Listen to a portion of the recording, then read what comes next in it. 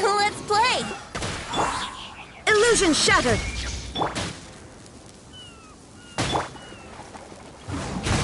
Yeah.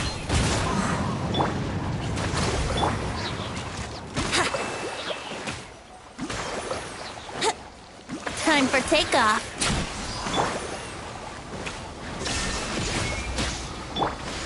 One with nature.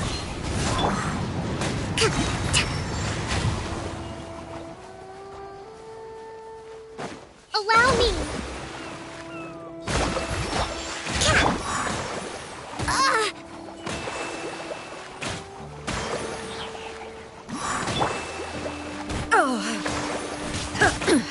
Insolent. Shine down.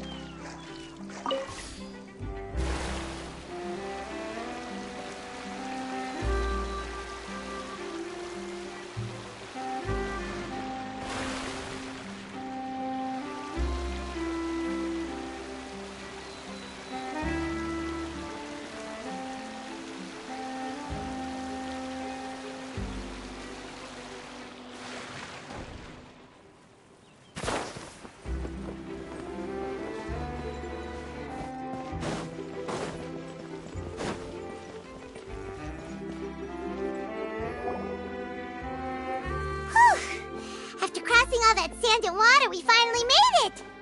Oh, this must be Fontaine's port! Wow! Everything looks so advanced in Fontaine!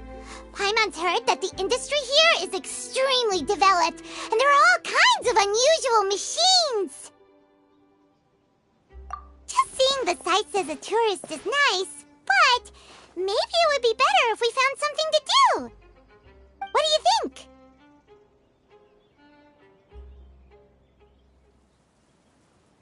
Good idea! Nahida gave us loads of useful information. Seeking out the Seven is probably still our best source for information at this point.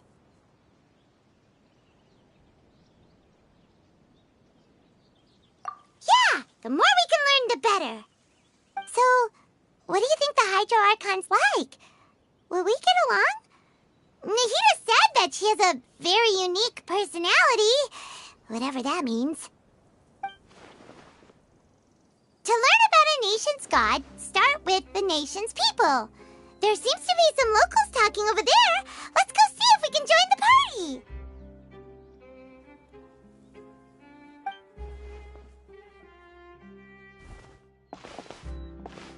If you ask me, it's a tragedy how things ended for him. Clearly, he was a pretty decent person. Yeah, I didn't expect that kind of ending for him. I thought he would at least fight on a little longer for his family. I was expecting a sudden plot twist, but it's a pity that it never happened.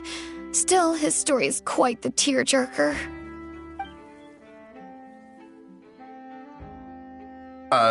Excuse me. Can I help you two? I couldn't help but notice you standing here listening. Hi. We're travelers new to Fontaine, and we had something we wanted to ask, but you seem to be really busy talking about some kind of play, so we didn't want to interrupt. Play? Oh, no. We're talking about something that really happened. In fact, it's a case that was just heard a few days ago. Really? Like, a real trial? But the way you were talking about it and the words you used just now made it sound like some kind of story. Well, good tales are often based on true stories, aren't they? And what you see in reality may also be someone deliberately putting on an act while harboring ulterior motives. Whether something is true or not simply isn't that important. The main thing is whether the story being acted out on the stage is splendid enough. Oh, but it looks like you're not from around here. You probably don't know that the Fontaine Court of Justice is called the Opera Epiclese, or more commonly known as just the Opera House. But, shouldn't court cases be treated a little more seriously than that? Not to question Fontaine's way of doing things. It's just that putting someone on trial is usually a very serious thing. No worries. Other visitors to Fontaine have wondered the same thing. You could say that we just don't want to waste the moving stories behind those cases. And as for your worries about whether the cases are treated with due reverence, we have the absolutely just and honorable Chief Justice Neuvillette, as well as the Oratrice Mécanique d'Analyse Cardinal, a machine created by the Archon. Between the machine and the Chief Justice, false charges and injustice are a thing of the past now.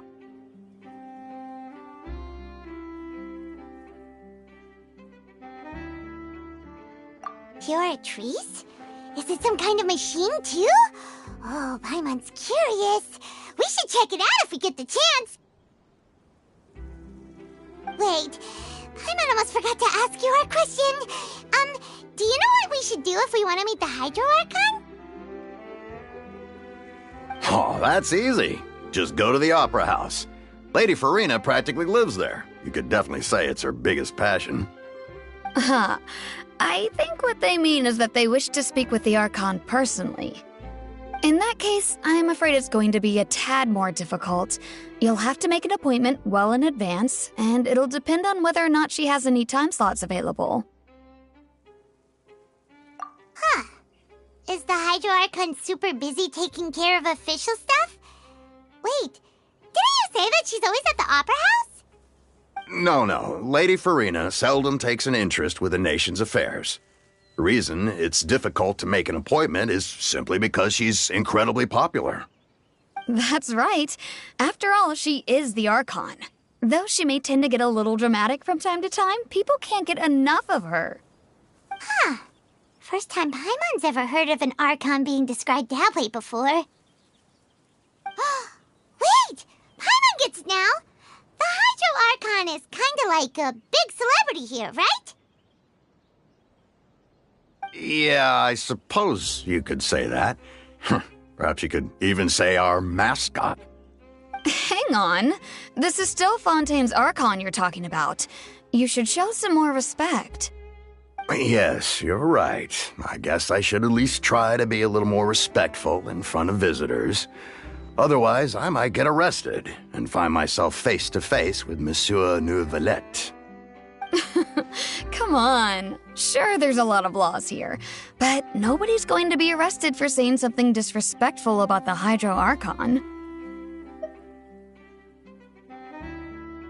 Alright, I think we get it. Thank you! At least we now know that we can find the Hydro Archon at the Opera House. But who knows how long making an appointment will take? Guess we could have a look around the city in the meantime. Hey! What are you looking over there for?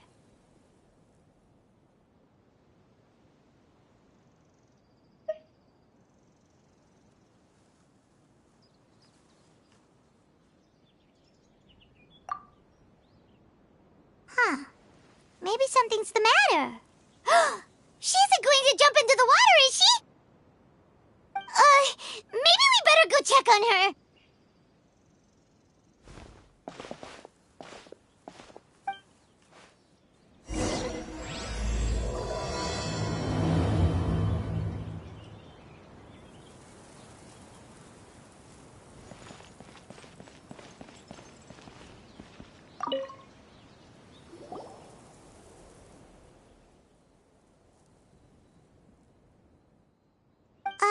Hello there. Excuse me. Are you alright? Huh? I'm fine. Thanks.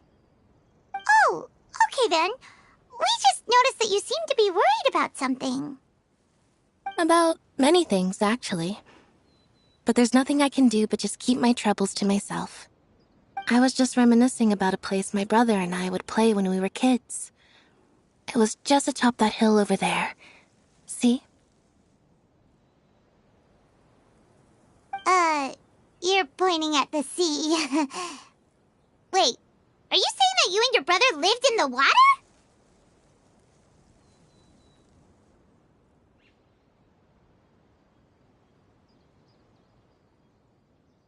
Though people call the waters around Fontaine a sea, it's actually just an inland lake that's filled with fresh water.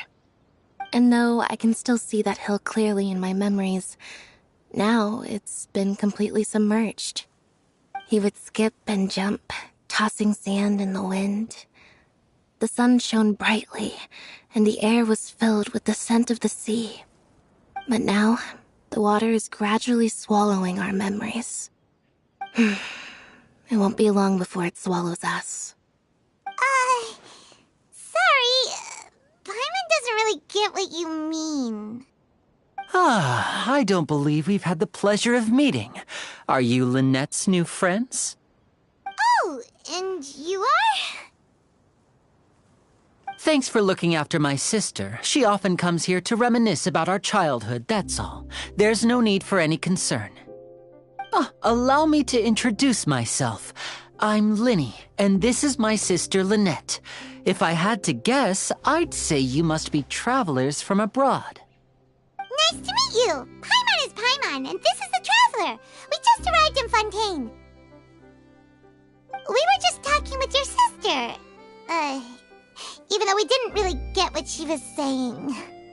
I see. It's unusual for Lynette to be so willing to talk with anyone. In fact, she seldom speaks at all. I'm usually the only one she ever talks to. Oh, really? Then you two are just like us. Paimon's always the one talking for some reason.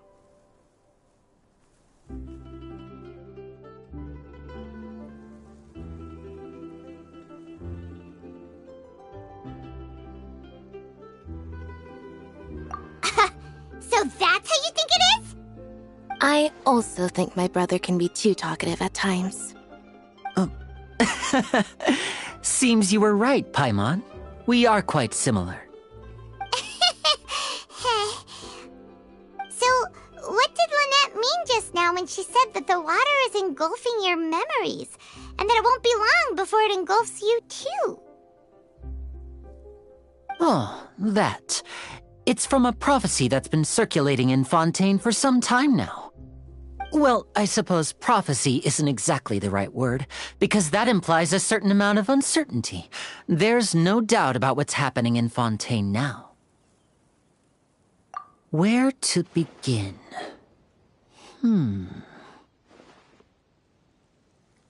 let's put that question on hold for a moment. We still haven't formally greeted each other yet, have we? Did all the introductions earlier not count? Hello, traveler.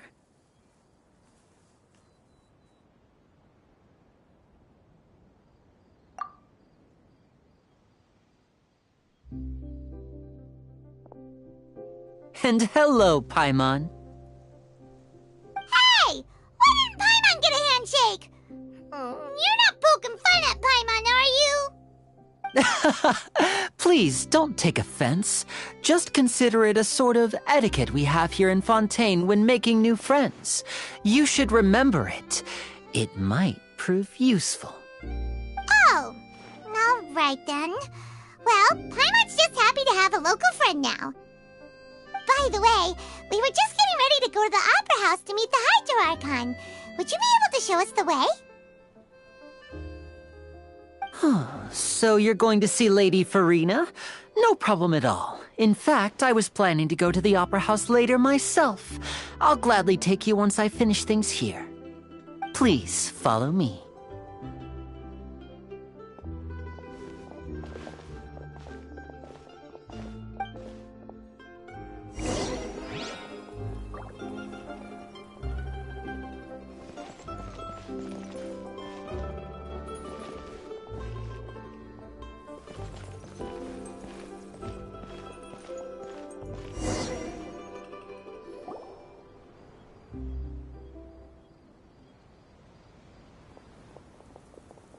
You said you were going to see Lady Farina? Well, it seems Lady Farina has come to see you.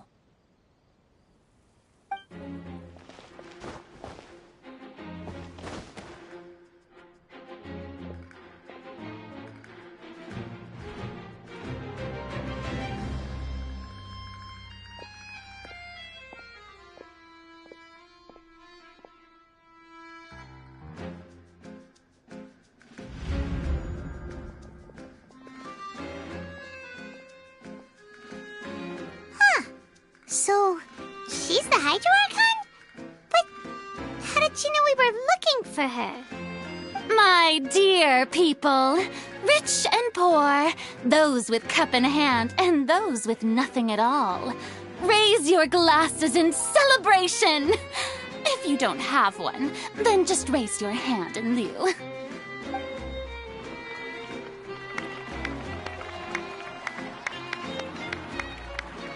As you can all see, two unfamiliar travelers have arrived in our nation.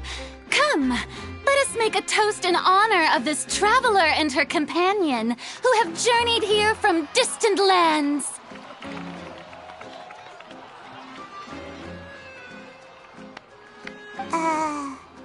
Is she talking about us?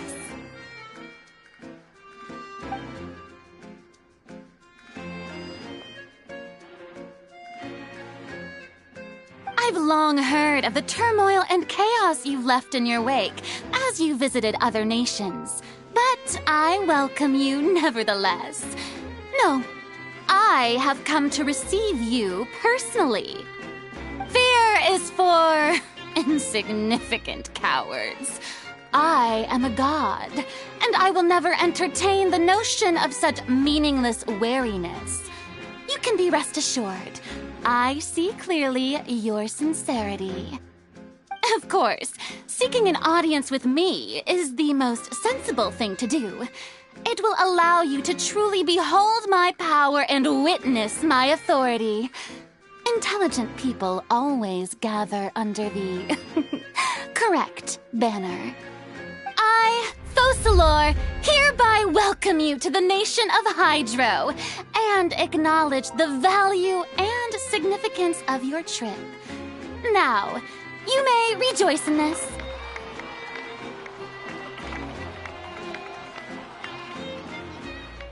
Yeah, Paimon still can't believe it.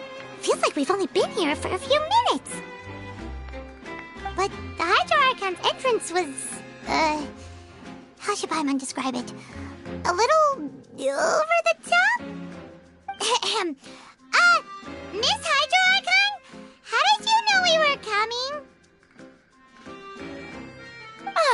I see. As Outlanders, you inevitably lack even some of the most basic understanding. Don't forget that even the gods can be divided into the mediocre and the excellent. I suppose it's only natural for you to be awestruck by my abilities. You had best stop and consider. Do you really have the noble qualities and etiquette necessary to communicate with a god? All it takes is a flick of my finger for me to know everything about you. Whoa. Talk about sounding high and mighty.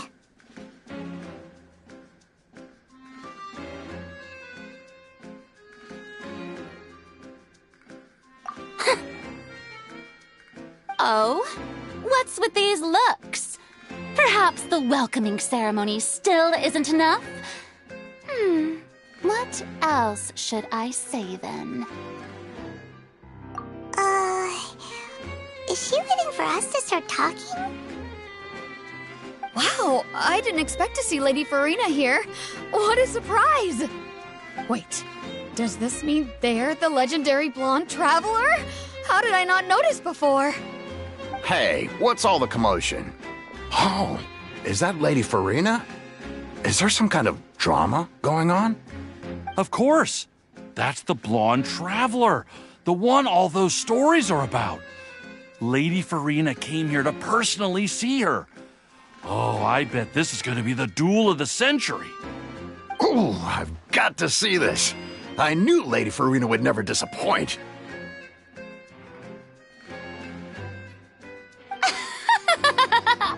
Yes, but don't get too excited now. My dear believers and spectators alike tend to get quite rowdy, and despite the noise, I've come to tolerate all their ruckus.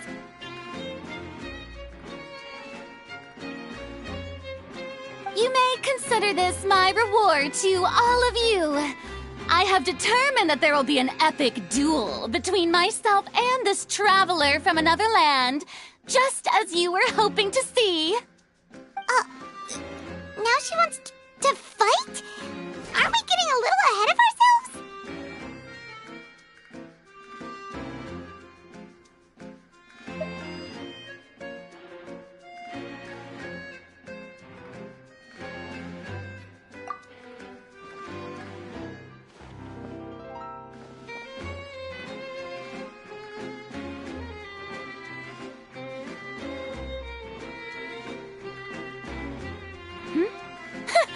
Are you not afraid? Might I remind you that this is a duel against the divine? What are you trying to do, traveler? Provoking a god in front of her people? Stand down, Clorend. I admire her bravery. Few have the courage to draw their sword against a god. She is obviously a true warrior. Unfortunately, people nowadays only crave to be thrilled, and a mere duel will not slake their thirst for excitement. Oh, yeah, she's right. Just a duel wouldn't be all that interesting. On Araneus, criminals are always requesting duels to defend their honor. They're getting a bit old, to tell the truth. You see. Then, as the god of justice, I shall face this traveler in another kind of duel. A duel in court!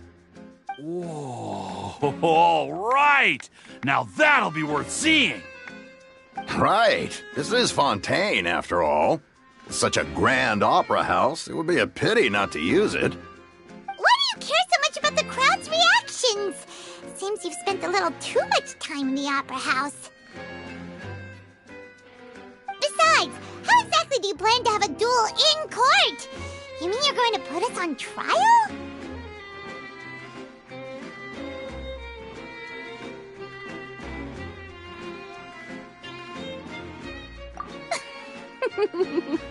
Oh, we have reason to put you on trial. It's obvious, isn't it?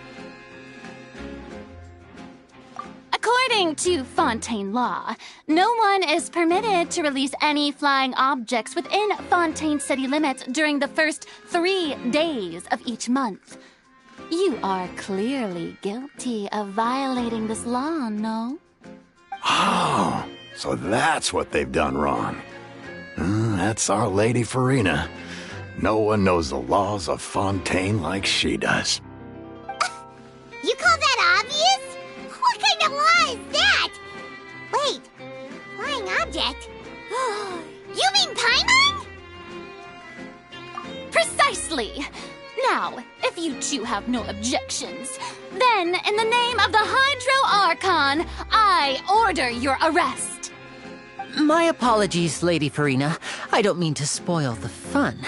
But if you would allow me to interject, I don't think that Paimon here meets the definition of a flying object. You tell her, Linny! Finally someone who's not crazy. How could anyone call Paimon a flying object?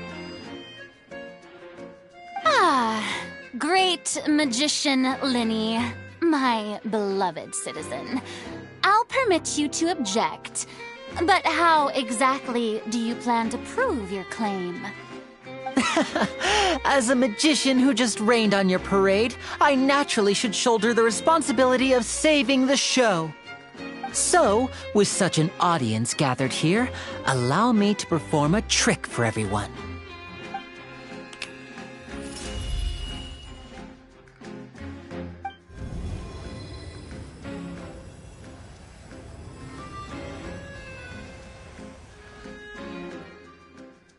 Ta-da!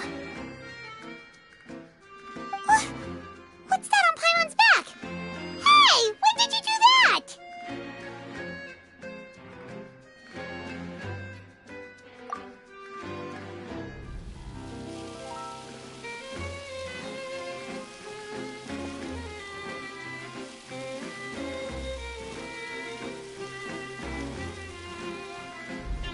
There. As you can all clearly see, Paimon should be classified as, well, something like a balloon. This rope has been in the traveler's hand all along. It was just that no one could see it before. Huh? You call that magic? You've got to be joking. I thought it was pretty good. Nice one. Huh? I'm not sure what to think. It seems Lady Farina's charges no longer hold water.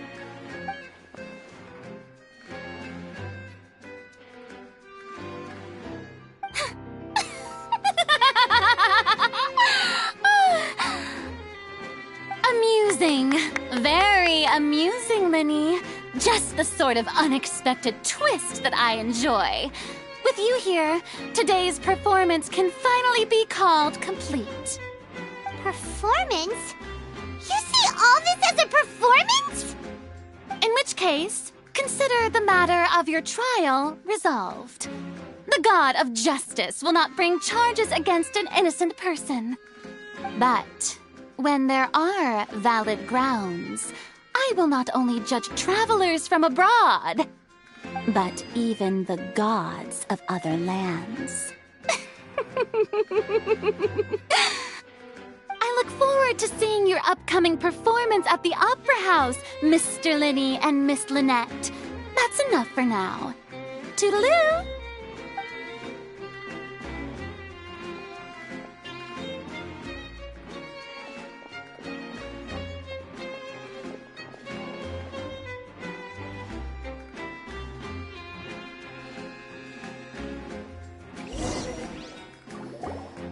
And just like that, she's gone!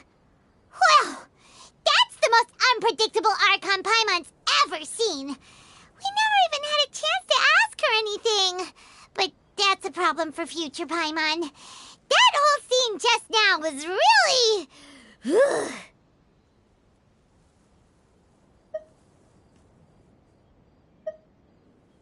Don't mention it. I just happened to remember that there was such a law, so I did a little preparation, just in case. I didn't think it would actually come in handy. So, now do you see what kind of god Lady Farina is?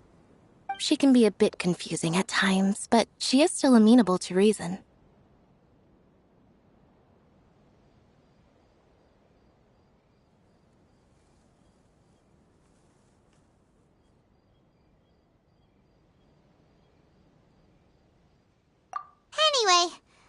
had no idea you were a magician, Linny. It sounded like you'll be performing at the Opera House, right? I just know a few simple tricks I use to make a living. Lynette is my assistant. It will actually be my first time performing on the most prestigious stage in Fontaine, the Opera House. But isn't the Opera House where criminal trials are held in Fontaine? When there are no public trials being held, the Opera House hosts a variety of other performances. To the people of Fontaine, the line between a trial and a performance can be a little blurred. And speaking of performances, I would be remiss to forego this opportunity gifted by fate. Might I invite the two of you to see my performance? My brother's always excited to make new friends. Oh, sure. We don't really have anything to do now, and we wanted to go to the Opera House anyway. Splendid. In that case, why don't we go together? I'll show you the way. I just have something to take care of first. Oh, you really mean it? Then I'll take you up on your offer. This is a magical item known as a magic pocket. Perhaps you can help me distribute them to the people here. Huh? What are they going to use it for? About that... You asked me before about the prophecy, right? Let me start by telling you a little more about what it entails. I'm not sure exactly when it began, but a prophecy has been circulating around Fontaine. It says that every person in Fontaine is born with sin. No matter how the nation of justice holds trial after trial, this sin cannot be absolved. Until one day, the water levels in Fontaine will rise, and the sinful people will slowly be drowned. In the end, the people will all be dissolved into the waters, and only the Hydro Archon will remain, weeping on her throne. Only then will the sins of the people of Fontaine be washed away. That sounds pretty gloomy. Why are people in Fontaine born with sin? What is that supposed to mean? There are lots of guesses. Some say that the ancestors of Fontaine stole the power of the seas and stirred its wrath. Others say that the people of Fontaine never heeded the first Hydro Archon's warnings and offended Celestia. But here in Fontaine, evidence is what matters. There hasn't been concrete evidence for any of these claims, so they can only be regarded as conjecture. If even the people in Fontaine don't know what sin they committed, wouldn't it be better just to ignore the prophecy completely? Why bother feeling guilty all the time? That's exactly what the people did at first. But in the last few years, the water levels in Fontaine have actually started rising.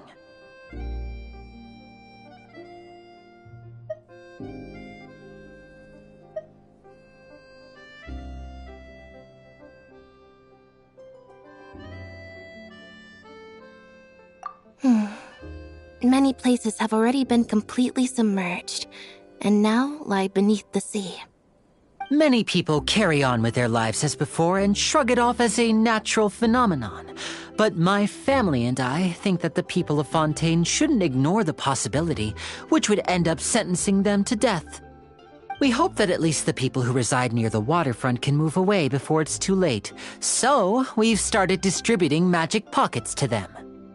As a magical item, these magic pockets have astonishing capacity. I'm sure they will come in handy when people are moving their belongings. Oh, Paimon gets it! It's like preparing for a rainy day! But this is more than a bit of rain.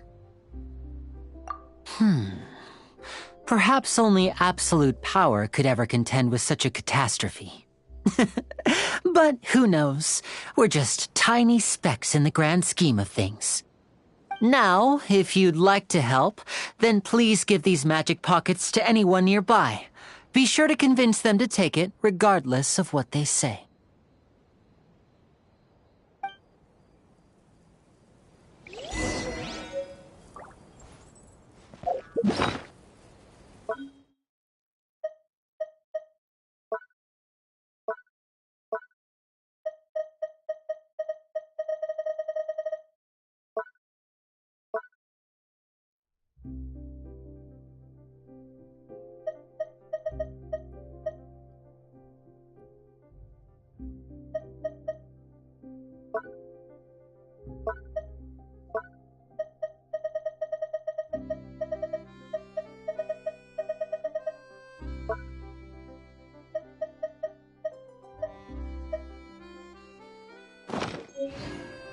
Right now, I wish I was sitting at the top of a tree, looking out over a meadow, cider in hand.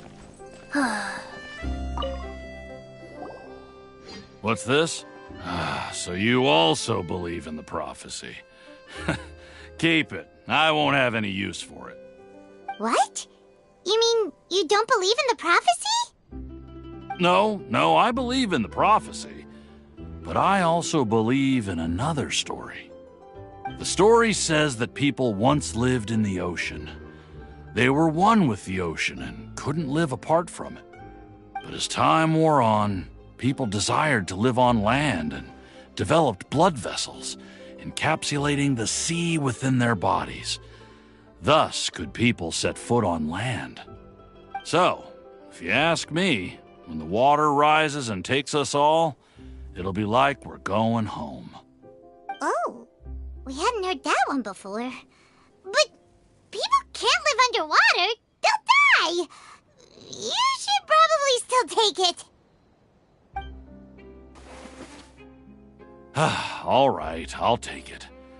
I guess I just feel that being dissolved into the water doesn't necessarily mean death.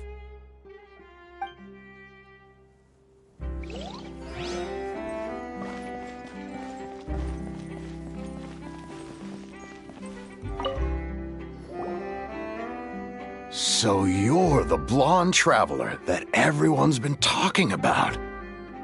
My apologies for not recognizing you earlier. Oh, a magic pocket? Seems you really thought of everything. I guess it's better to prepare for the worst and hope for the best. Thanks. Please, also thank the magician on my behalf when you get the chance.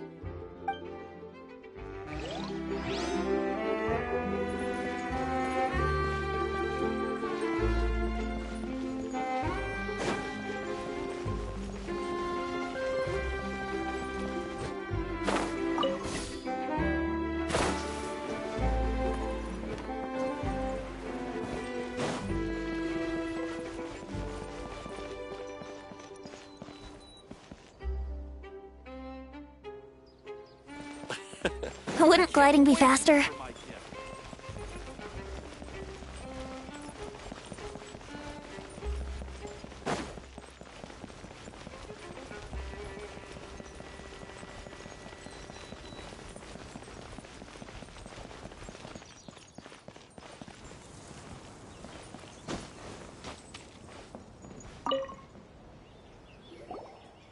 Huh? I don't want that thing. Way I see it, if the prophecy's true, it's still gonna be a long time before the water can cover everything. Life is all about living in the moment. What use is there in worrying about the future all the time? We'll cross that bridge when we get to it. You should still take it. You never know when it'll come in handy. Oh, all right, fine. Thanks. It's just that if I start moving, that means I've already given up on the life I have now. I'd really rather not.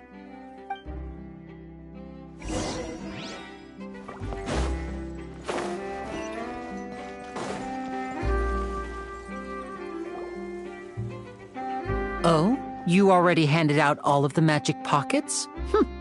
That was fast. So, what did people have to say? I bet you heard some, interesting opinions. Yes, but that will change once disaster strikes. I know they'll change their minds, so it's only right to help them prepare. Is there anything else you need to do before we leave? Yes, one last thing. I have the magic pockets made by a workshop in the court of Fontaine. Since we're out and about, I was thinking about bringing him some more materials. So, you want to collect materials? Just tell us what the materials look like and we'll help. Many hands make light work. Oh, that would be much appreciated. We'll need some Romaritime flowers. I remember seeing them near the waterfront on the east side of the harbor.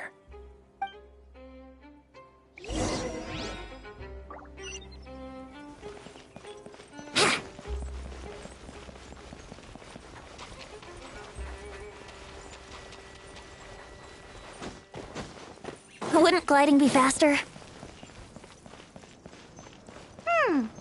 It seems we have to use Hydro to collect Romaritime flowers.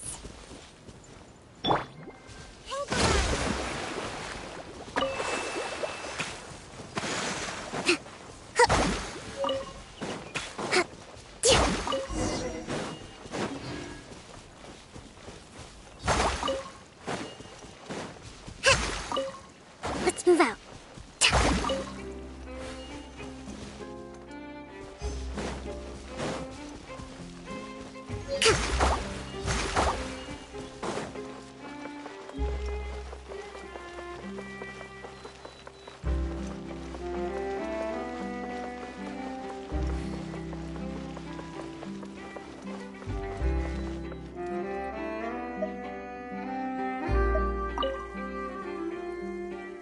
You made quick work of that. I can tell you're an experienced traveler.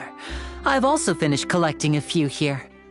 Maybe next time you'll feel like helping too, Lynette. No way. I'm in power-saving mode today. Otherwise, I fear I may not have any energy left for the performance at the Opera House. Fine. Though the performance is still a long way off.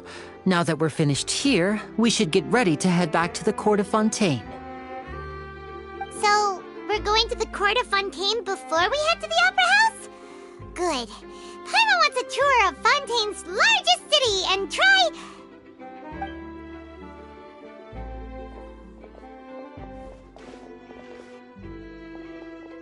Wait, shh. Have you noticed that person over there? The young girl. Huh? What's wrong with her? Paimon didn't notice anything. She's obviously a thief. Magicians and thieves practice similar methods. We divert attention, and a distracted audience is one that won't discover what you're really doing. Watch her movements carefully.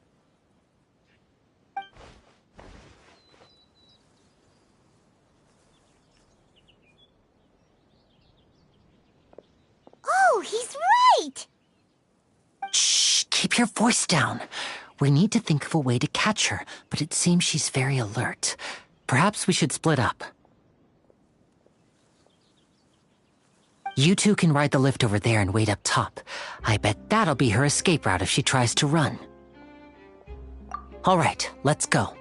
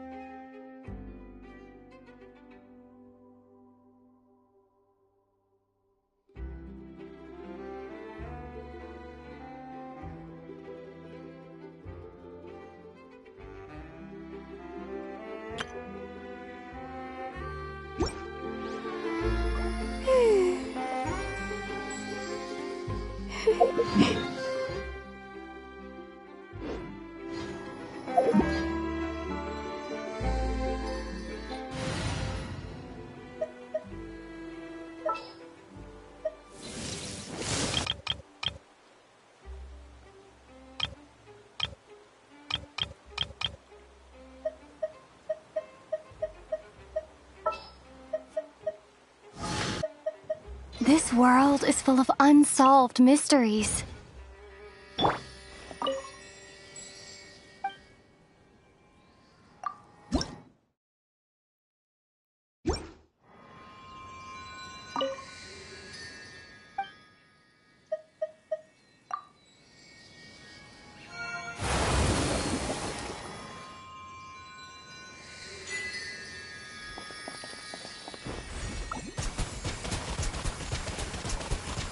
Even the longest voyage is just a short one through the air.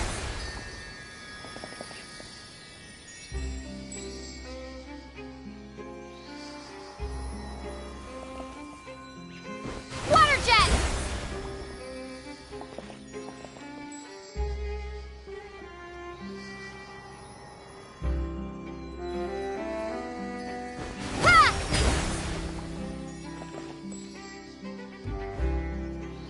Even the longest voyage is just a short line through the air.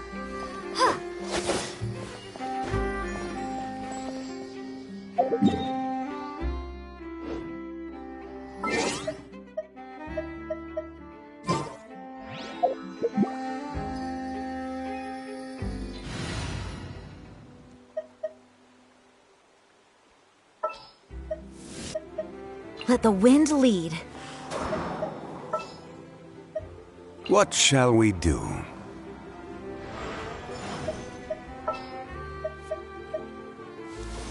Didn't keep you waiting, did I?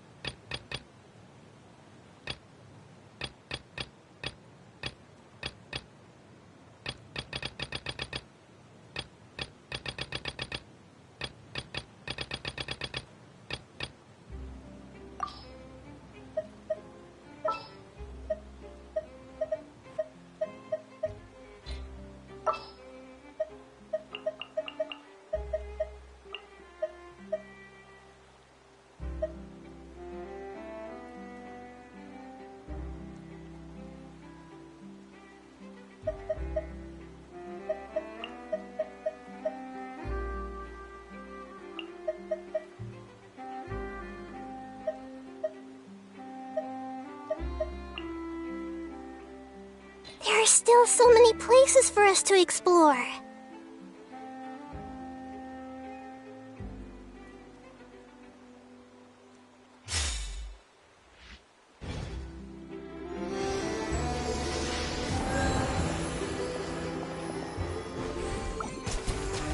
Water jet!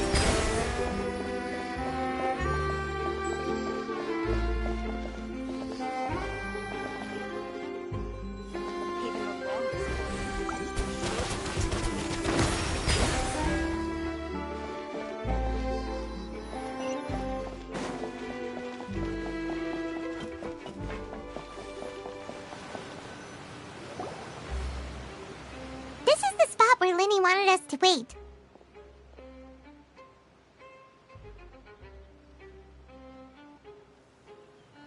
Oh, look! Isn't that her?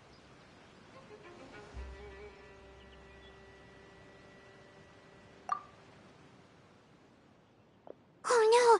Did she notice us? She started running the other direction! What should we do? Should we chase her?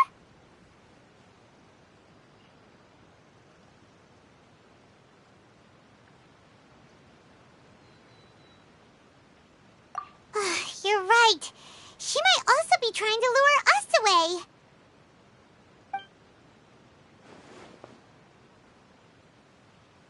Nothing's happened for a while now. Paimon wonders if Lenny caught the thief.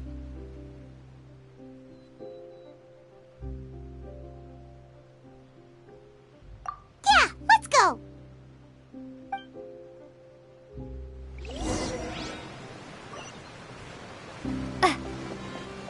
The lighting was perfect when I took these photos.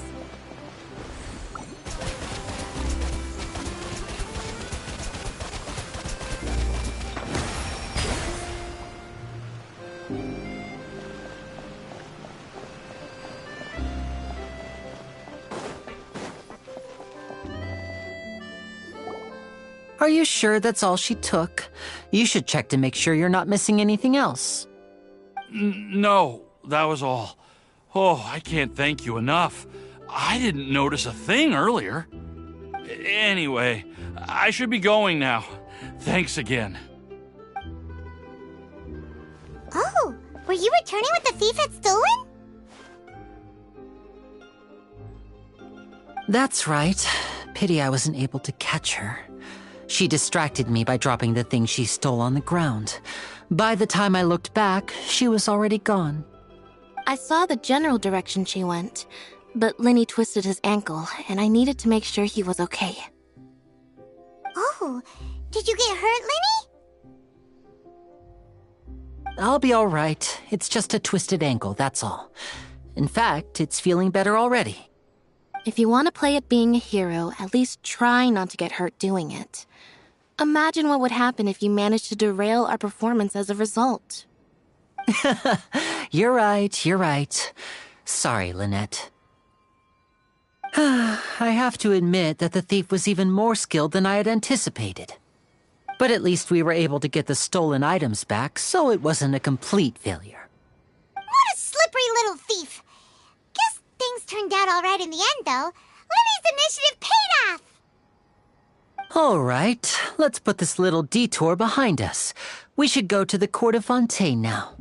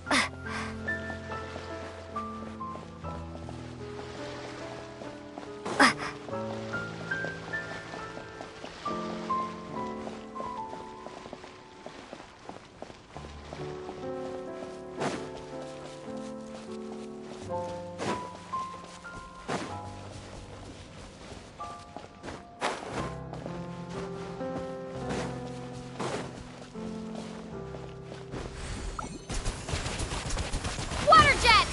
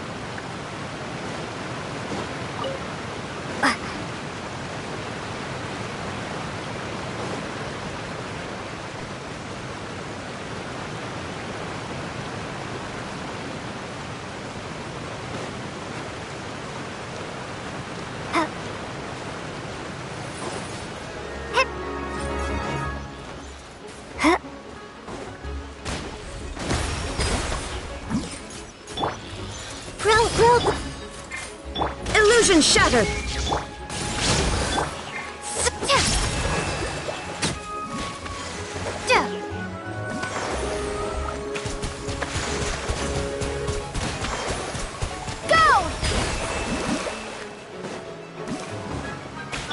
Committed to memory.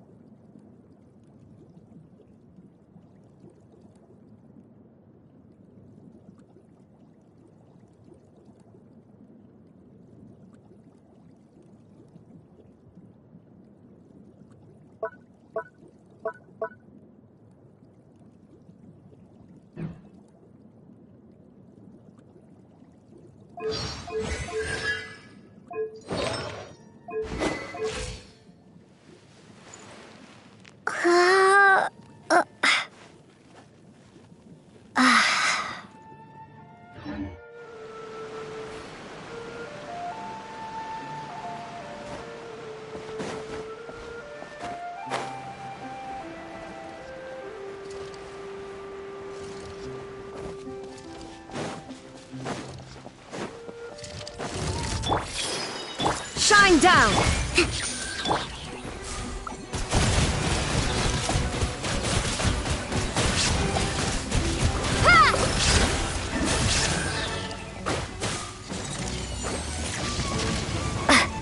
Bombs away!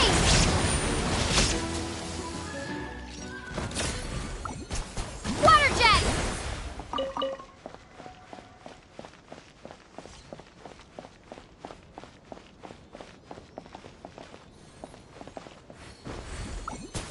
Water jet!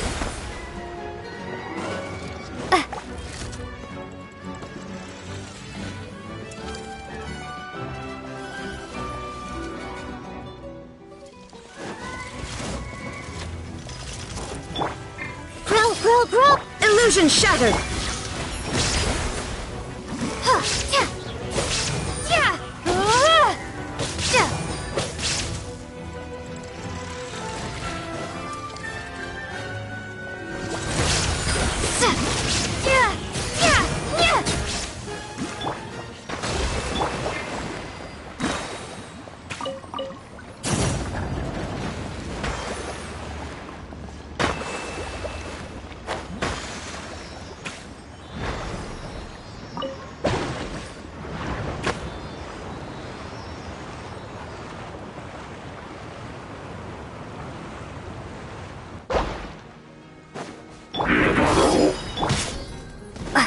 There is no escape!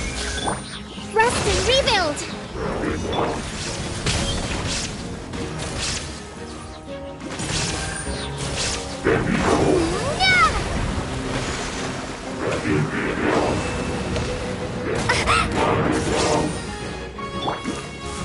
Torrent, bring refuge!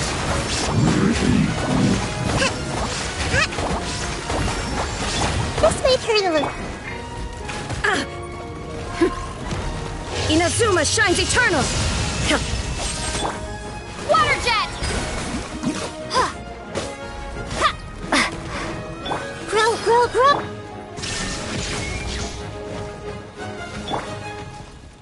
Everyone hold hands!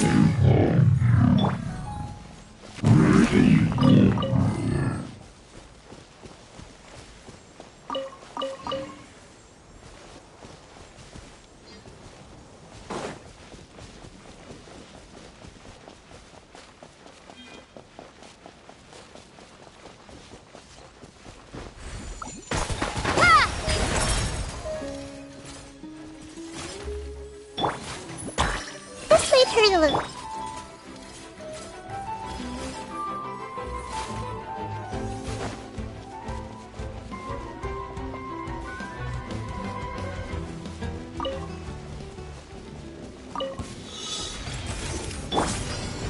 Commit it to memory.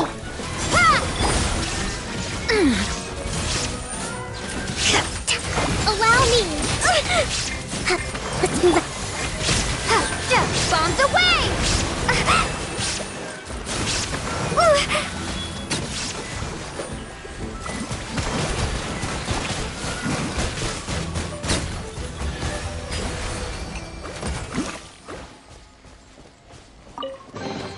A reward on the road.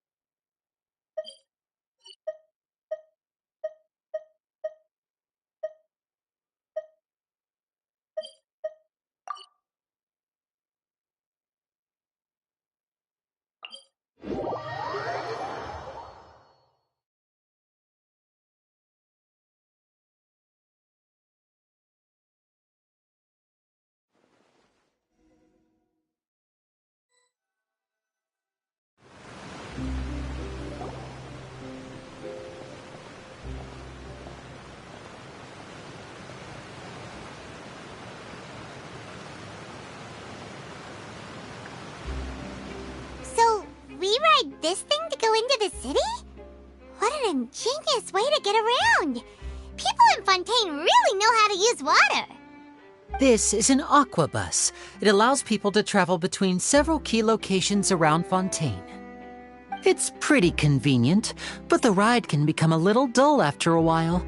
The scenery is always the same. That's why it's better to travel with friends. So you mean it's still boring even when I'm riding with you? No, that's not what I meant. It's just that, well, you don't really talk that much. Besides, it doesn't really feel like a real trip when it's just the two of us. It's the same as being at home. Whatever. Guess that's what it's like to be an older brother. It's about time for us to leave. Let's get on board.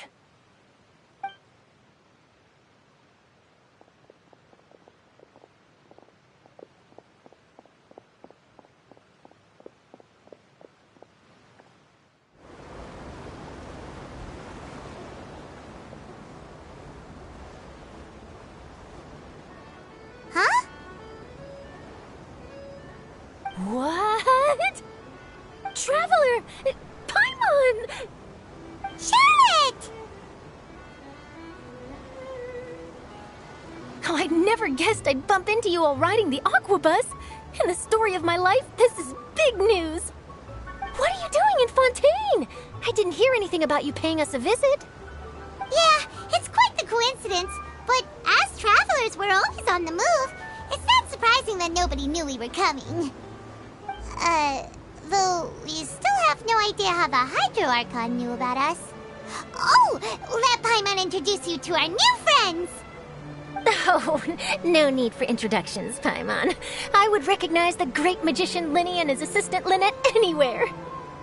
I wouldn't be much of a reporter if I didn't know who they were. It's a pleasure to meet you.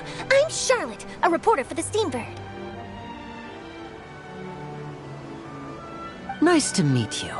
From the Steambird, huh? We've often relied on your paper to promote our performances. It's an honor to meet you. Now that everyone knows each other, Fontaine suddenly doesn't feel like such an unfamiliar place. So, what have you been up to lately, Charlotte? Any big news?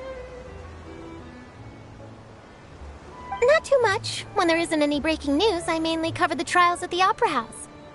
You can still manage to keep readers' attention as long as you tell things from a clever enough angle, even if it's the same old topics.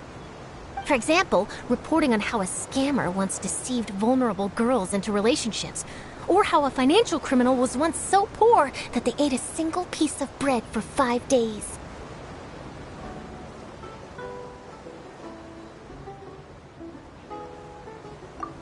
You're right. Seems you know me pretty well. What I'm really after is exclusive, sensational news pieces that could shake the country. These smaller stories are a waste of my talents. Oh, I just remembered. I've been following a case lately. Well, a series of cases, actually. You mean the serial disappearances of young women case? That's right. These stories are the talk of the town right now, and it's probably the most mysterious case we've ever seen. If I'm the first with a draft ready to publish when the case is finally cracked, and it's the headline story in the Steambird, oh, when that happens, I bet all the other reporters will shed tears of envy. I've already gathered all kinds of materials.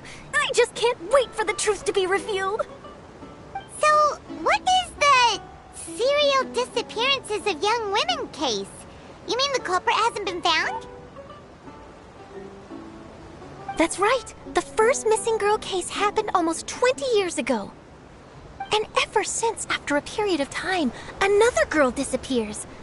What the cases have in common is that the girls are all of a similar age, and that they've all vanished without a trace. But the scariest part is that to this day, none of the girls have ever been found. Many suspects have been arrested over the years in connection with this case, but shortly after each arrest, another disappearance would always happen.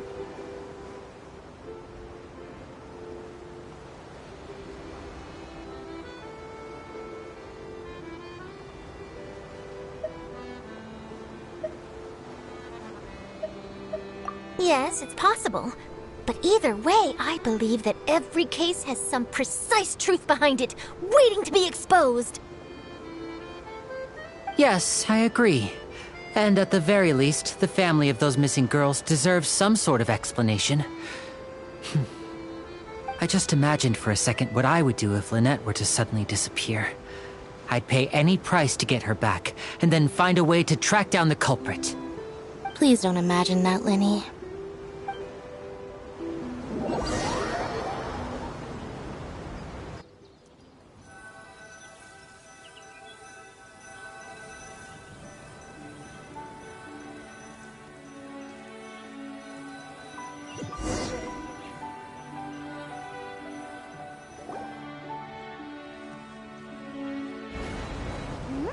Hey, we're almost there! Look!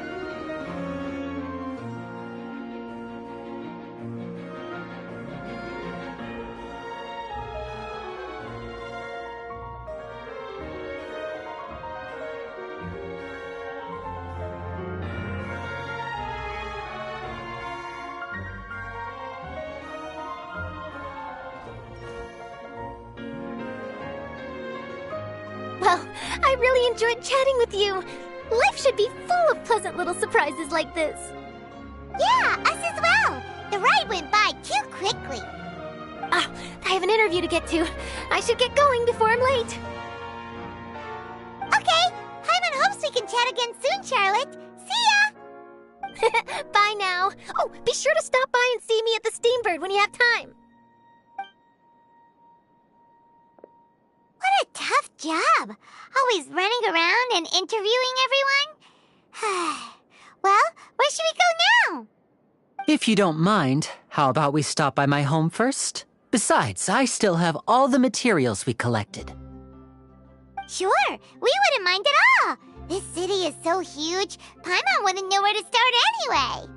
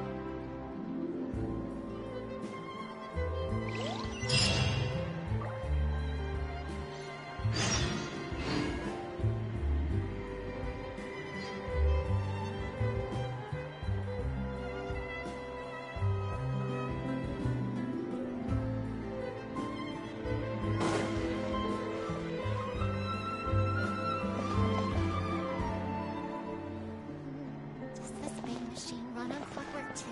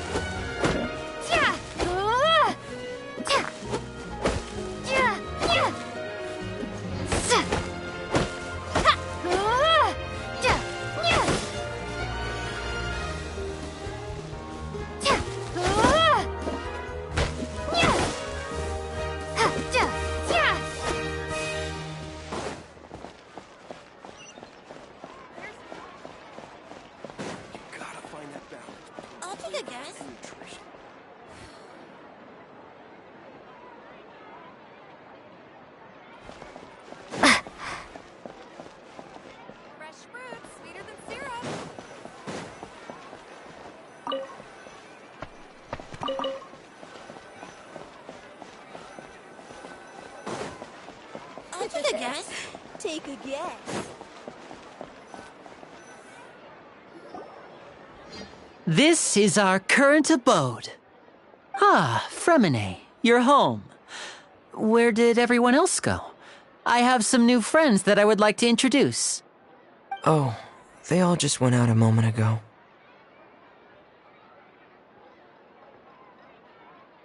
I see. Everyone is getting busier now that Father will be returning soon. I suppose that can't be helped. Allow me to introduce you to my little brother, Fremine. He is a phenomenal diver. Hello. Nice to meet you! Paimon is Paimon, and this is the Traveler! Oh, you sound very proud to have a diver. Linny, could you come here for a moment?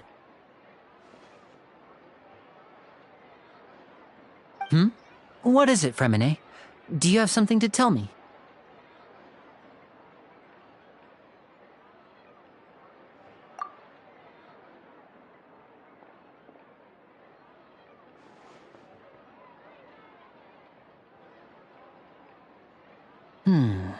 Okay, I see. Is everything all right? Oh, it's nothing. We were just discussing a little housework. Sorry for the interruption. Oh, before I forget, the Traveler and I collected more materials to make magic pockets. Were you able to get any, Fremine? Yes, I went diving and gathered lots of materials. I was about to give them to you. That's our Fremine, always quick with the underwater work. All right, I'll take these to the workshop.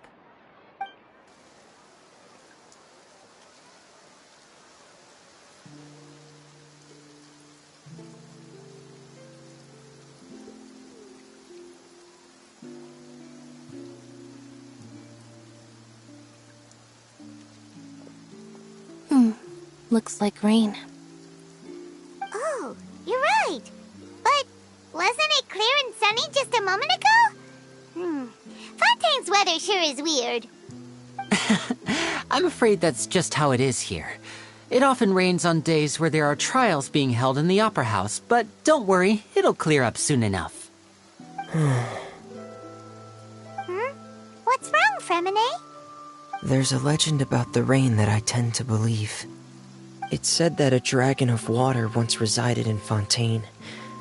Though we don't know where the dragon went, every time it weeps, the skies will cloud up and pour out rain. When I was a child, my mother told me that if I wanted to go outside and play, I should yell toward the sky at the top of my lungs. Hydro Dragon! Hydro Dragon! Don't cry!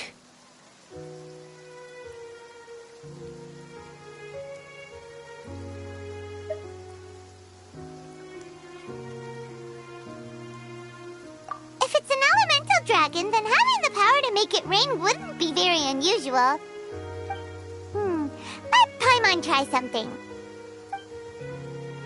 Hydro Dragon, don't cry!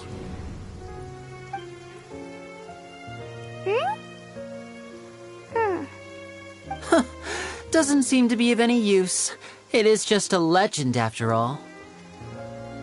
You know, you might be a more popular magician if you understood the concept of romanticism.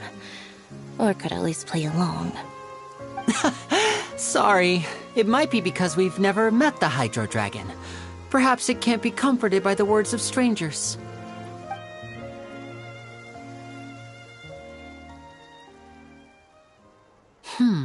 It rained for longer than I suspected.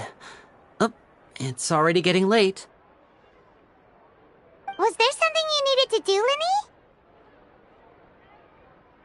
Yeah, some preparations for the show at the Opera House. I need to find a way to catch the last aqua bus of the day.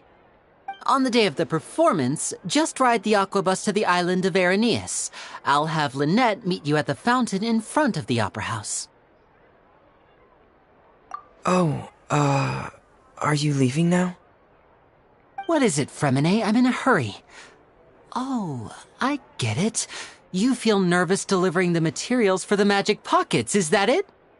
Perhaps we could trouble the Traveler to help us take these materials to the Beaumont workshop and deliver them to the owner there? I'm afraid that Fremine can be quite introverted, and the boss there tends to be pretty talkative. Fremine has always been a little afraid of her.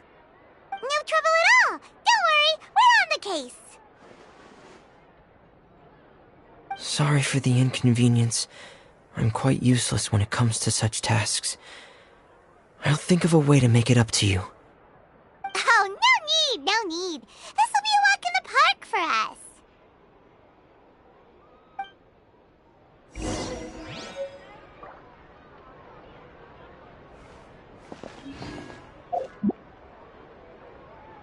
Fresh fruits, sweeter than syrup.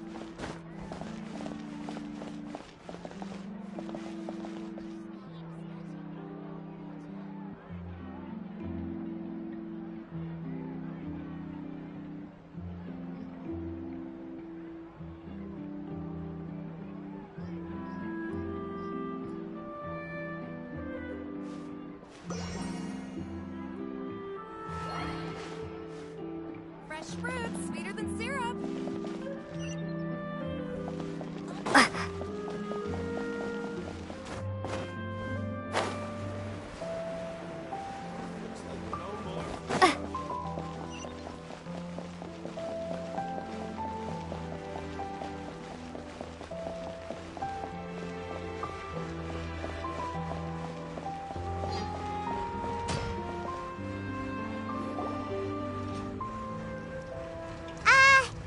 Hello? Is there anyone here? Oh, hello there. New customers? Looking to buy, or do you need something made? Or perhaps you're just looking for a chat with me. Oh no, we're just here to deliver some materials. Here they are. They're for making... what were they called again? Ah, these must be for magic pockets. I could tell right away. I've already made several orders worth now. No need. They've already prepaid several batches worth. When they told me what they'd be using them for, I even offered them a discount. But they insisted on paying the full amount, saying that I had a business to run. It seems both their hearts and their pockets are made of gold. Wow, actually loaded? I can't say for sure, but who knows? Maybe there's good money to be made being a magician in Fontaine. Hey! Is this machine what you use to make stuff here? It looks really advanced. Why use your hands when a machine can do the work? It would be a waste not to use the latest technology, and wasting is a kind of crime. But where does a big machine like that get its power from? Well, it's a little complicated. I'm not sure I can put it in layman's terms for you. But basically, everything we usually use here in the city is powered by indemnitium. It's a type of energy that's produced from trials. Huh? How can trials produce energy? Well, I'm not completely sure of all the details myself, but basically, when a trial is in session, the Oratrice Mécanique d'Analyse Cardinale harvests people's belief in justice and converts it into energy to be used all around Fontaine. So that's what its other function is? Paimon heard that the Oratrice was created by the Archon to make judgments. But Paimon still doesn't get it. How could something unreliable like people's beliefs be turned into a stable power source for these machines?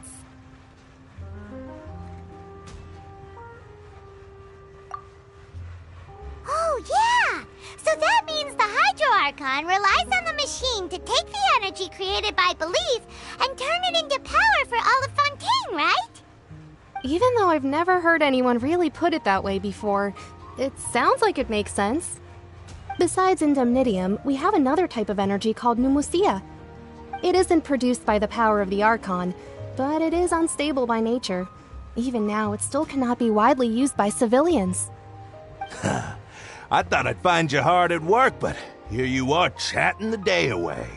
Since you're already talking, I'm sure you wouldn't mind a few words with me. You again?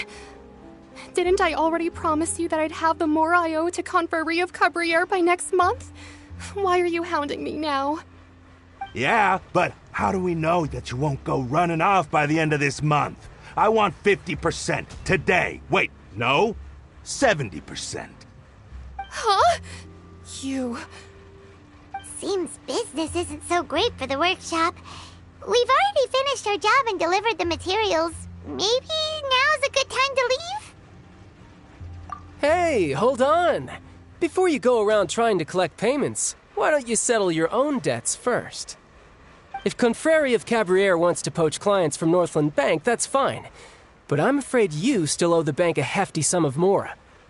So why don't we work things out between us first, before you get back to your little conversation here? You're from Northland Bank. But we said we'll pay everything we owe next month. Why are you hounding me now? Traveler, Paimon! I didn't think I'd run into you here in Fontaine. What are the chances? We're surprised to see you too! What are you doing here in Fontaine? You didn't want to stay in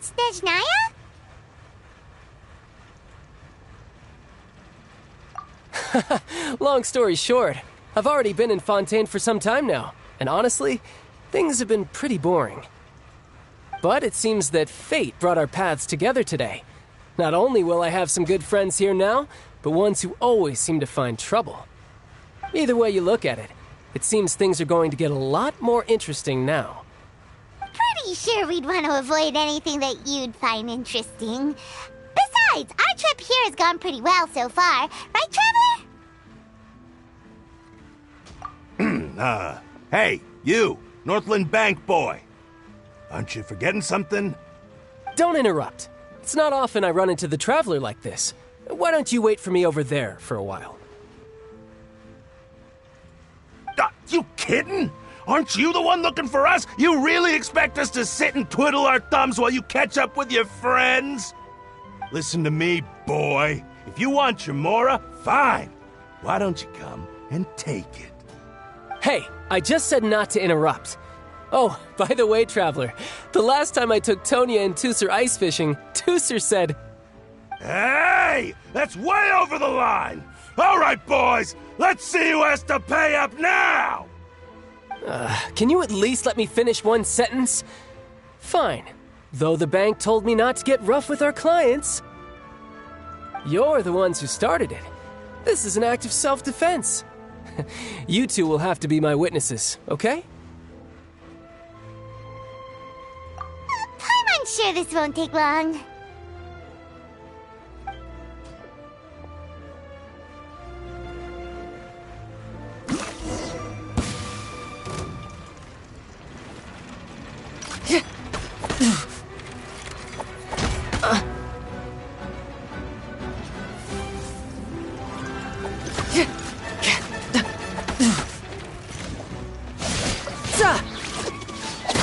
Brace yourself. This is gonna hurt.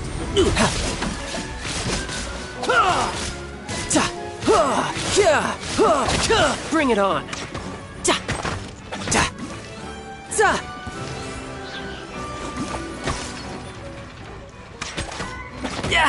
Amateur mistake.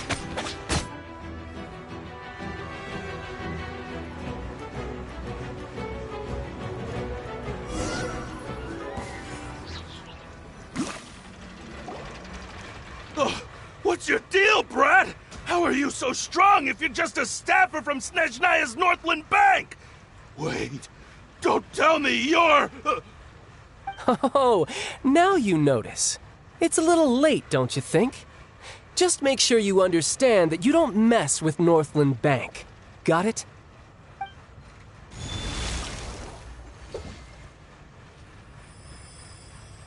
Huh?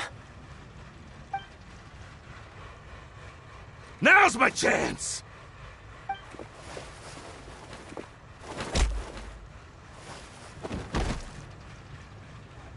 Huh. That was weird.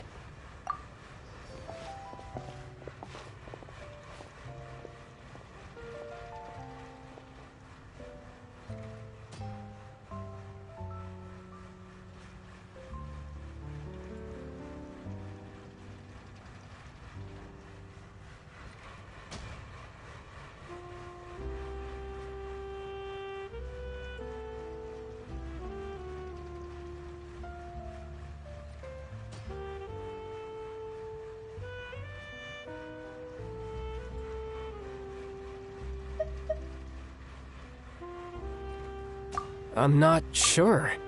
It's as if I suddenly lost control of my hydro powers when I needed them.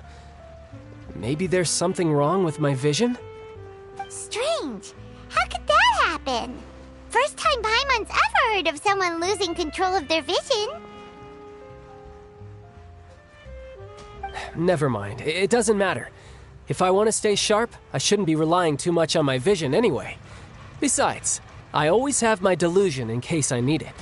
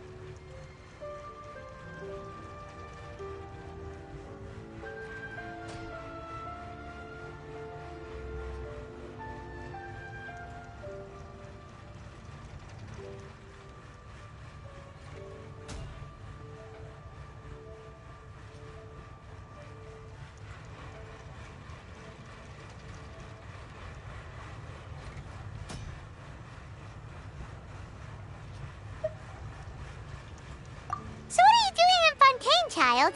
I don't see its work for Northland Bank. Well, I guess it's because I've been in a bad mood lately. Huh? What kind of reason is that? Wait, since when do you feel down about anything? I don't know. Maybe I still have a lot to learn about myself. But recently, there seems to be some sort of restless power stirring inside of me. And I don't know why, but every now and then I feel like I'm in a terrible mood. Maybe you losing control of your vision just now is connected with that power you're feeling inside. That is a possibility.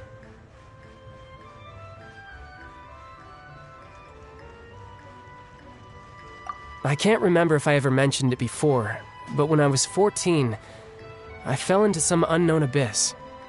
It was during that time I learned nearly all of my abilities. The one who took me under her wing and taught me was named Skirk. She was always quiet and very mysterious. Nobody knew where she came from or what she had been through, and she was always very strict when teaching me combat techniques. One time, I asked her why she was willing to take me on as an apprentice. From what I could make of her answer, it was because I had awakened it, and traces of it remained on me. She said that all my combat training would be useful in the future. But what is it? What did you awaken? She never explained that, but my guess is that it's related to a dream I saw when I had just fallen into that abyss. In my dream, I was in the deepest depths of the sea, and the boundless seabed was all around me. But in front of me appeared a whale that was so massive, I felt like I couldn't breathe. A whale? Oh, that sounds familiar! When we fought against you before, you summoned a huge whale that seemed to leap at us. Is that the one? That's just an abstract form of a whale that I create using my elemental powers. It takes that shape because the scene I dreamt of the whale has always been stuck in my mind. I'll never forget it. So you used the whale as inspiration for one of your moves? Huh. Seems a little twisted to Paimon.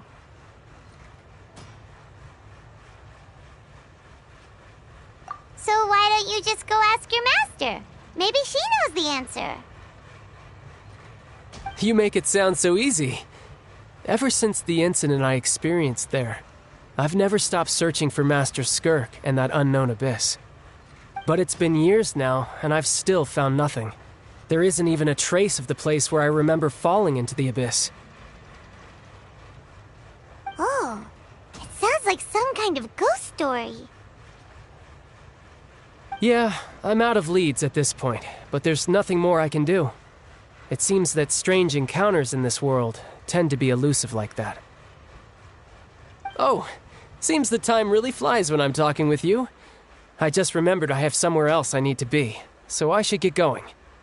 What? More work for the Northland Bank? No, it's more of a personal appointment. Lately, I've been sparring with some of Fontaine's official champion duelists whenever I'm feeling bored. Official champion duelists?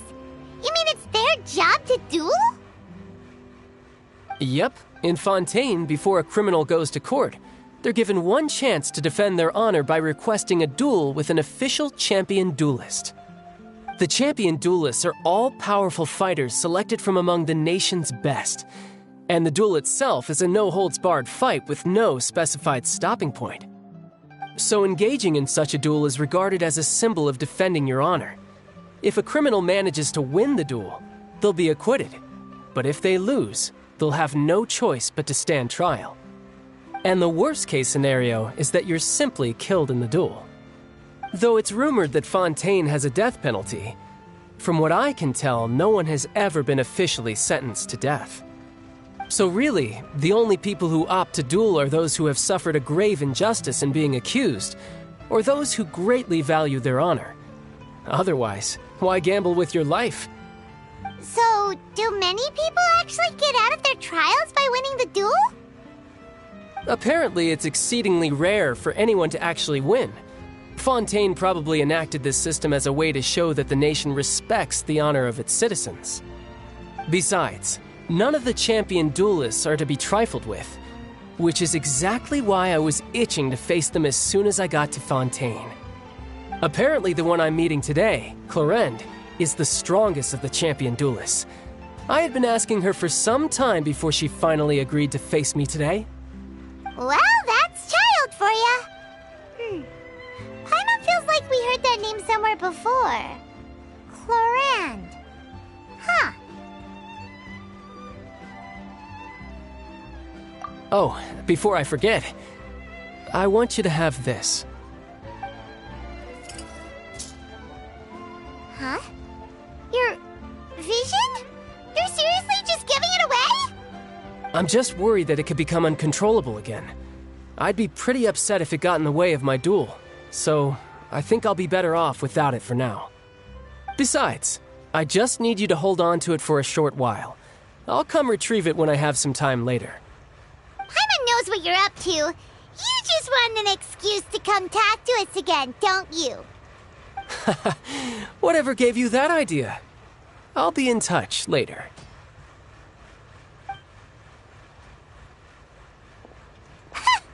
That sneaky guy. He said he's been feeling down lately, but he seemed the same as ever to Paimon.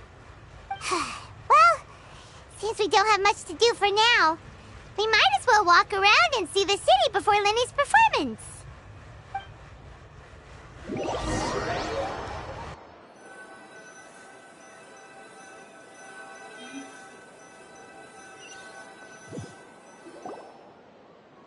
Wow! Who could have seen that coming? The reporter who was barely around for most of the story was the murderer all along!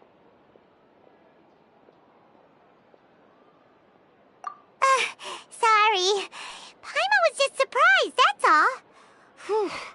Paimon never saw that twist coming. The murder mystery novels here are amazing! The whodunits here in Fontaine are a lot different than the light novels you see from Yai Publishing House.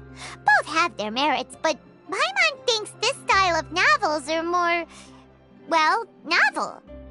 It's so exciting to reach the moment when the mystery is uncovered, especially in the one Paimon was just reading. You should buy a copy and read it too.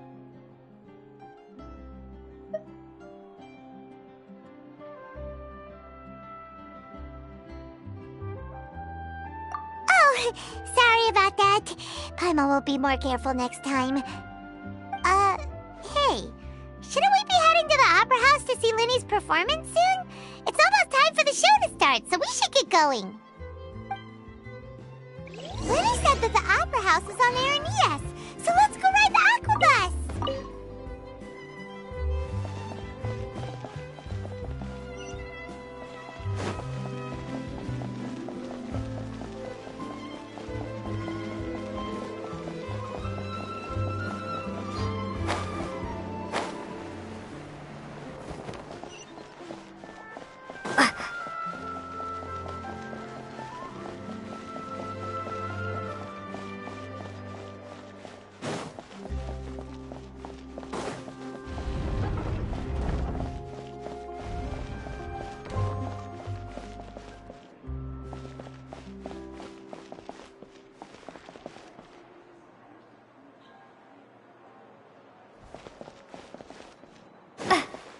Let's keep looking. I'll help you find them. Feel free to check the Aquabus map and schedule for details.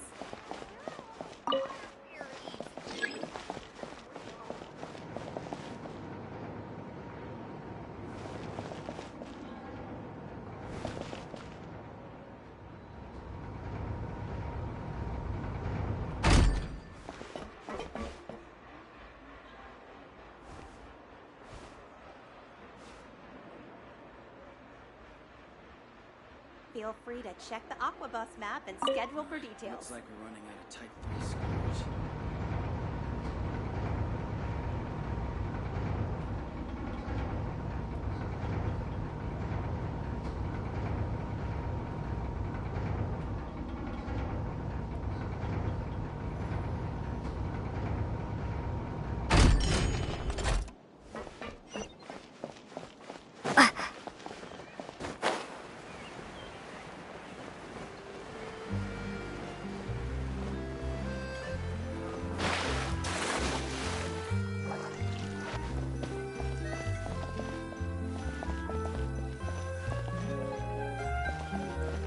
Welcome to the court of Fontaine.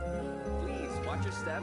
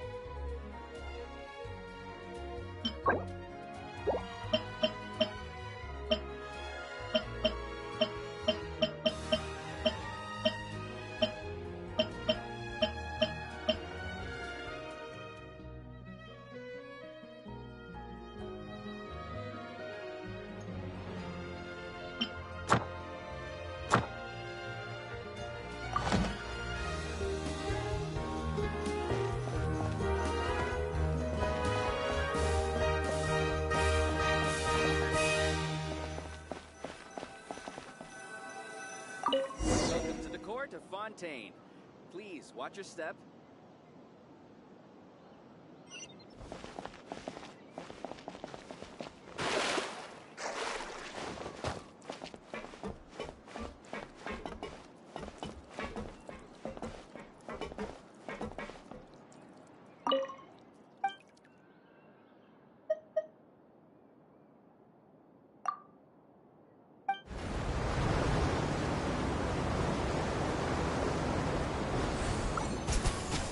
Welcome to the Navia line.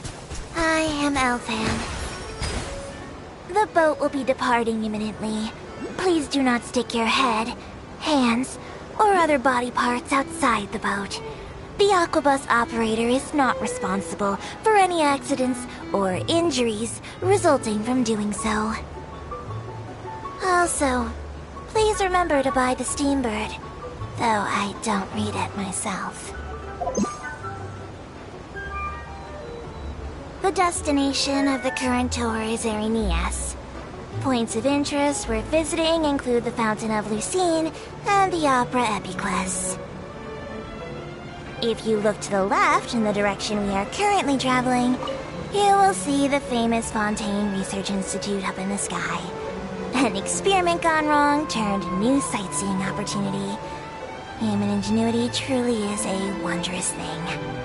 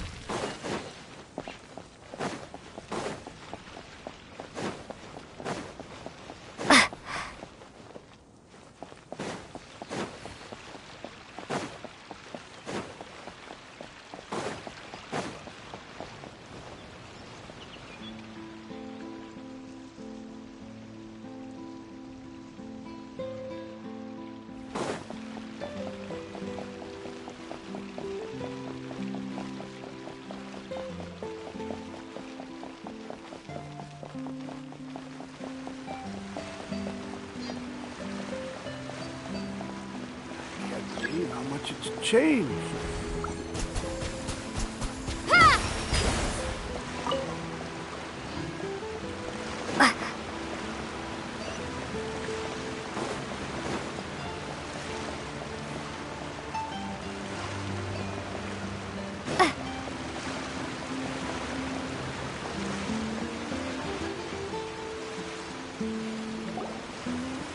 Whoa! Now this is fancy! The Opera at Eclairs. What a place to hold a performance! No wonder Linny and Lynette were looking forward to it. Huh. Looks like there's a lot of people standing around the fountain up ahead. O Archon, please bless us with a bright and healthy child. We pray. I don't know why you always feel the need to ask so much.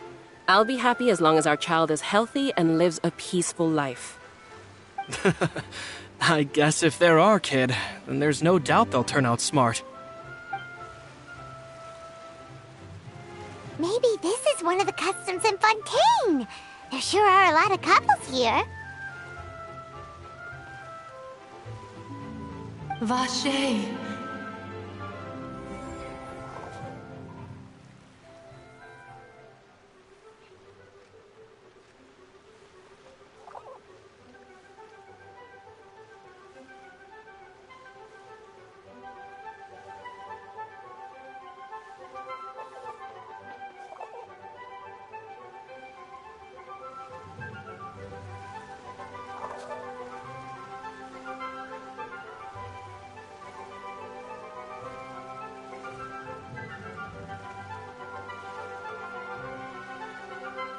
What's wrong? Vache. Vache.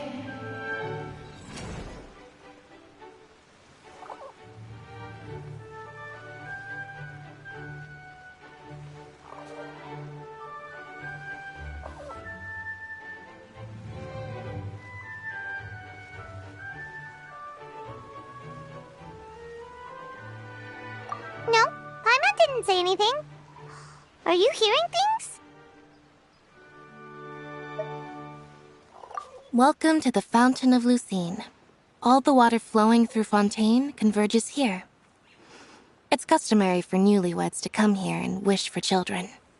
Ah! Lynette! You scared Paimon! When did you get here? Lenny asked me to wait here for you, remember? Right.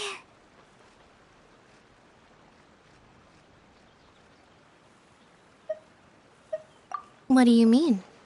There are a lot of people here right now.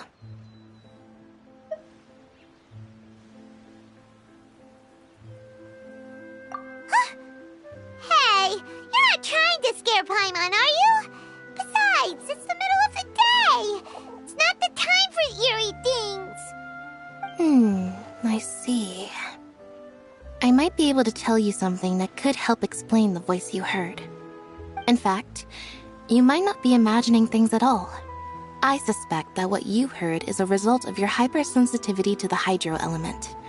Others in my family have had similar experiences. It's because of her sensitivity to the hydro element? But what would hearing a voice have to do with elemental power? When do you cry, Paimon? Wait, what? What does that have to do with anything? Just answer me. When do you cry?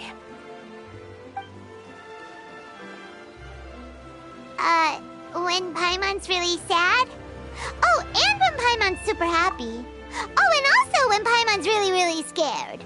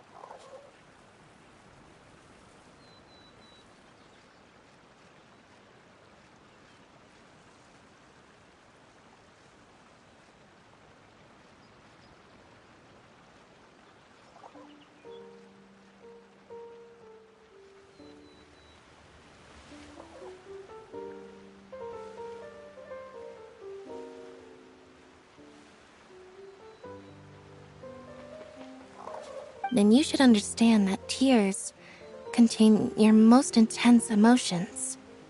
Like I just mentioned, the Fountain of Lucine is where all the flowing water in Fontaine converges. Even the tears that fall to the ground will eventually gather here. So maybe what you heard was the intense emotion coming from someone's tears.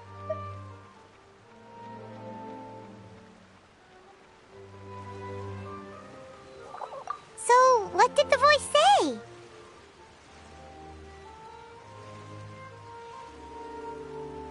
Huh. If you were hearing their emotions, then Paimon wonders what happened to them. Rather than worrying about them, we should worry about my brother first. Don't let that calm look of his fool you. He tends to get pretty nervous just before a performance. So chatting with Linny might help him relax a little before he goes on stage. Oh, right. That makes sense. Let's go in and see Linny.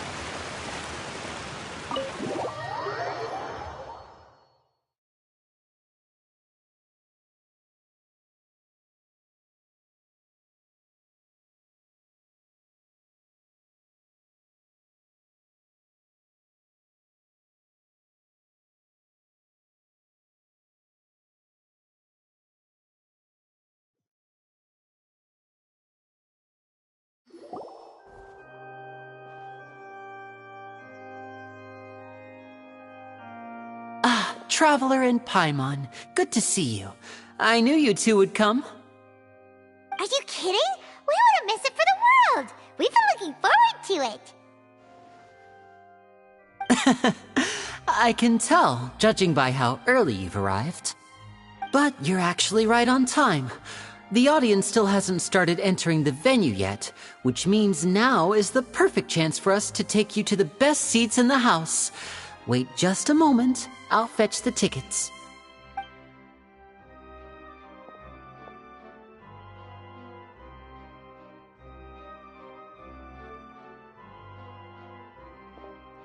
The Opera House has assigned seating, so you always have to make reservations. I've already reserved your seats, and here are your tickets. Ooh, front row seats! Thanks, Lenny! Don't mention it. There's no need to keep thanking me. Hey, Lenny! Could you come over here and take a look at this? Oh, I'll be right there. Seems there's an issue with the stage props over there. That's Cal, my assistant, calling me. I'll go lend him a hand.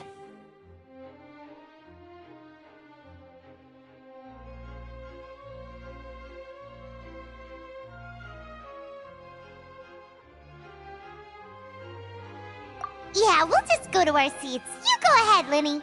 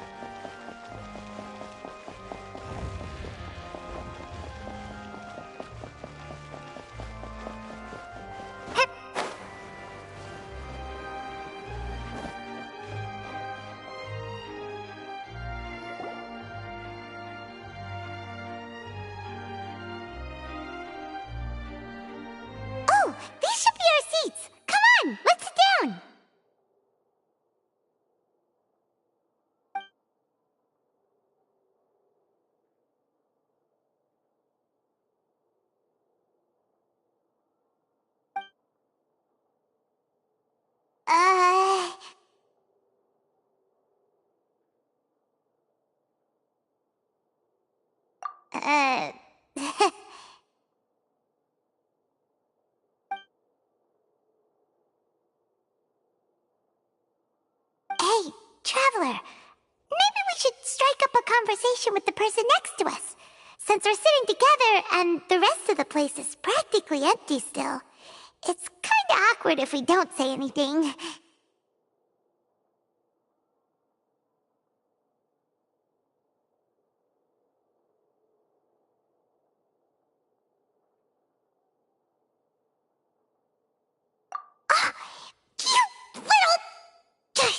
Of course you put this on Paimon!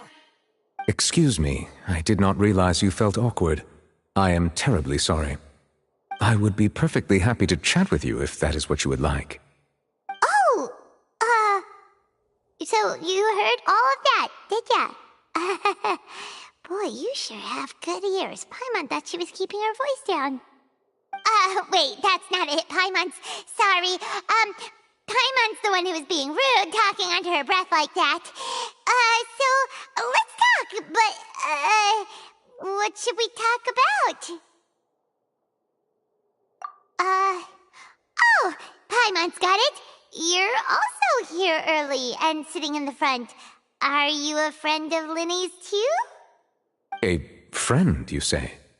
Well, if Mr. Linney would like to be my friend, I would be more than happy to reciprocate. Oh, so you're not friends with Linny then? Oh, this is getting more awkward by the second. Paimon nearly forgot to make her introduction. Nice to meet you. Paimon is Paimon, and this is the Traveler. We just arrived in Fontaine. It is an honor to meet you two. I have heard of your deeds across Tevat. And as required by proper etiquette, I will also introduce myself. I am... Oh, Monsieur Nervillet, what an honor it is to have you here to see my show. Ah, Mr. Linney. I should say it is in fact an honor for me to see your performance in person. Wait, Nervillet? Could he be... I saw you all chatting just now, but it seems you still don't know who Monsieur Nervillet is. Allow me to introduce you to Fontaine's Chief Justice. That seat is always reserved for him. It wouldn't be too much to say that he's the symbol of justice and honesty here in Fontaine. Whoa! Sorry for being so rude just now. Paimon had no idea you were such an important person. No offense taken. Being Chief Justice is merely what I do for work. Nearly every person has their usual reserved seat, so I'm not so special, really. And by the way, I should probably let you know, even though I would prefer not to. There's someone sitting up there in the VIP seats that has been striking a pose for quite a while now. I believe she is trying to give you a most elegant and impressive first impression. So I think you should take notice of her sooner rather than later, otherwise she may become flustered.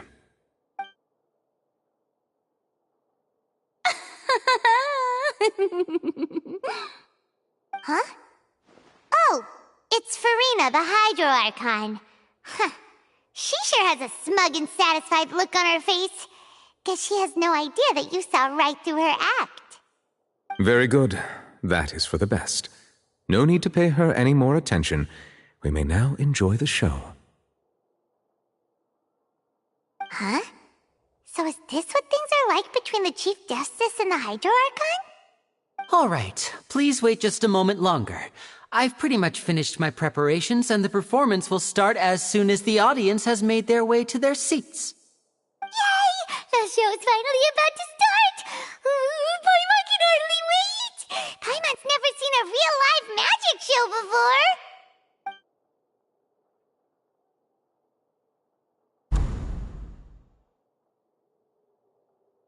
Oh! They're dimming the lights! The show must be starting!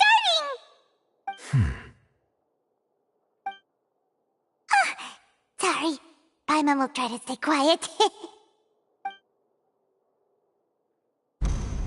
Welcome, one and all, to the Opera Epiclese. I am the star of today's show, Linny. And over here is my sister, Lynette, who will be working as my wonderful assistant. Please, let's give her a warm welcome. Hello, everyone.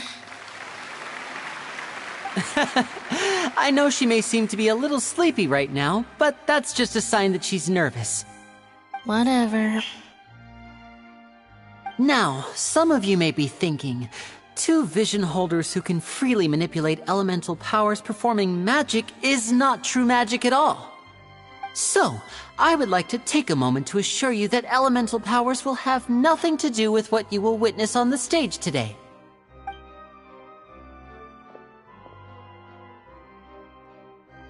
Both Lynette and myself have removed our visions for the show. That way, even the gods won't be able to help us. Oh, good point. That's what makes the show real magic. Now, without further ado, let the show begin. Lynette will now exit the stage to make some preparations. I know you might miss her, but don't worry. She'll be coming right back on stage momentarily. Perhaps in an unexpected way. I'm sure she'll be stealing the spotlight soon enough. Oh, and before I forget, there's one more thing I should say. You never know what can happen in the blink of an eye.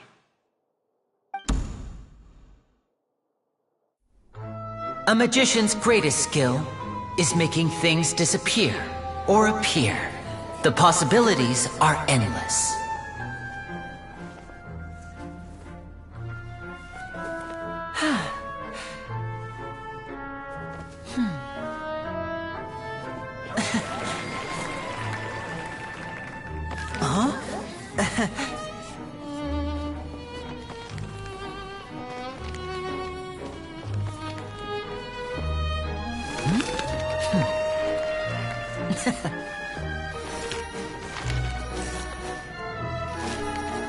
But this isn't what you came for. These little tricks, you've seen them all before. So it's time for something truly extraordinary, don't you think? This one's a little tricky.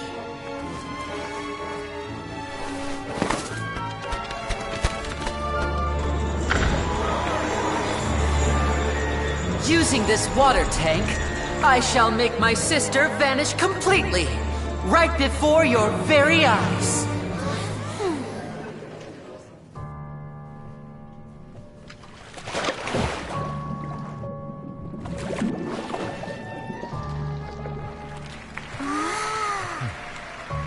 It's actually quite simple. She'll just turn into air bubbles and float right out of the top.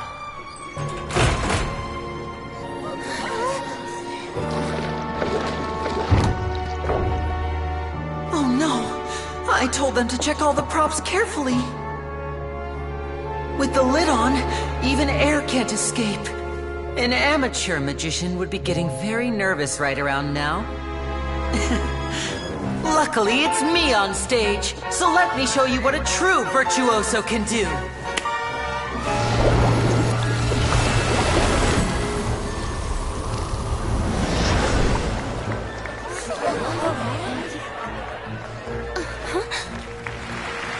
Lynette, are you still there? Don't go too far. We don't want to use up all our magic. Hi, I'm back. Uh-huh.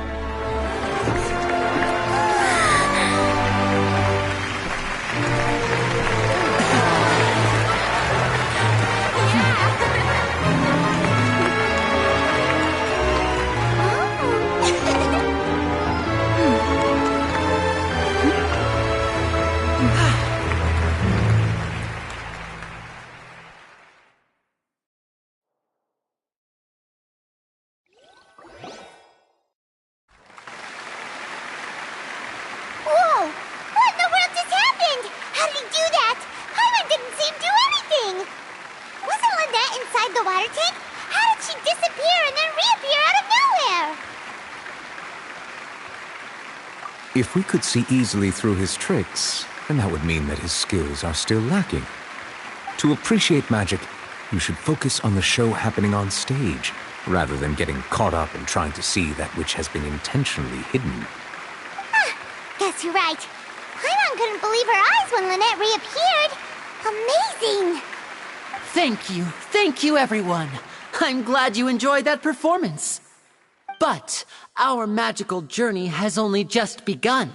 I've prepared even more astonishing surprises for everyone here. The magic of transformation and disappearance can go far beyond what you've just seen. I'm sure many of you are thinking that escaping the water tank was impressive enough, but Lynette is still my assistant after all. In which case, I have ample time to make all necessary preparations. So, for my next trick, I will require the participation of one lucky audience member. Please, if my assistants could bring out the magical boxes now.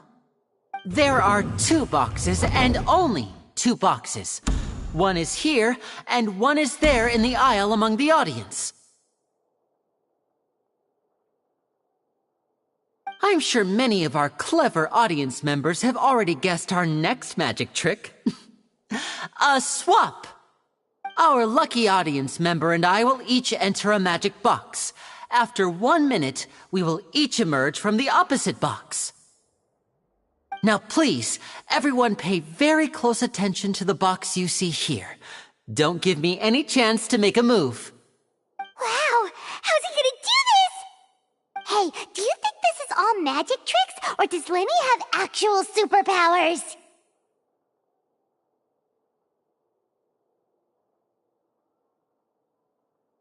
The lucky audience member will be generated by this random number selector. It selects numbers entirely at random. Even I don't know who will be chosen to participate. Now then, let's begin. Let me see. Oh, row 7, seat 3. Congratulations! You now have the chance to experience magic firsthand for an entire minute. Please, come forward. My assistant will take you beside the magic box. I'm sorry, it might be a little cramped inside, but no need to feel nervous. We've carefully arranged everything for you to be as comfortable as possible. You don't need to do anything, but no matter what strange things may happen, don't come out of the box. If the magic is interrupted, who knows where you might end up? You might even find yourself in the Fortress of Meropide. Oh, okay. All right. Before I enter the magic box, there is one more thing I need to ask the audience to do. Could you all give me a countdown? Like this. 60, 59, 58. Just keep counting down. You can go a little faster or slower if you like. I won't be able to see anything in the pitch black box, so I'll be relying on your voices to know when time is up. Oh, and no tricks now. If you quickly count from 60 in just 30 seconds, then I'll be in a tough spot. Ooh! Paimon kinda wants to count faster after hearing him say that! No, that won't do. I can see it in your eyes. You still can't be trusted. Let's practice together. Come on, repeat after me. 60, 59, 58. 60, 59, 58! That's right, perfect. Keep it going. All right, I'll see you all on the other side once you've finished counting.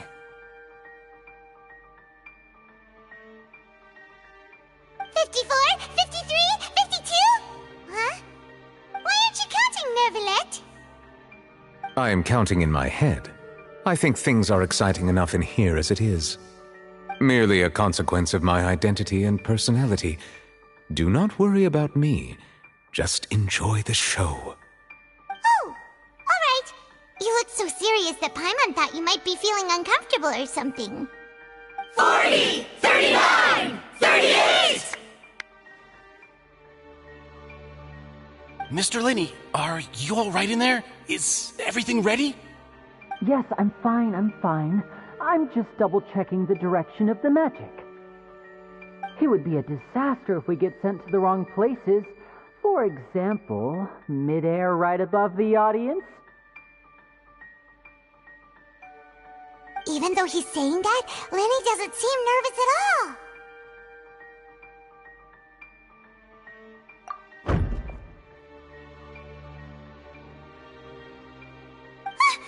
What was that noise? Did you hear it too?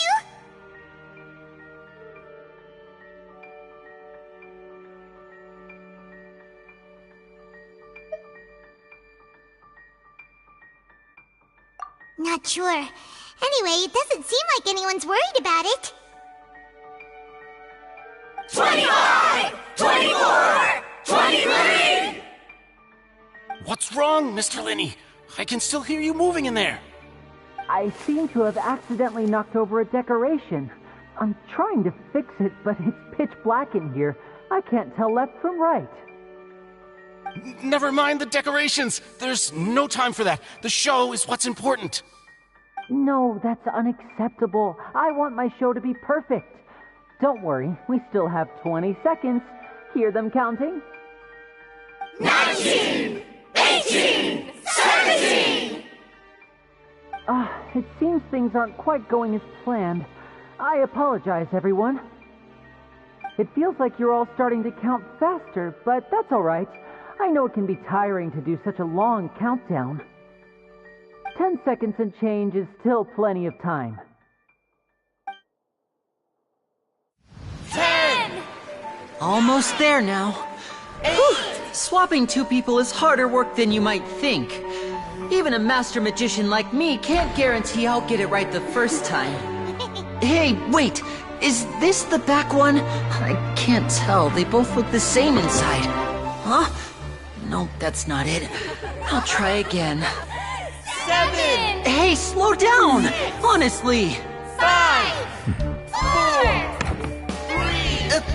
Whoops! That doesn't count! 0!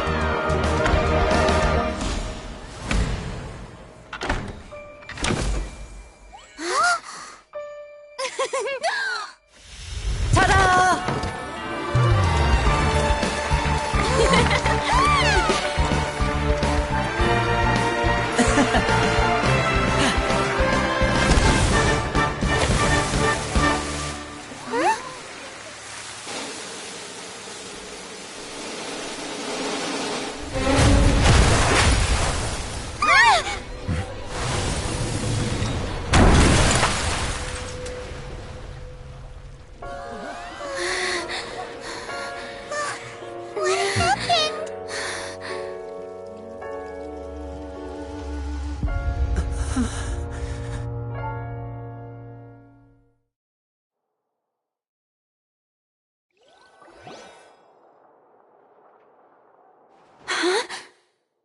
Is this part of the show?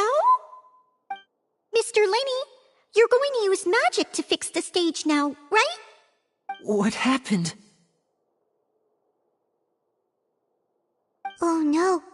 Maybe this isn't part of the show. The girl was still in that box, right?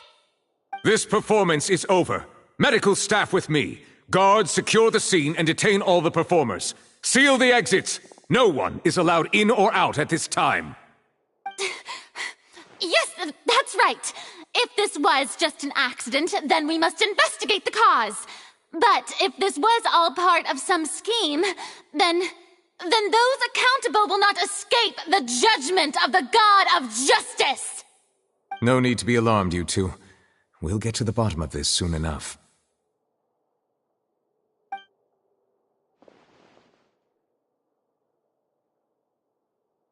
Unfortunately, the person who is in the magic box has been pronounced dead. His name was Cowell, one of the assistants in Linny's magic troupe. Apparently, the fireworks on stage ignited the ropes that were suspending the water tank, which then caused the tank to fall onto the stage. As of now, we are still not sure why we found Cowell in the box, rather than the guest from the audience. And after an initial search of the area, the guards have confirmed that the girl is nowhere to be found. It appears that this incident was not merely some mishap with the performance. And there are many indications that it is connected with the case of the serial disappearances of young women.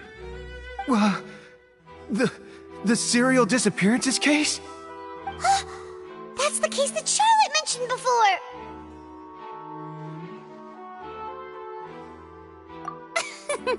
I know the truth. I can see through the whole thing. Really, using such a shallow and obvious mystery as his finale. Did he really underestimate us that badly? I say that our powerful magician, Mr. Linny, is now the prime suspect for the serial disappearances case. Huh? Why me? This whole thing was an accident. Oh, this all occurred during your magic show, did it not? The missing girl disappeared after being chosen, did she not? The deceased is one of your assistants, is he not? Now that I think about it, that whole speech about magicians making things disappear was nothing more than a provocation, a bald-faced challenge. That can't be right! How can Linny do this? He was in the box on the stage the entire time! We can even hear his voice! Besides, before the show, he told us that he would like to catch the criminal behind the disappearances. He couldn't possibly mean catching himself.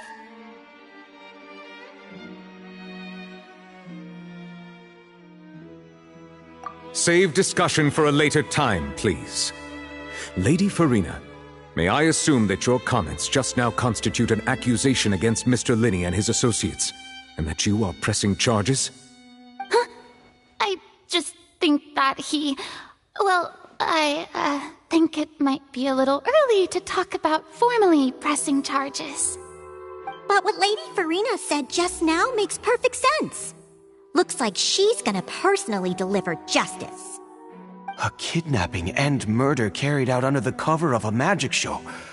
Lady Farina said it all. I mean, of course, my dear people. But what excites me even more than the obvious truth before our eyes is the opponent I'll be facing.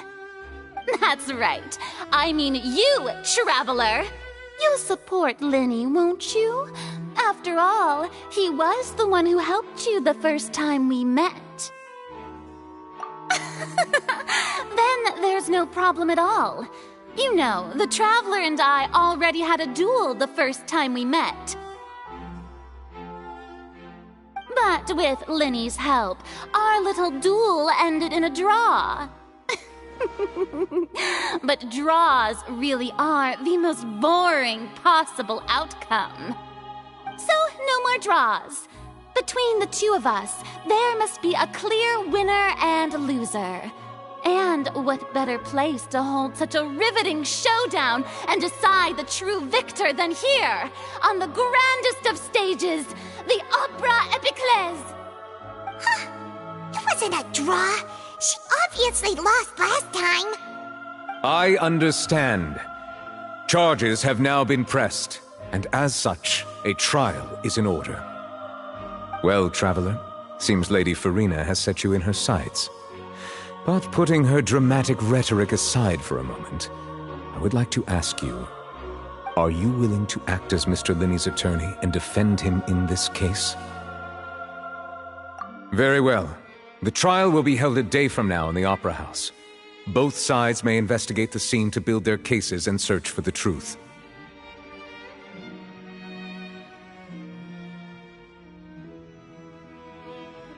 Linney and his troupe are all potential suspects and shall remain within the Opera House. The audience may begin to leave in an orderly fashion once they have been cleared by the guards. A day isn't that long. Let's see what kind of case this big-shot Outlander can build in such a short amount of time. I'm really quite looking forward to hearing it.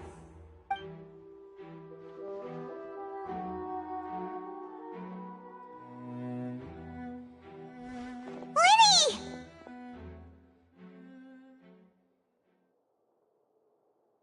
Sorry about everything that happened just now. Were you frightened? Of course! Who wouldn't be scared after witnessing an accident like that?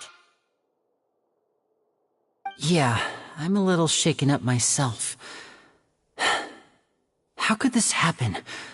And poor Cal. I know you already claimed that you would defend me, but now it's just us talking.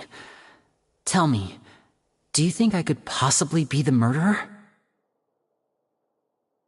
Good to hear. Thank you so much for trusting me. I'm sure everyone sees me as the biggest suspect at this point. But, if you ask me, the whole thing is mysteries layered upon mysteries, such that all that's left is confusion. I don't know whether what happened there on the stage was purely an accident or not, and I don't know why poor Cal was in the box. As for how that girl chosen from the audience could suddenly disappear, I'm afraid I don't have any answers either. If someone tampered with my performance, then we need to figure out what they did. Even a skilled and knowledgeable magician like myself couldn't pull all that off in just 1 minute. Which is precisely why we need to investigate! As this book says, the impossible could not have happened. Whatever happened must have been that which is possible.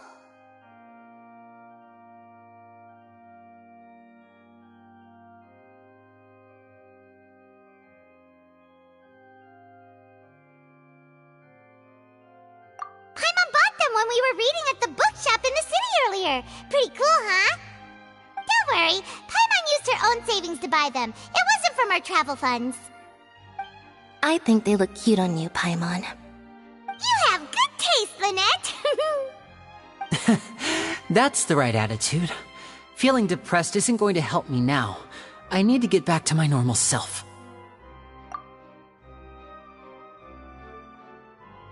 But with the guards watching our every move, it's going to be especially difficult for Lynette and I to prove our own innocence. Good thing you agreed to be our attorneys. Thanks for that. We'll be counting on you. Yes, thank you so much.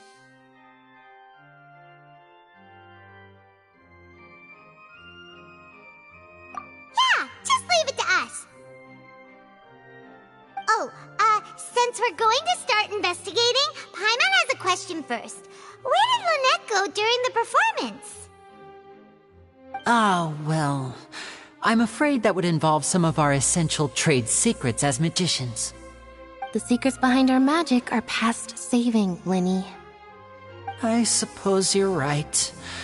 The truth behind our tricks is going to be important evidence that will be weighted during the trial. 'Tis truly a pity. As a magician, our magic show is a work of art. We've poured countless hours and spared no effort in perfecting it. But if revealing our secrets will help you uncover the truth behind what happened, then it will be well worth it. We should go somewhere else if we're going to discuss our magic tricks. We'll go speak with the guards, and in the meantime, you can go investigate the stage and the seating areas. Alright, let's go have a look while the investigation teams are still here. Detective Paimon is on the case!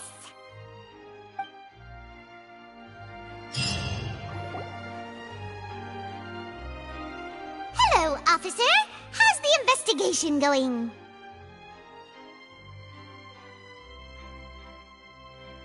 I see. You must be the traveler that Lady Farina mentioned. Listen, I'll be perfectly honest with you. I'd avoid getting mixed up in this whirlpool of a mess if I were you. Huh? What do you mean? Come with me and you'll see.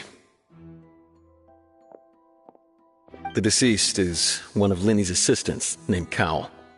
Even though he hadn't joined the troupe long, he was hardworking and everyone generally liked him.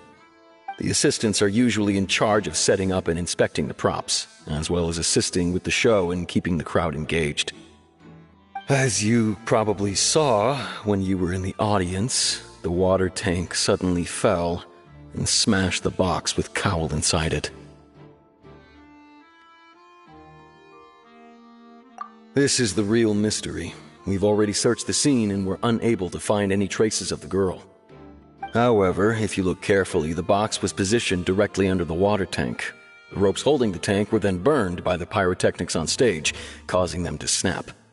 All these factors lining up so perfectly makes it hard to see this as a mere accident. If anything, the more logical explanation is that the whole incident was intentionally planned, and Linny is the most likely person to have access to all these areas. But he doesn't have a motive!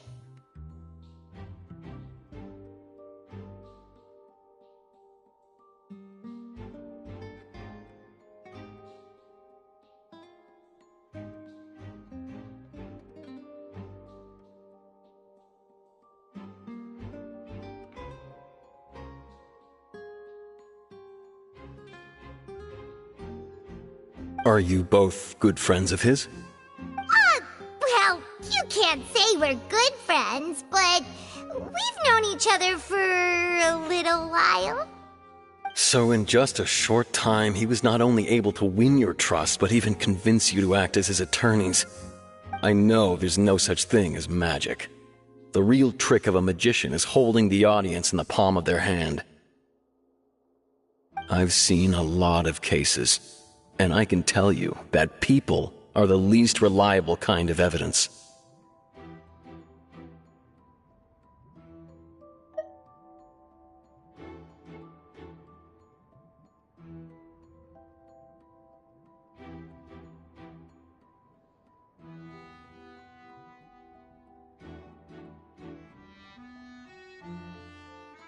Sorry, I tend to be pretty straightforward. Just know that I'm warning you for your own good. Anyway, you may investigate the scene of the crime yourselves if you're curious. Who knows, maybe you'll be able to come up with some new evidence.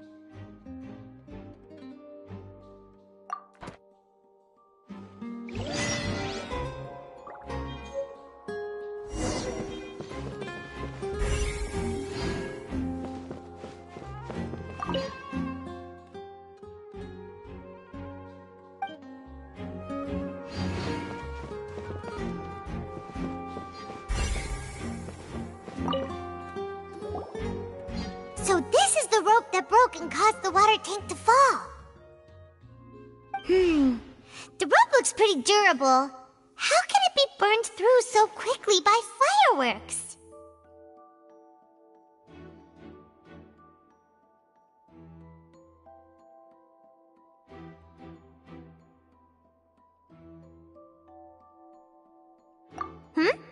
Why are you suddenly so serious, Traveler?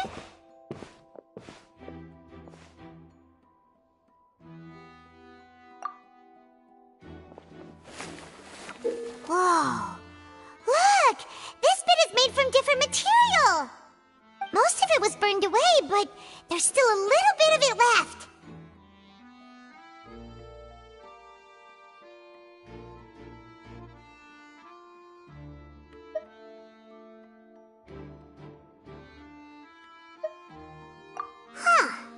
So if a rope meant to hold something was made with that kind of material in it, then that means... Wait, why don't you write all this down? Let's take notes.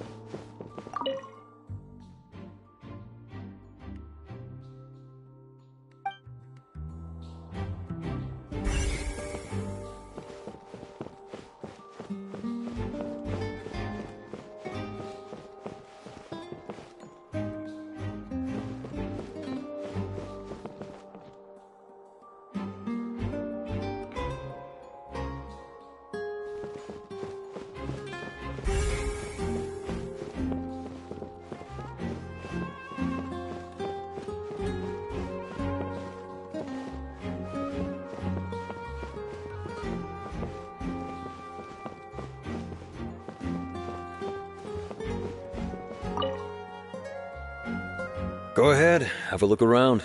In the end, we're both after the truth.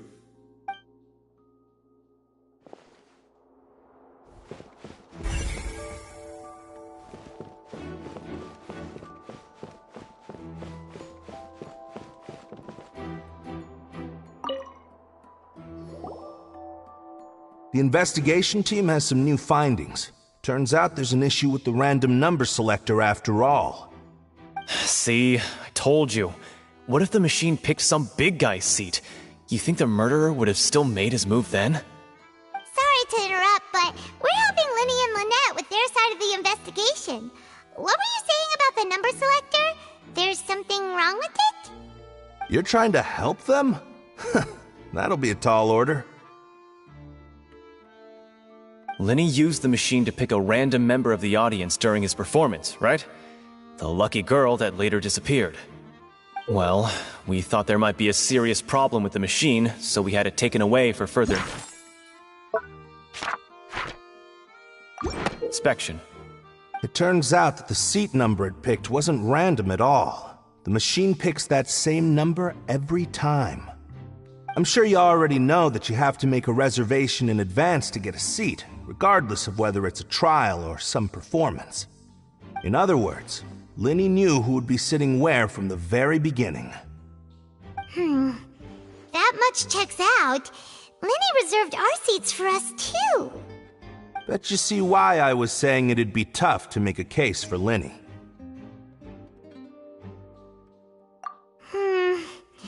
Even though it's bad for Linny's case, Paimon had better write it down.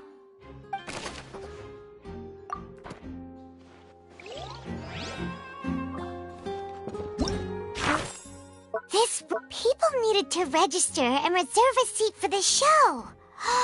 That, combined with this number selector, could allow you to pick a young lady instead of some old fogey. Whoever the murderer was, they must have made preparations well beforehand.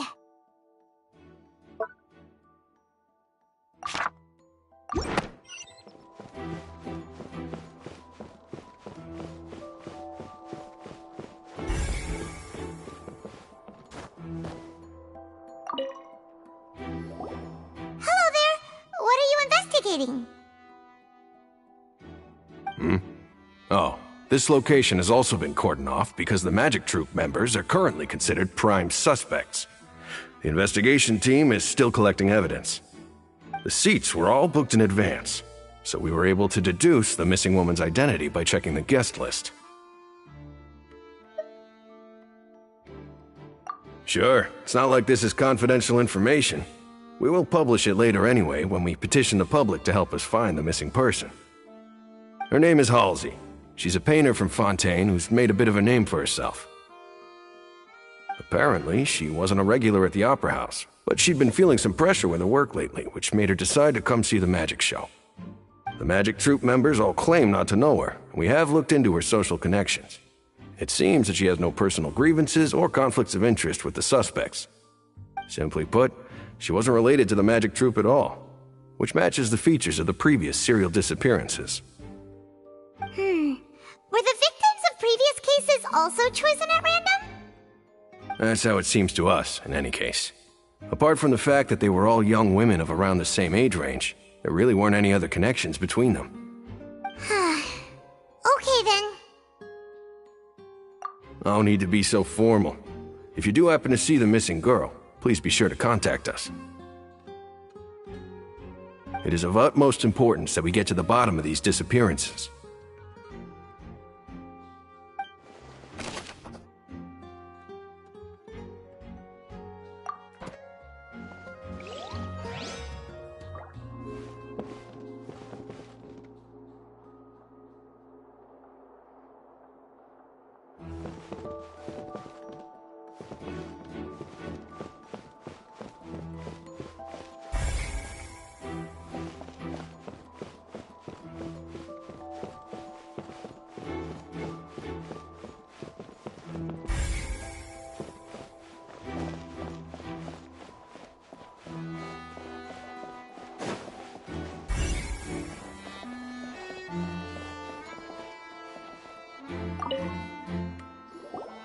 I see that you're investigating the area. Well, it just so happens that I'm interested too. If you find any new and interesting leads, be sure to share them with me, alright? We don't have too many thoughts yet.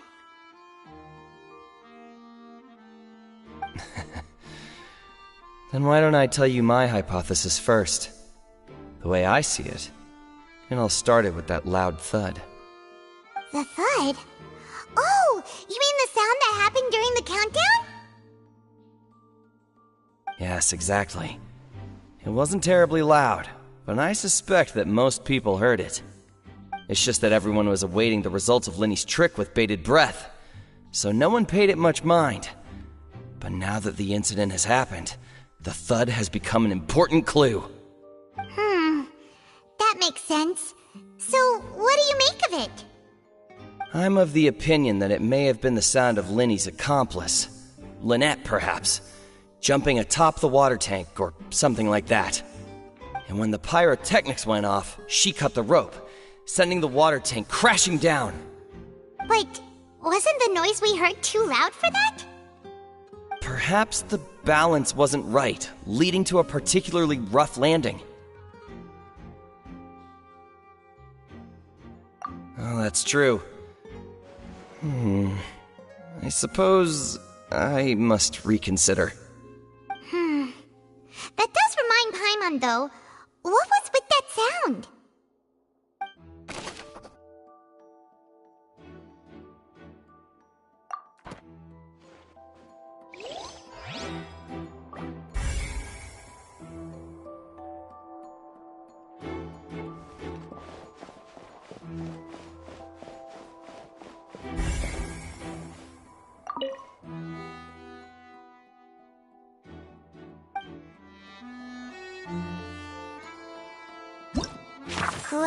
This rope was obviously Tim. Why would it be him? How strange. Gosh, no wonder the serial disappearances never got solved.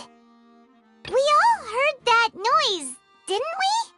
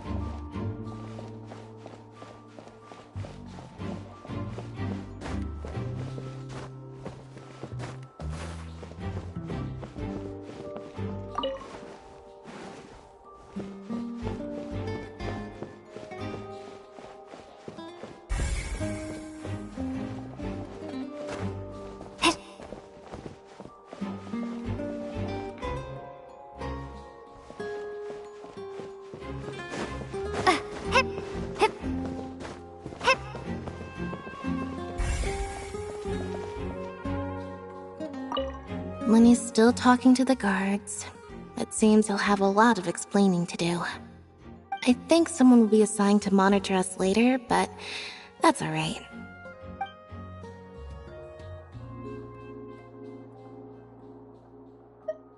Lenny's still talking to the guards.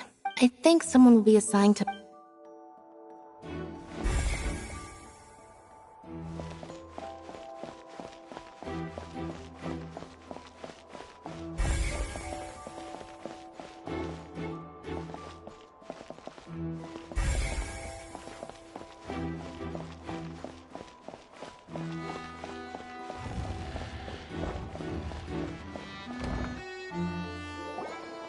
Hey, you! Yes, both of you! Over here! I've been keeping an eye on you for a while now. Huh? You mean us? That's right. If I'm not mistaken, you're also among those who wish to cut down the thorns and pursue the truth. No? And by the looks of it, you're not from Fontaine. Well, you're right on the more about that one, but who are you?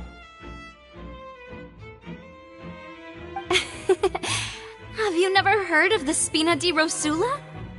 From mediating disputes and providing protection to solving conundrums, you name it, Spina di Rosula does it. And I, Navia, have the honor of being its renowned president. Though those who play by our rules call me boss. I'm Silver, her attendant. Pleased to meet you. And I'm Melus. Demoiselle's various daily needs and affairs are under my purview. Huh? Boss? Demoiselle? What gives with the names? Well, I am the second generation president. Melus and the others are still used to my previous title. My apologies, Demoiselle. Should you prefer, boss, I will endeavor to use that instead. No, no need. You don't have to call me boss. Just Navia is fine. Okay, if you say so. Not that we're members of Spina di Rasula anyway. All merely trifling details. Never mind. Now, back to the situation at hand. That's right. I've always kept an eye on the serial disappearance cases. My interest stems from a matter back from my father's time. Judging from the look of things, I find Linny an unlikely mastermind. Really? We think so too! That's why we're looking for clues now.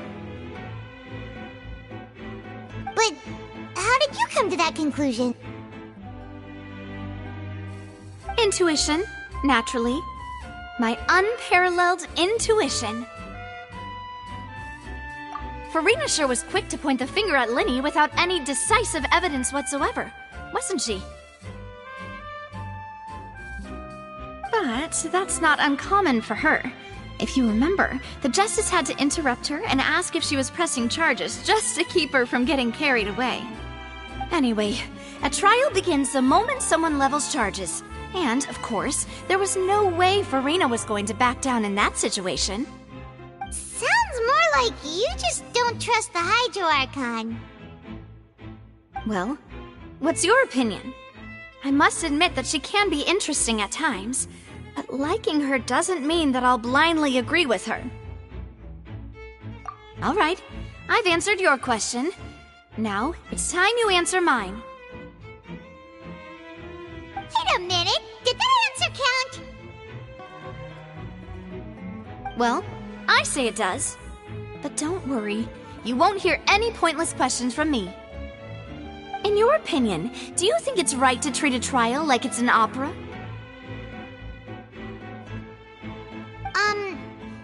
Well? And why would that be?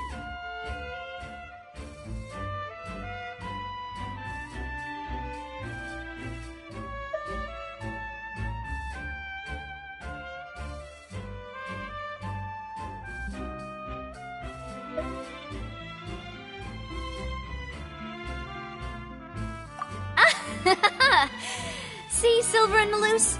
I told you they'd be different. Most astute of you, demoiselle. I too think that the Traveler's response was most excellent. No matter how wonderful the script or how fervent the audience's expectations may be, the trials that go on stage here must be based in fact. And if that can be done, boss, then... All right, that's quite enough, Malus. Anyway, I like your answer. You pass with flying colors. Now, I need to make some preparations, following which our joint investigation shall commence. You two shall be my assistants. Wait! Since when did we become assistants? Well, I can be the assistant, sure. Or your companion, if you like. I'm really not that fussy. That's more like it.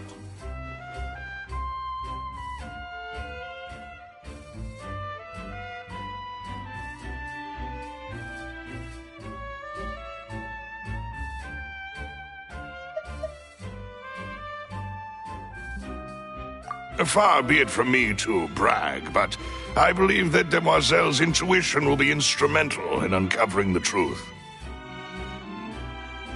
You wish to save a friend from false accusations, and we wish to unravel the disappearances. In this sense, our goals are aligned.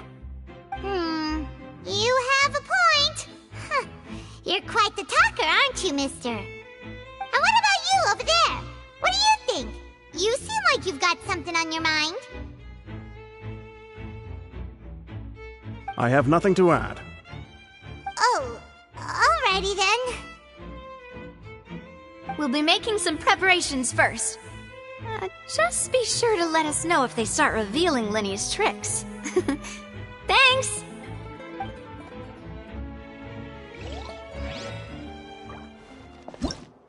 Whoever the murderer was, why would it be him?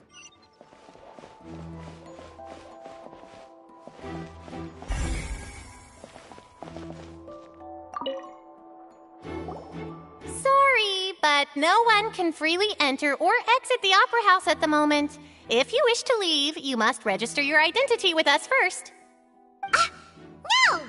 leaving. We're representing Linny and Lynette as attorneys, so we're investigating the case. Were you always guarding this entrance? Yes! After the Chief Justice gave the order, everyone coming in or out must undergo a strict inspection. So, the missing girl couldn't have left from here. At least, not from that point on. I doubt there was much opportunity then, either. How can you be so sure, Well, because I was in charge of security near the entrance at that time. I couldn't see Linny's performance from here, which was quite a shame. Just my luck. But still, I did not abandon my post, and I stayed put no matter how loud the applause was. If someone had so much as even approached the door, I would have noticed it, let alone if they had tried to leave. We Melusines are good at that sort of thing, you know. So, it's safe to say the girl couldn't have left through here.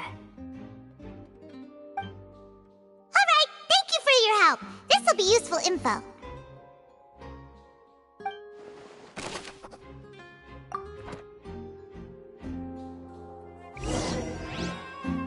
We've checked everything of note here at the performance venue.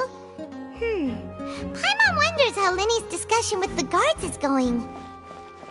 Let's go see, shall we? Ooh, things are getting interesting, huh?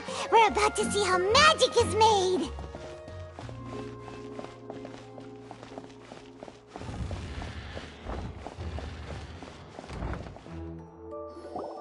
Understood. Then I will be going with you. Just so you're aware, I will be monitoring your actions and making notes as necessary. Very good. Thanks for being so agreeable. I'd pull a rose out of my hat as a gift for you if I could. You may spare the pleasantries. I'm just doing my job. You've arrived. Who's this? Me? I'm Spina di Rosula's guardian angel. If you've got a problem, I've got the firepower. Sorry, I got a little carried away there. Call me Navia. I'm a partner of theirs, and we'll be helping investigate this whole situation. And these are my companions. Would you mind if they join as well? Fine by me. Oh, new helpers? I would be most grateful. Well, let's just say we're tagging along. It's not every day you get to see the secrets behind magic performed on such a large scale. I appreciate your kind interest. Come with me. We'll be heading below stage.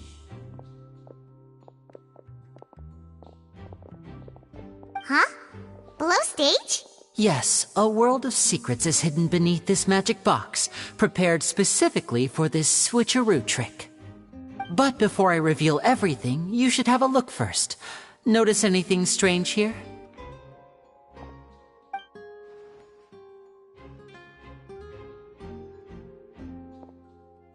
I'm not trying to be dramatic. Remembering the details of a trick will help you understand the methods used to perform it more easily.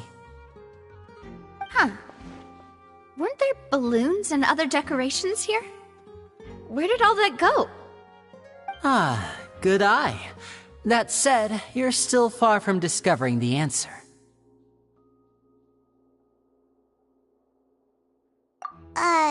The back? You mean the inside of the door? What's different about it? Paimon didn't notice anything. Very good indeed. I thought you might not be able to catch that, given that you were sitting in the first row. The back of this door was patterned. Those patterns are now gone, replaced by a smooth wooden board. So, if you put 2 and 2 together, what do you get?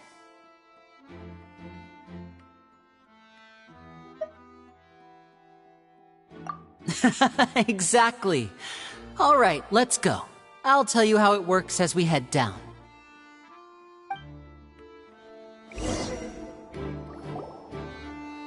Oh, so there was a passageway under the magic box!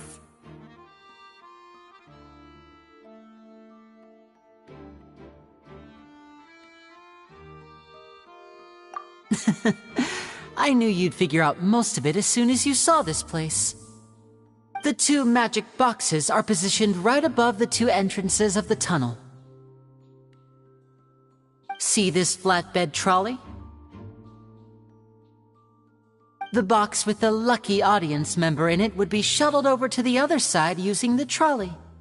This trolley can raise and lower and even rotate, ensuring that the box will face in the right direction. I see. So that's the purpose of the box inside another box. Precisely. The inner box would descend after the audience member was put inside and be moved along the trolley, all while the outer box would remain on stage as if nothing had ever changed. So that's how you did it! Once the box was lowered, the trolley would store some energy through this device here, with which it would complete the rest of the steps. The audience member would only be able to feel some slight movements in the dark, and by the time she walked out, she would already be back on stage. Right! You were talking that whole time, and you even came out for a moment near the end! Ah, yes. A phonograph operated by Lynette was used to achieve that effect. My assistant and I had already scripted our conversation beforehand. When the countdown began, I had already gone to the opposite box via a tunnel using that ladder. And what about Lynette? Where was she? I was in the mezzanine space in the back of the box. Oh, interesting! That's how we were able to coordinate Linny's lines with the assistant. And, by the way, I was the one who walked out of the box at the end. I mean, we are twins. All it takes is a change of clothes and no one can tell who's who. And that's my favorite part of this trick. Only Lynette and I can perform it. So that's how it all worked! Wow! Every detail you revealed was more amazing than the last! Lynette would briefly walk out of the box and then go back in, jumping into the tunnel and escaping before the box on the trolley could finish ascending. And then I walk out of the other box in the audience area, and the trick would be complete. The operative word here being would. But as you saw, Cal was in the box, not our audience member. She, on the other hand, mysteriously vanished. We really don't know how that happened. If not for that interlude, this would have been an astonishing trick. I probably never would have figured out how you pulled it off. And yet, to think that someone was able to use this magic trick to commit a crime. Could we have a look around? I think we can come up with some more leads. This is the scene of the crime, so Linny and Lynette are not permitted to stay here. I'll escort them back up. Yes, of course. No need to be so strict now. I won't disappear into thin air, you know. Thanks, everyone. We're counting on you.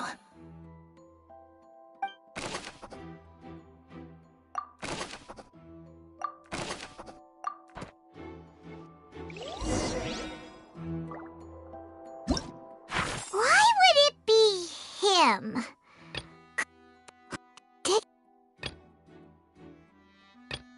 Digging a tunnel just for a magic trick? Whew, that must have been a lot of work. And that's why only the 2 of them can perform this trick. Well, there was no chance Paimon could have seen that the box had 2 layers.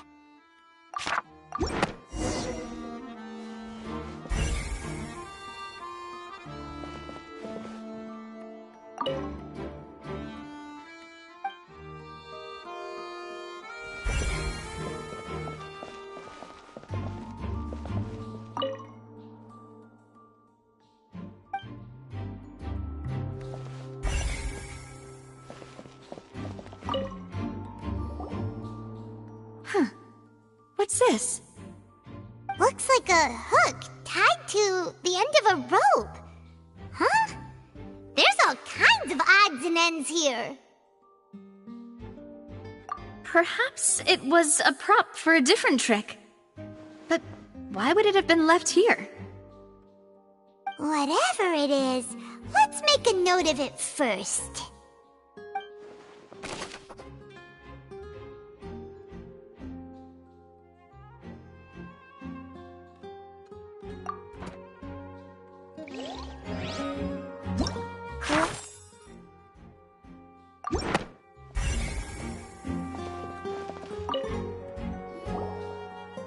The floor is wet. Please be careful not to slip. Speaking of which, why would there be water here? Oh, Paimon knows! It's one of those tricks where you pour water into a jug and then flip the jug over only for the water to disappear? And here's a broken vase. Huh. Did the trolley knock it down while moving? That can't be. The trolley moves along tracks from start to finish. It couldn't have hit the vase at this distance. Let's note this down too and think about it later.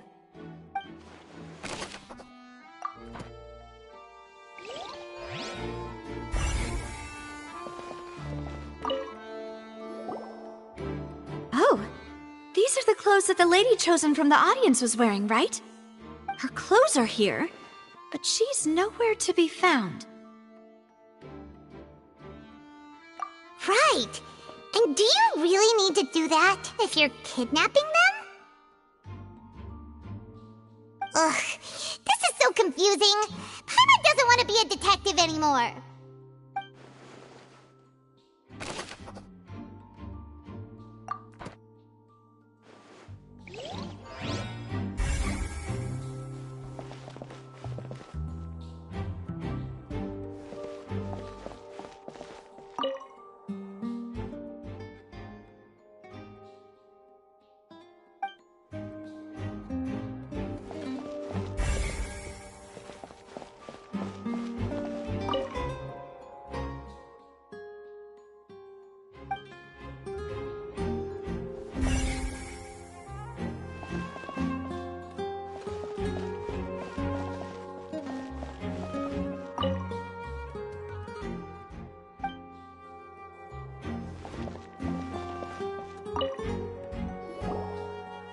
What is this place?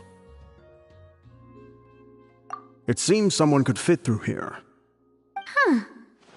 Could this have been the suspect's escape route? Alone, perhaps. But if they had to pull another person with them, the space would be too narrow. But there are no other ways in or out of here.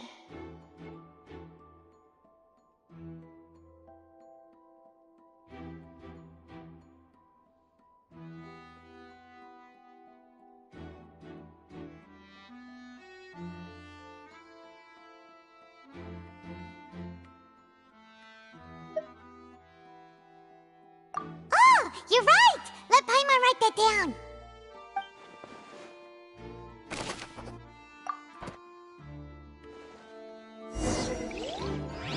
Seems we're just about done investigating down here. Yes, let's head back up.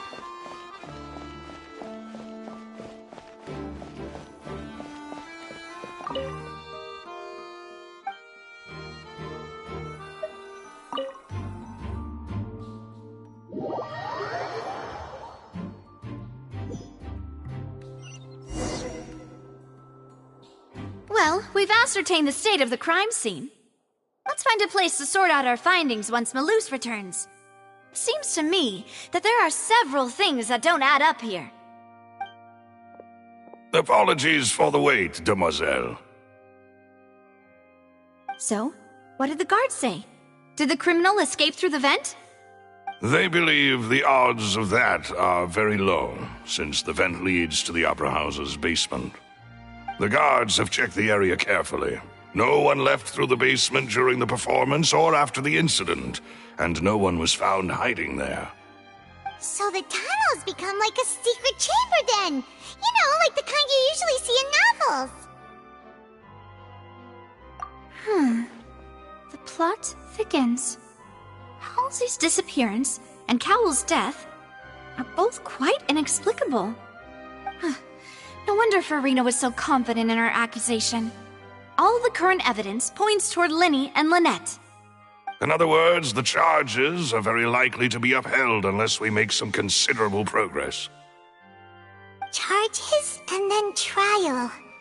So if the charges are upheld, they'll announce a sentence? That's right. This is how a trial goes in the Opera House. During the proceedings, the Chief Justice and the Oratrice will hear statements from both sides. That's right. This is how indemnitium is produced.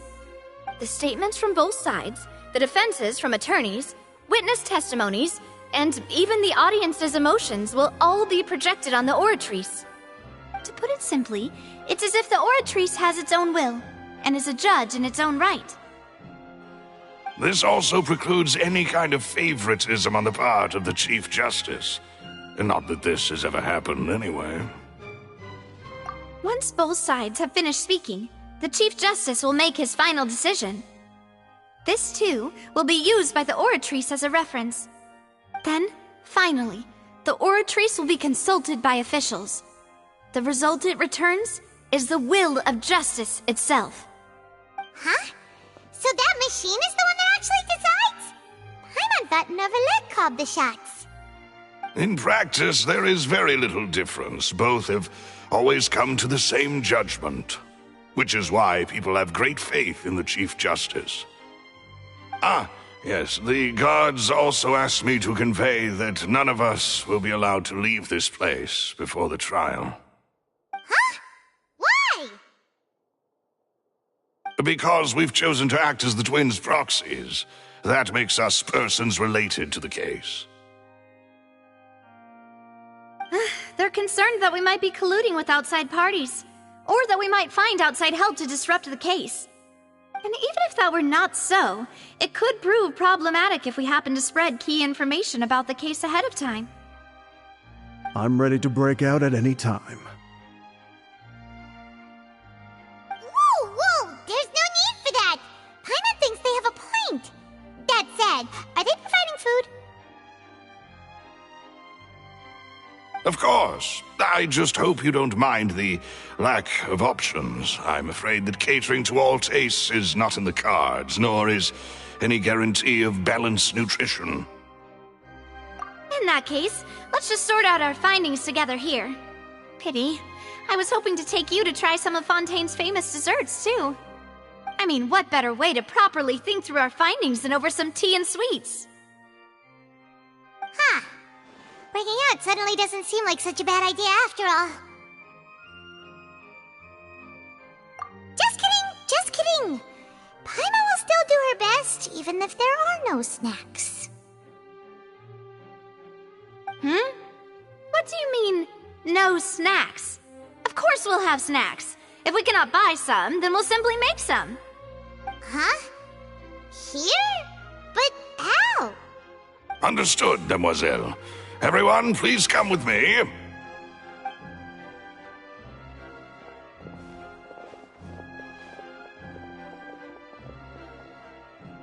Wait, you're carrying a portable stove with you?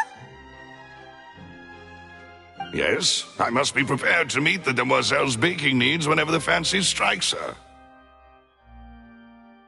I have eggs, sugar, and almonds at the ready.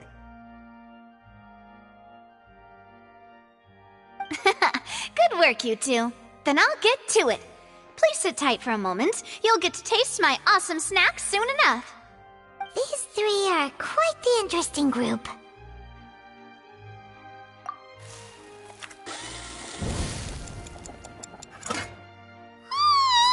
And Paimon thought it smelled good while it was still in the oven! Oh, it's even better now. Paimon can't stop drooling. From the way you had these two guys carrying all that stuff around, Paimon thought you'd have them do more during the baking process. But you ended up doing the entire thing by yourself! Beating the egg whites, grinding almonds, everything! I was applauding. And I was giving encouraging smiles.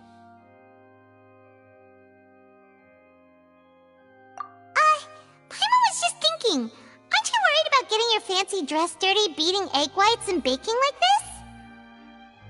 this? Well, I don't think it's carved in stone anywhere that fancy ladies can only read books, sip tea, ride horses, and play the piano. I just really enjoy making snacks. Don't underestimate beating egg weights, by the way. It's a real arm workout. You also need to beat them to just the right consistency, or your macarons will crack. Anyway, give these a try, fresh out of the oven. There's 3 for each of us. Only 3? Well, eating too many sweet treats might send all that sugar to your head. You wouldn't be able to think clearly about the case on a sugar rush, would you? Tea is ready to be served as well. This is Demoiselle's favorite, strong black tea with a floral fragrance that clears the mind and lifts the spirit. No need for concern. I'm merely doing as I should.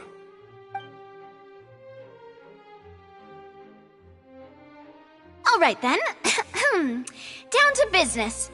As Paimon mentioned previously, the tunnel seems to be something of a secret chamber. However, we can assume that Linny and Lynette were not alone within it. Some criminal also occupied its sealed confines. The magician twins could have committed the crimes, of course, but they lack any logical motive. Exactly! Why would they do such a thing right when everyone was watching?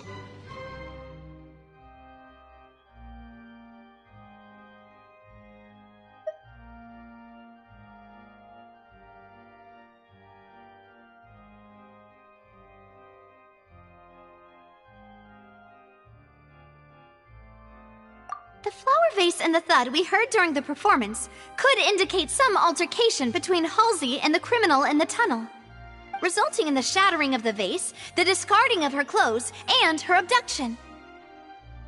Perhaps the criminal thought that since she was chosen from the crowd, she would be too easy to identify if she was still wearing the same clothes. Paimon thinks that makes sense, but the real trouble is... True. None of the clues we found thus far support the existence of this third person.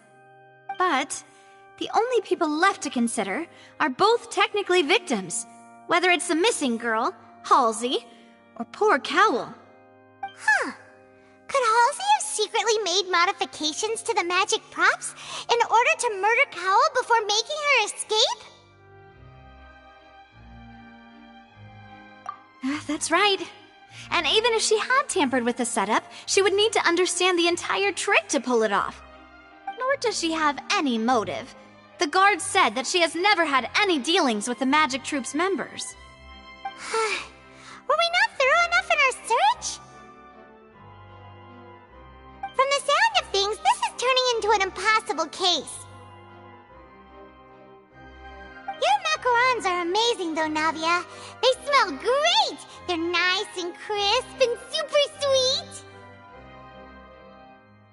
They are my specialty after all. And I see you've already had 5 of them. What? 5?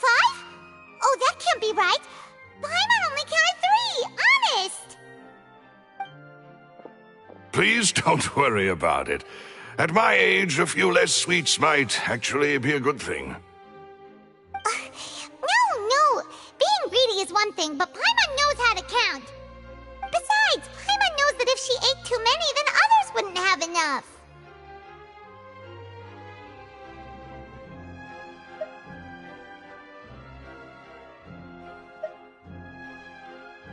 Wait! Even you don't believe Paimon? How could you? If Paimon ate those 2 extra macarons, then may they turn into stone in her stomach! All right, we get it. Well, I suppose one of us might have gotten too engrossed in our chat and eaten them by mistake. No big deal. Maloose, set up the stove again if you would. Huh? What are you doing? Making sure everyone gets 3 macarons, of course. Exactly. We don't want to trouble you. As you wish, demoiselle. And I have the egg, sugar, and almonds. Well, this really is your hobby, huh?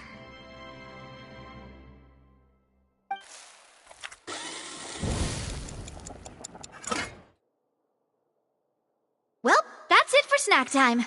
I'm going to have another look around the area. I don't know what we're looking for yet, but we've still got some time. As attorneys, I suggest the two of you think the case over again. It would be awkward if you got all tongue-tied on stage during the trial. Alright, thanks for your help, and for the snacks. It was nothing. A small task for the Spina di Rosula. Silver, Malus, it's time to go. I'll be back if I find anything new.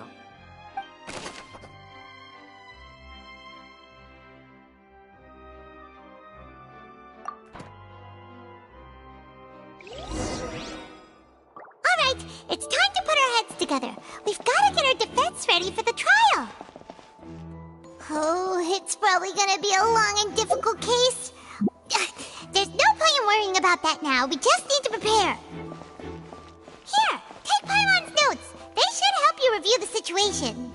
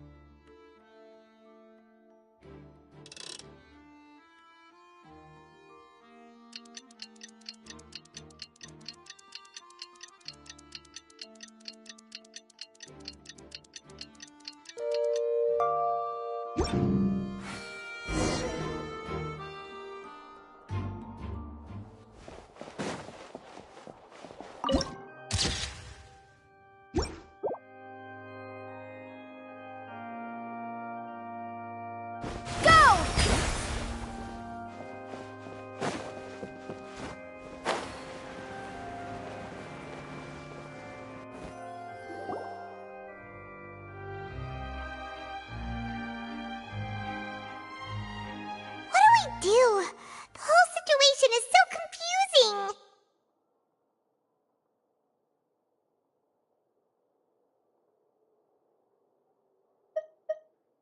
Good plan. Impossible things don't just happen. We'll get to the truth one way or another. Just relax. Even if everyone else suspects Lenny and Lynette, at least we will be supporting them from the stands. Besides, I doubt Farina understands any more about what happened than we do. Thanks, Navia. Well, we'll be going then. Best of luck to you.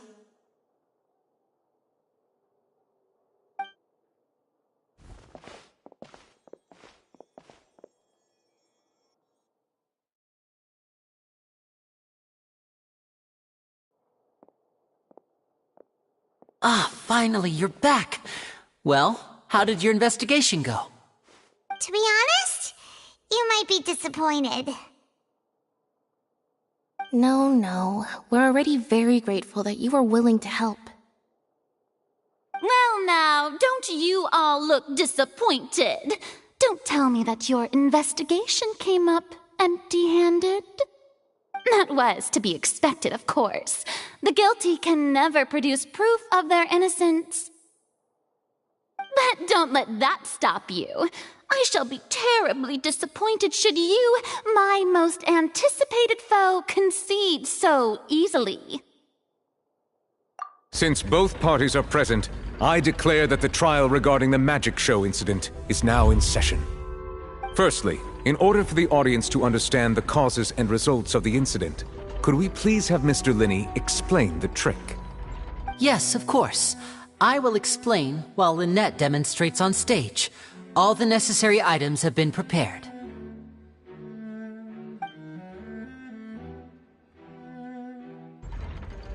Thank you, Mr. Linney. In that case, I take your statement to be that you ran to and remained hidden within the magic box in the audience stands once the trick began, and thus could not have committed the crime. Is this correct? Yes, that's correct, Your Honor. In that case, I call upon the prosecution. Lady Farina, do you wish to refute his statement in any way? Why, of course I do. Allow me to take the first shot and break this case wide open. Mr. Lenny is clearly lying. There is no way you could have been in the box the whole time if you were to abduct Halsey and murder Cowell. In fact, I'd say you were hardly in that tunnel at all. That is simply your hypothesis based on the presumption that I'm guilty. Oh, is that so? And if I may ask, what did you hear while you were inside your box? The roaring countdown of the crowd, of course. That's how I kept track of the time and built anticipation for the finale. And you didn't hear anything else at all? Nothing that might leave an impression of any kind? No, nothing. I see. But when the count reached 30 seconds or so, there was a thud. One so loud that I believe practically everyone heard it. Huh? Hey, hang on! Something's not right here.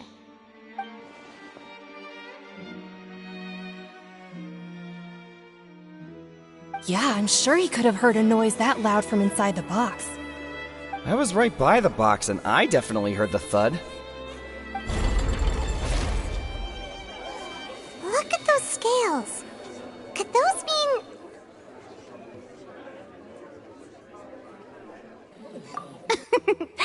Well then, ladies and gentlemen, allow me to use the words of the magician himself. You never know what can happen in the blink of an eye. Indeed, it seems his alibi can also collapse in the blink of an eye. Of course, I have armed myself to do far more than smash your alibi. Confidence cannot go unfounded, and my foundations are rock solid. Tell me, aren't you and Lynette actually from the House of the Hearth? The House of the Hearth?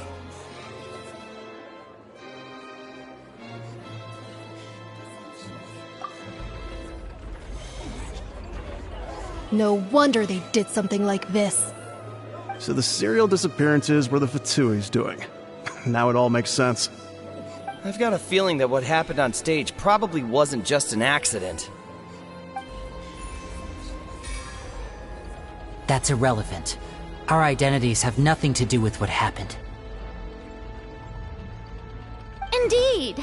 Then perhaps you could tell us everything that happened during that 1 minute. Your first priority is to prove yourself innocent, after all.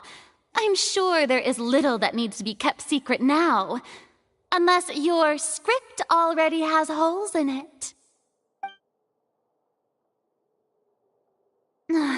The Outlander is speechless. My, oh my, don't they look flabbergasted? Now comes the infighting and discord, I suppose. This was almost too easy. Oh, good thing I made all those preparations. Seems the all-nighter I pulled last night is really paying off. Hey, Linny! Why didn't you tell us this before?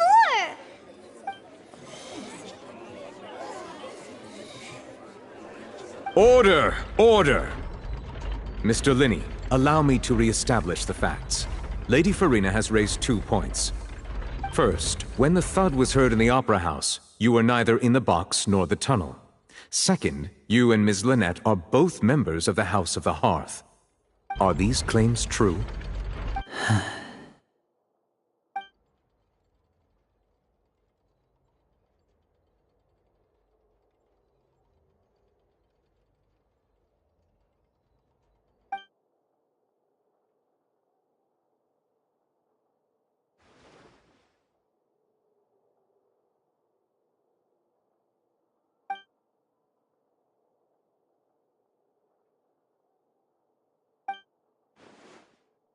Please answer my question, Mr. Linney. I'm sorry. Yes, they're true, Your Honor.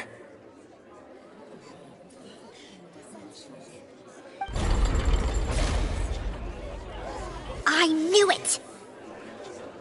Well, that's it. We might as well move on to the sentencing already. What should we do now? Granted.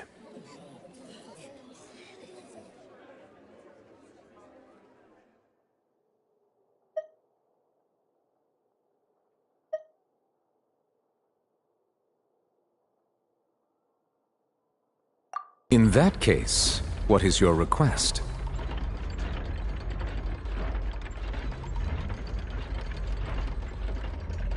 Is that really necessary? They're already as good as guilty. The defendant deceived their own attorneys. What is there left to discuss? Order! Order, I say! Your request is reasonable, and we shall adjourn. This trial will reconvene in 1 hour. So you would stick to Mr. Linney's defense even after knowing what you do now? You certainly have more professionalism than I thought.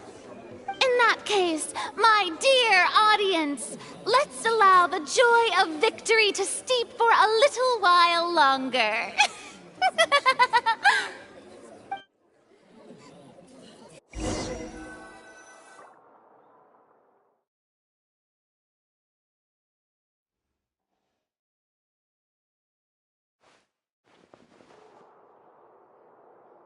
Well, this is awkward.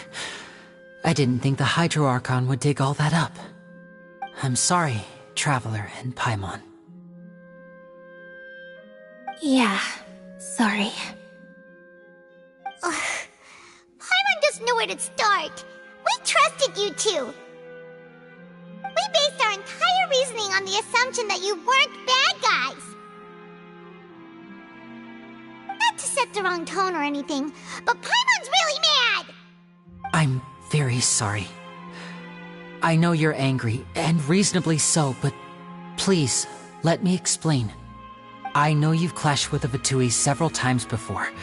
I wouldn't be surprised if just hearing the word is enough to make you upset. But our organization is very, very large, and the Harbingers have very different personalities and goals. Right now, we want to save people. As many as we can. That's right.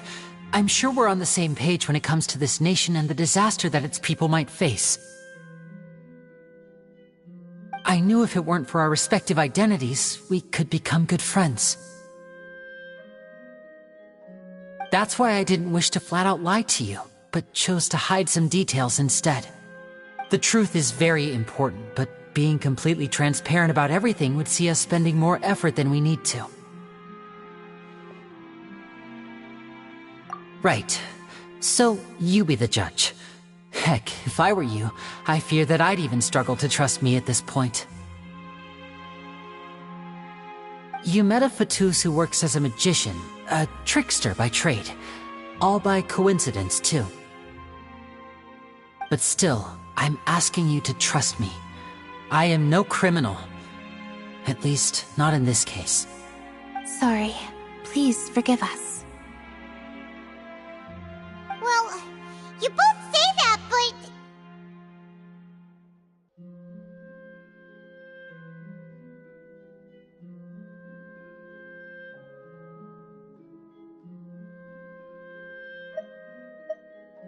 Right, let's hear your answer first, and no lies now! Of course. I'll answer any question you ask. We've been trying to find out how the Oratrice operates. We want to know why it has a consciousness. Why can it deliver sentences accurately? During our investigations, we learned that the machine's core is beneath it. From that moment on, Lynette and I have been designing this box swap trick, with the objective of getting close to the core. Is that why you needed a whole minute? That's right. In truth, the audience would take about 75 seconds to count down from 60, while I would only need 15 to get to the opposite box. So, after jumping into the tunnel, I accessed the Opera House basement via the vent, and went to investigate the room in which the core is stored. That air vent was created during the construction of the tunnel specifically to execute this step. Well, nothing. As soon as I reached that room and was about to investigate, I heard someone's voice. Which should have been impossible, of course. I was quite certain that I was the only one in the room. That voice seemed to recognize me and tried to speak to me. I chose to err on the side of caution and retreated the way I came. On the way back, I saw the broken vase and the clothes on the ground, but the countdown was almost finished, so there wasn't time to give it any thought. After that, the homicide occurred just as you saw. Well, that explains why you didn't hear the thud. Because of that prophecy I told you about, of course. We must know all we can about this nation's secrets in order to deal with that prophesized crisis. That's the only way we can save everyone. So, there you have it. The whole truth. I swear, I didn't hide anything from you this time. It was never my wish to proceed under this cloud of mistrust either. But, like I said earlier, you can be the judge. If you want to leave because you don't trust the Fatui, there's nothing I can do to stop you. Well, Traveler, you decide. Paimon will follow your lead however you choose.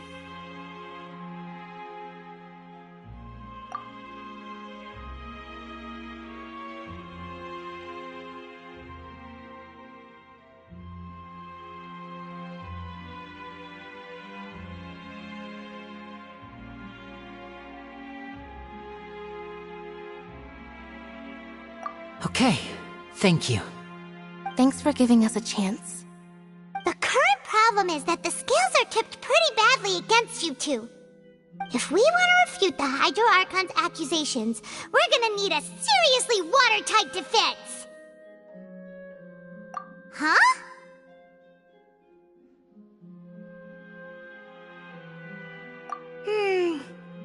Oh, Paimon thinks she gets what you mean.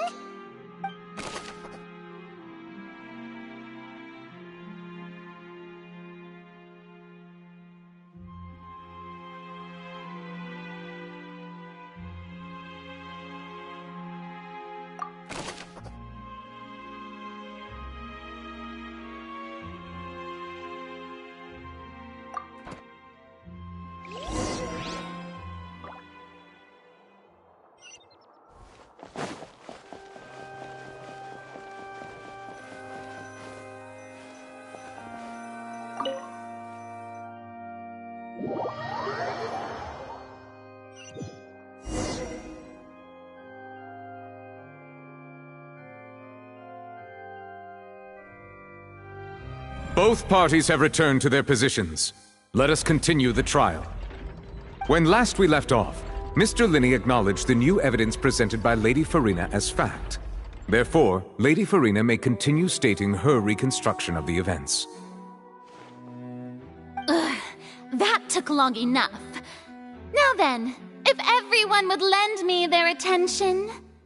At this stage, let's revisit that scene from Linney's perspective.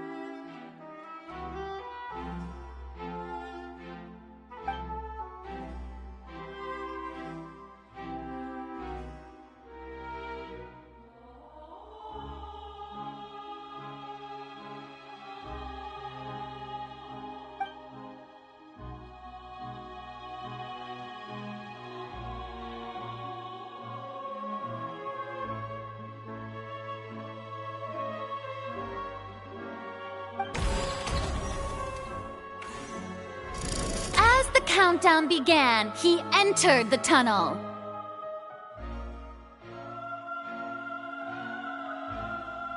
When the flatbed trolley passed, he opened the box and got into an altercation with Halsey, which caused the loud thud. He did not realize that this sound could be heard by everyone in the opera house, which is why he claimed earlier that he could not hear the sound. Finally, he used the vase to knock her out, before making her change clothes to prevent others from recognizing her. At this time, Cowell arrived in the tunnel, having heard that strange noise, and caught Linny red-handed. So Linny proceeded to knock him out too before stuffing him into that box. Afterward, Linny passed the unconscious Halsey to his accomplice through the magic box in the audience stands, before operating the devices such that Cowell's death would be ruled an accident. And there you have it. That's the truth behind what happened. Does the defendant's side have any objections to Lady Farina's description of the events? The key to refuting Lady Farina is the order of events. What Linny experienced and what he saw.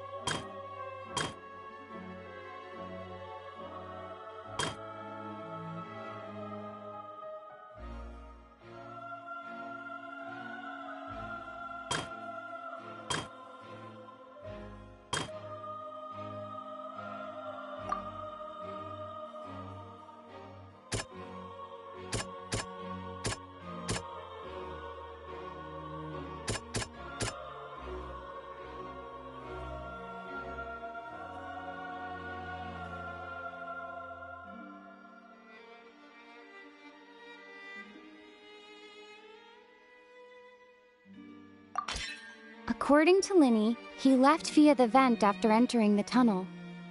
He couldn't have had that altercation with Halsey.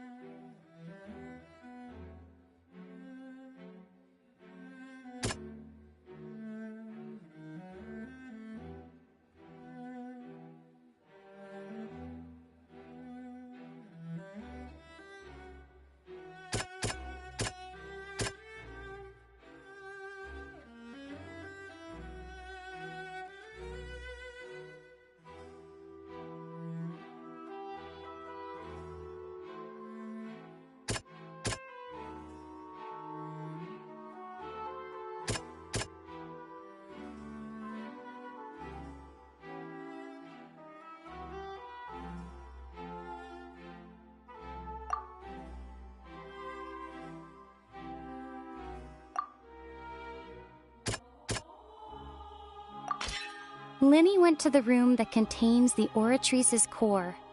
This is the actual truth.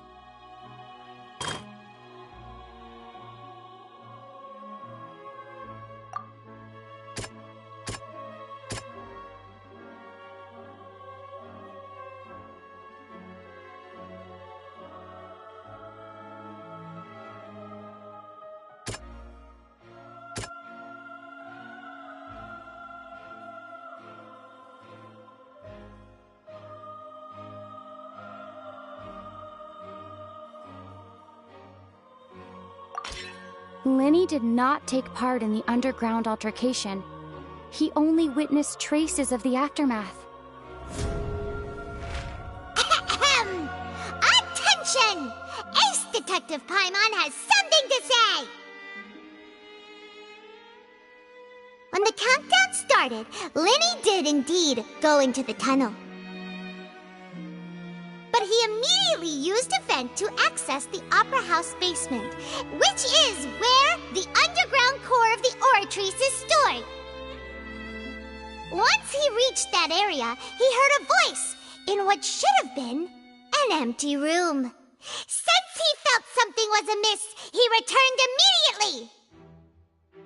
The crime scene had already developed by the time he reached the tunnel again, and in order to complete the magic trick, he did not remain there for any length of time. Finally, he reached the surface, and that was when the accident happened from his point of view. Therefore, he's innocent!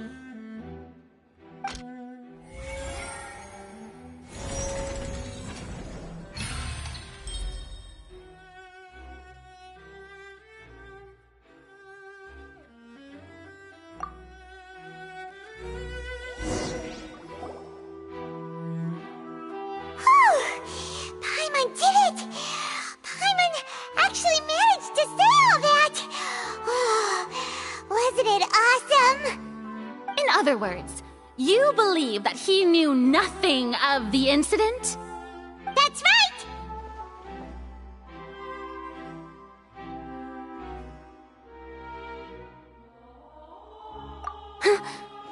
My reasoning?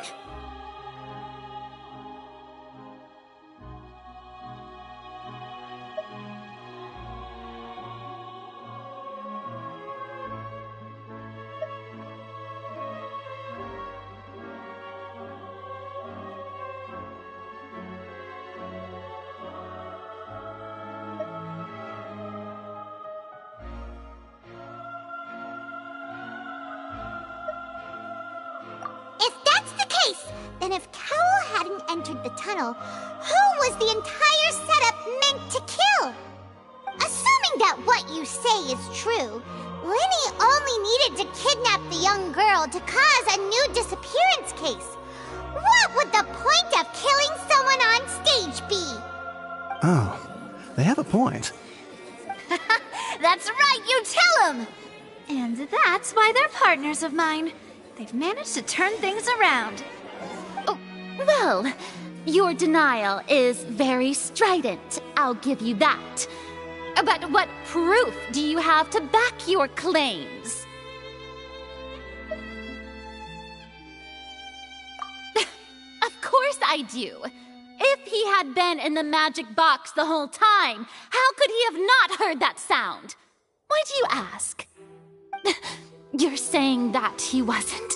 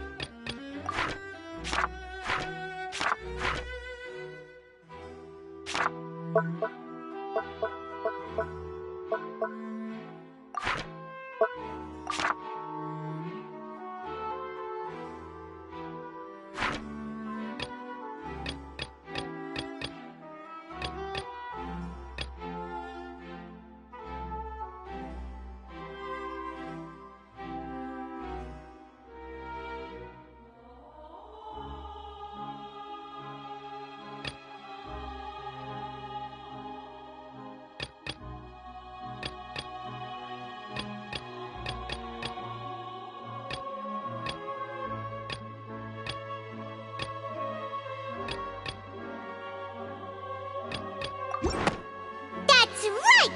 Linny wasn't in the box or in the tunnel. That's why he didn't hear anything strange during the performance. This means that when the crime happened, Linny had already entered the basement via the vent. The same clue you used to disprove his alibi has now become the best proof! How do you like that? Well played. To think you'd use such logic. Well then, if it wasn't Linny who committed the crimes, then who was it?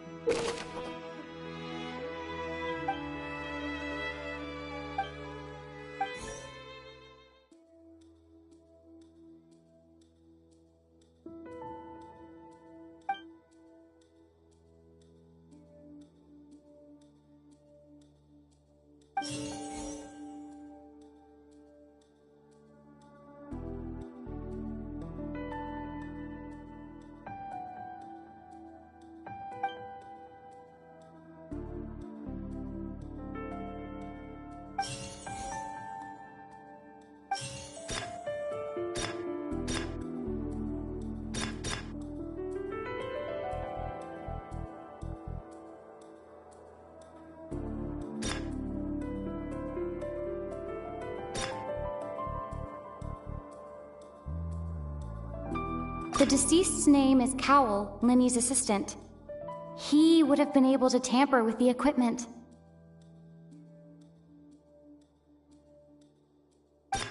Halsey is the missing person and an ordinary audience member. Or did she have her own scheme all along? Could there have been a third person involved? Is that really a possibility?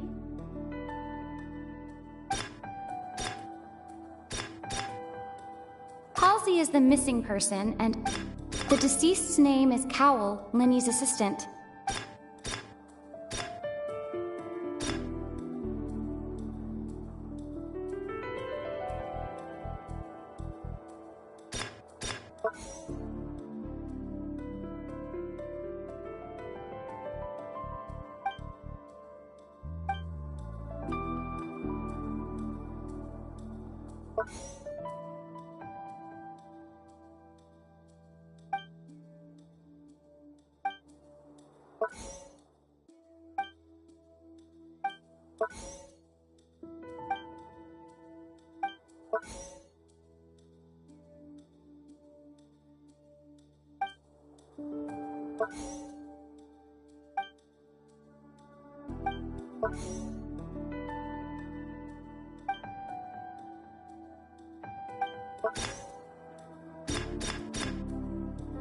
Halsey is the missing person.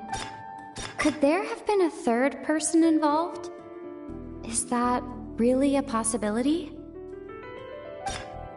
Halsey is the missing person and an ordinary audience member. Or did she have her own scheme all along?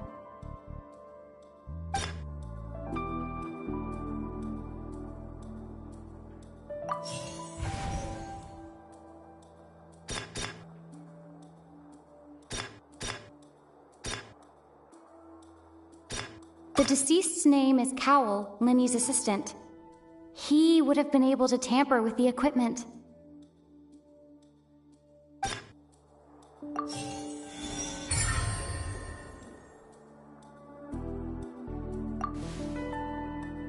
Huh? That can't be right. Are you serious? The killer was, in fact, Cowell, the deceased! Oh, is that so? How interesting! Let's hear your reasoning then. What I must do next is recreate the truth. What Cowell did, and how he went from would-be perpetrator to victim.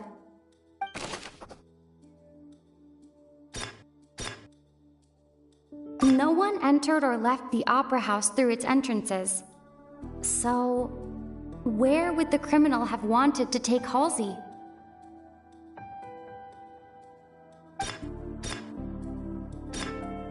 The deceased's name is Cowell, Linny's assistant.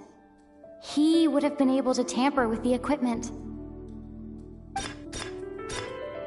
Linny was not in the tunnel at that moment. which gave our criminal ample time.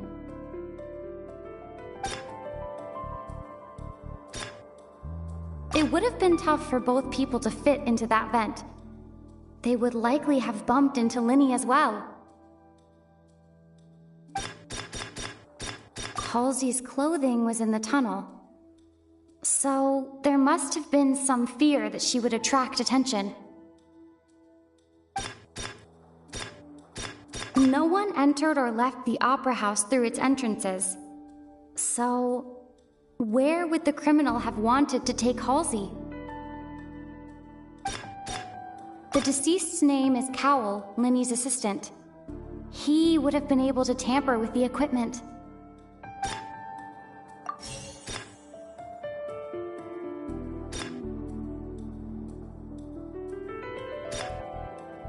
The sound we heard may have come from a clash between the missing Halsey and the criminal.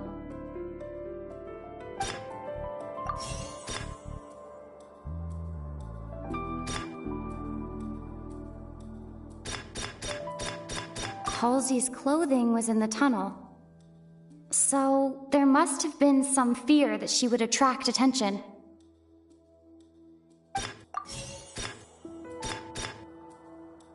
Linny was not in the tunnel at that moment, which gave our criminal ample time.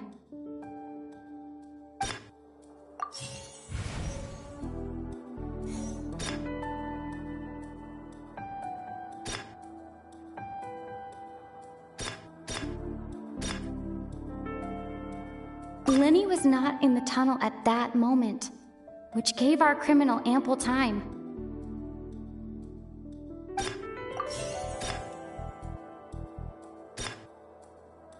The deceased's name is Cowell, Linny's assistant. He would have been able to tamper with the equipment.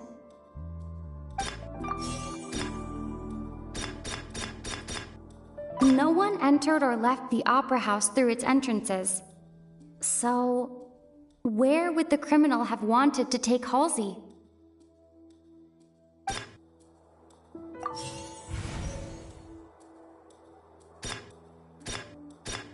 Halsey's clothing was in the tunnel, so there must have been some fear that she would attract attention.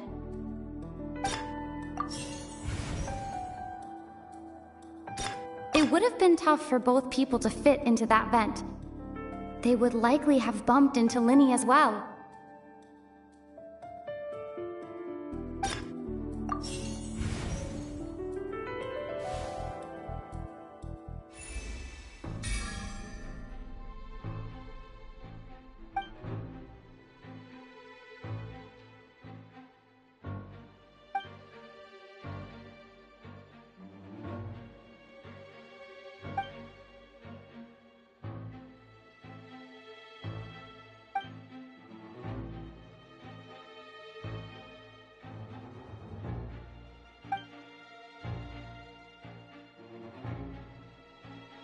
What's wrong, Traveler? Are you still having trouble figuring things out?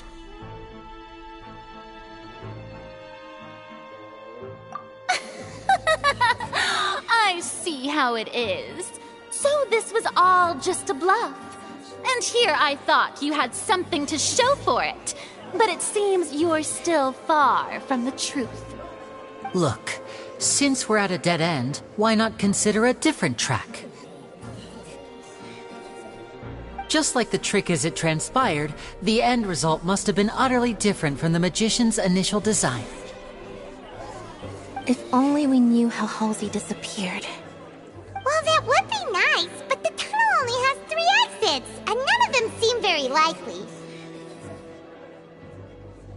And it's not like this is a magic trick where you can just make a real live person disappear. You know, like you did from that water tank, Lynette.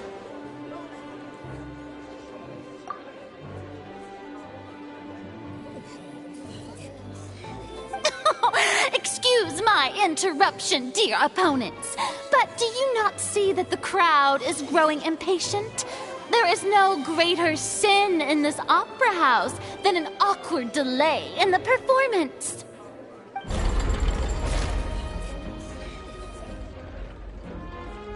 If the defense is unable to make further effective arguments, we will move on to the next stage of the trial.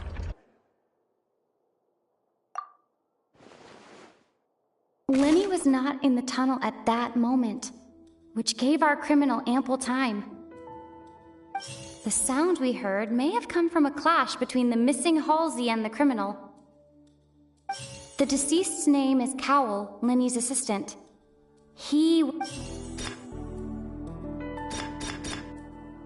The vase was not broken by chance. It was used to cover important evidence. The water.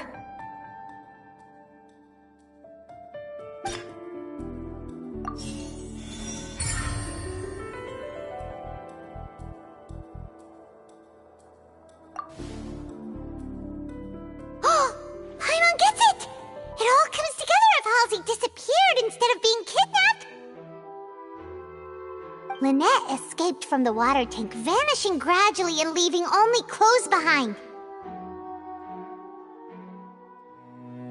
If there's a similar method where a person could be transformed into water... Oh, just a moment, please. I do hope you know how preposterous you sound at the moment. How could a person ever be transformed into water? This is reality we're talking about here, not some magic trick.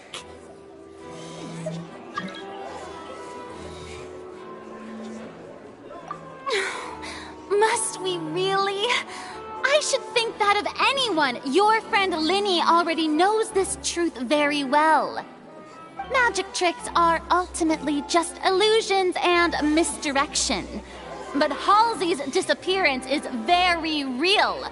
We're talking about two completely different things. Even so, I trust the Traveler's judgment. The truth must be out there somewhere.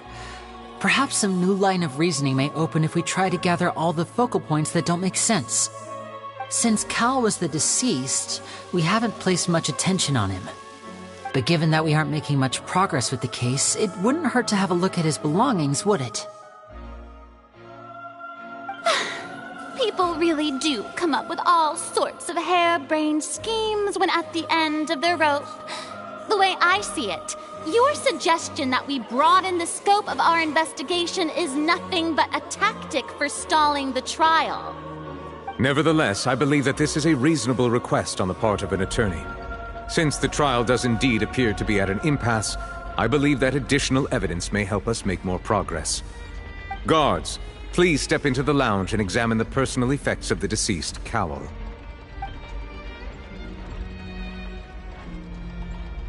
We are still examining the items, but we have already made critical progress that we feel must be shared with everyone post-haste.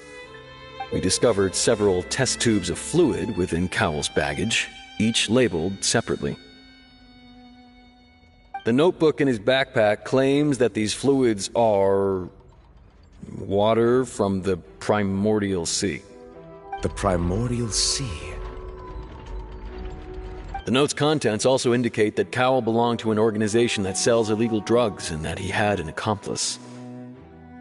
The notebook has many entries concerning safe usage of these fluids, in which the keyword dissolve appears many times. One of these tubes was labeled Opera Epiclese, along with yesterday's date. It is empty.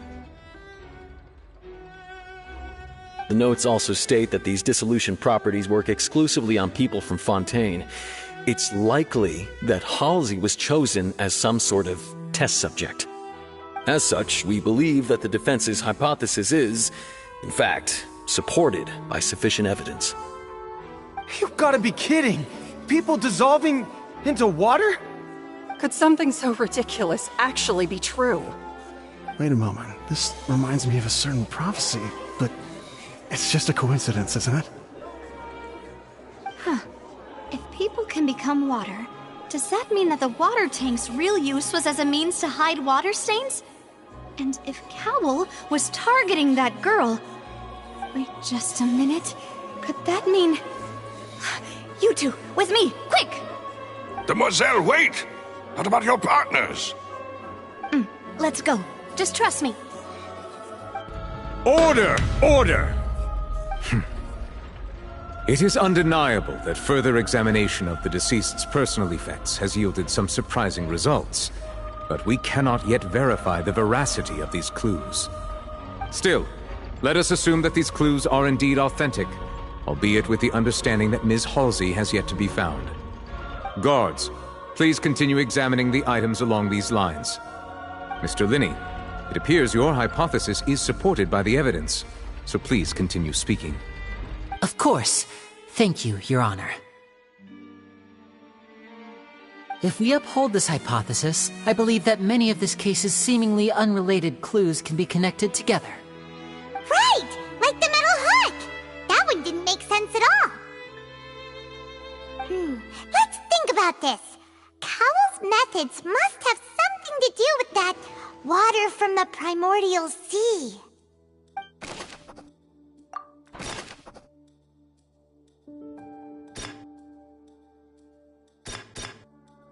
The deceased's name is Cowell, Linny's assistant. He would have been able to tamper with the equipment. Now it seems like the hook rope was not meant for another magic trick, but was instead some form of triggering mechanism. The rope that strung the water tank up was lit by the fireworks and cut. As such, the focus here is on the water and not the tank. Lynette was in the magic box on stage the entire time. Did she have something to do with this? I remember there was something else within the inner layer of that box.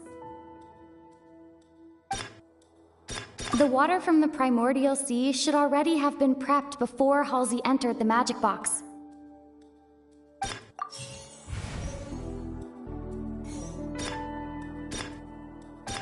The water from the primordial sea should already have been prepped before...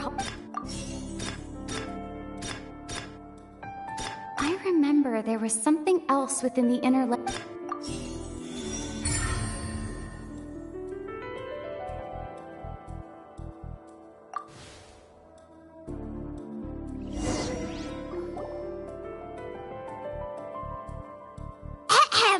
It's Ace Detective Paimon's time to shine again! In the original plan, Cowell would tamper with the water tank rope and the number selector securing his target. When the magic box containing Halsey was lowered, the metal hook would retract gradually and pierce the balloon at the top of the box. When the balloon attached to the box popped, the water from the primordial seed inside it would pour down and dissolve Halsey.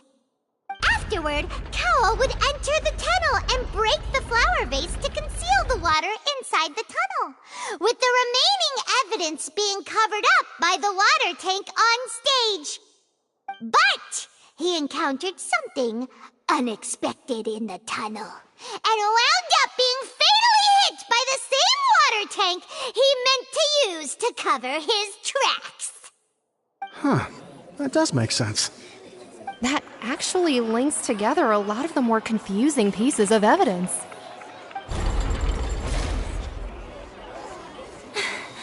Oh dear, what do I do? Even I think they sound convincing now. Have I falsely accused an innocent person? What a humiliation. Now, it seems like the only point of contention remaining is the exact circumstances that led to Cal's death. His notes mentioned he had an accomplice who could be related to the situation. On that note, the guards have just contacted me indicating that they uncovered new evidence. I shall now invite him on stage to share it with us. Thank you, Your Honor. We were just inspecting the luggage of the other people involved in this case. And we found an identical sample of the water from the primordial sea among Linny's personal effects. What? That can't be. Oh, I see. Well, how wonderfully comedic to have your own counterattack only to come back and wound you. Does this not clear all doubt? My dear citizens, my loyal audience, allow me to present my reasoning and bring this performance to a swift close.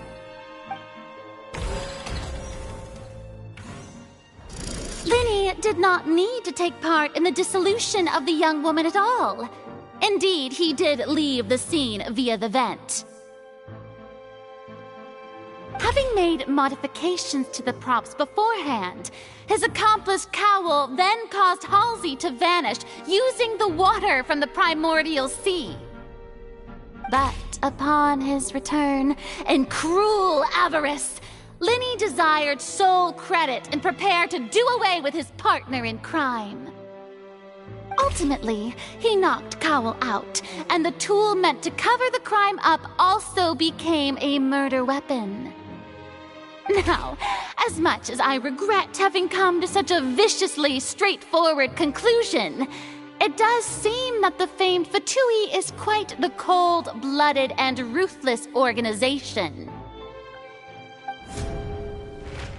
Am I right, Mr. Linny? We've used up all the evidence we collected. There's no way for us to make a rebuttal here. Is this the end of the road?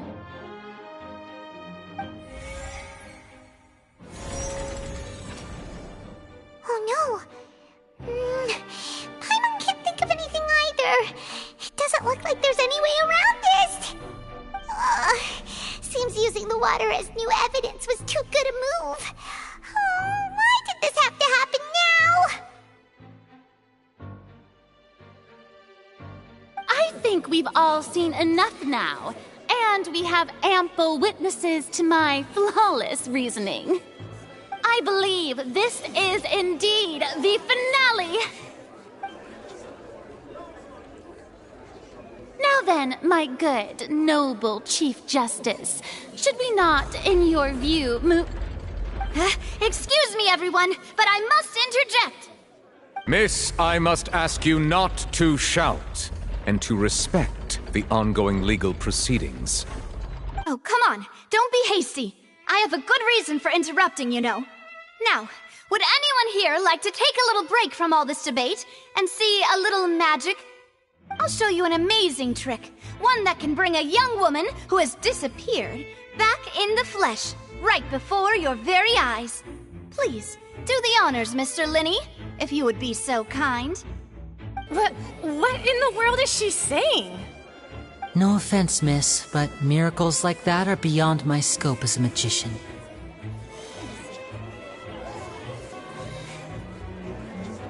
Come on now, don't be silly. Magic is all about misdirection, isn't it? It often conceals the truth while presenting a fascinating illusion. But once everyone believes the illusion, can't magic reveal the truth to them once again? And wouldn't such a trick be the most marvelous finale to today's performance? Come on, Linny and Lynette. Give it another go. Don't worry. Spina di Rasula has made the necessary arrangements on your behalf. But, as the magic makers and stars of the show, I think I should leave the final performance to you. I understand.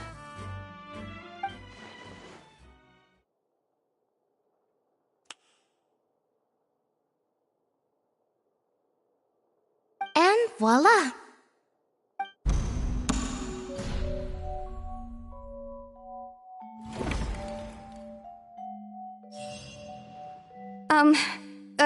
Sorry for the interruption.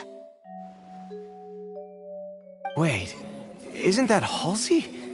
So the whole thing about people dissolving wasn't true after all? To be clear, I'm only here because this person told me that if I testified, the merit of doing so would lessen my sentence. I was hiding outside this room listening to the proceedings because I was afraid that I would be the one put on trial. I was just feeling happy that no one had noticed me, and then before I knew it, she caught me. That'll teach you to underestimate us three. Where should I begin? I'm sorry. I'm the one who killed Cowl. I admit it. What? Why? Firstly, my name isn't Halsey. It's Lillian, and I'm originally from Mondstadt. I heard that Linny's show was gonna be a real thriller, but I missed the chance to buy a ticket, so I stole one. That's how I make a living. I steal stuff here and there, and I'd never been caught before. But I was noticed at the harbor a few days ago, and I barely got away. Linny was the one who caught me in the act. Hey, no wonder you look familiar. So you were the thief! Liddy even mentioned that you were pretty skilled. Well, and I thought that would have been the end of it, but then the number selector chose me. He even mentioned the Fortress of Meripede. That's a prison, isn't it? So you can imagine how shocked I was. I thought he was onto me for sure. So I played along with the show while looking for an opening to flee, but then I got water poured on me for no reason, and then someone jumped into the tunnel to nab me. I wasn't going to take that lying down, so I knocked him out and stuffed him into the box. There was nowhere to run from there, though, so I had to change my clothes and hide in a box containing performance costumes. I slipped out after the first guard arrived at the scene and continued hiding inside the opera house. Can a person even hide in there?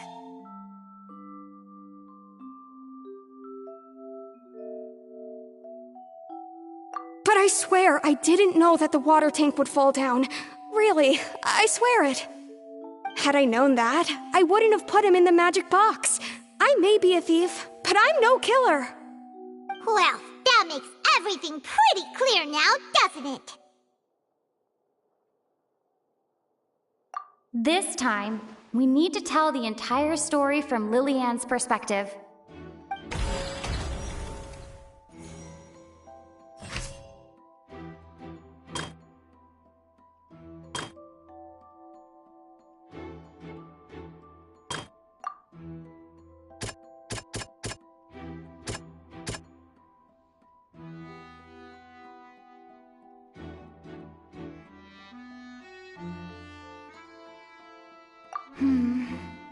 Seems this won't produce a particularly effective rebuttal.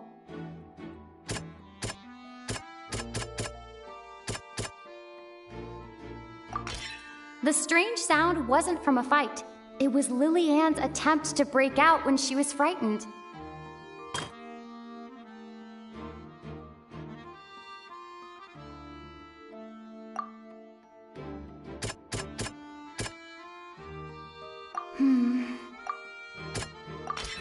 The flower vase was not broken to cover anything up, but was smashed during the struggle between Lillian and Cowell.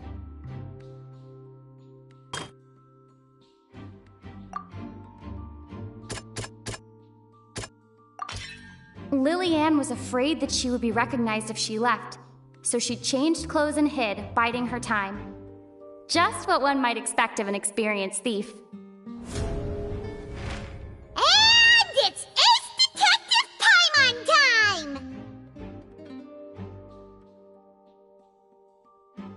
Been selected out of the blue, Lillian panicked.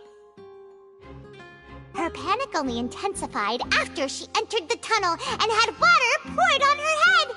So she kicked the door open, producing the thud we all heard.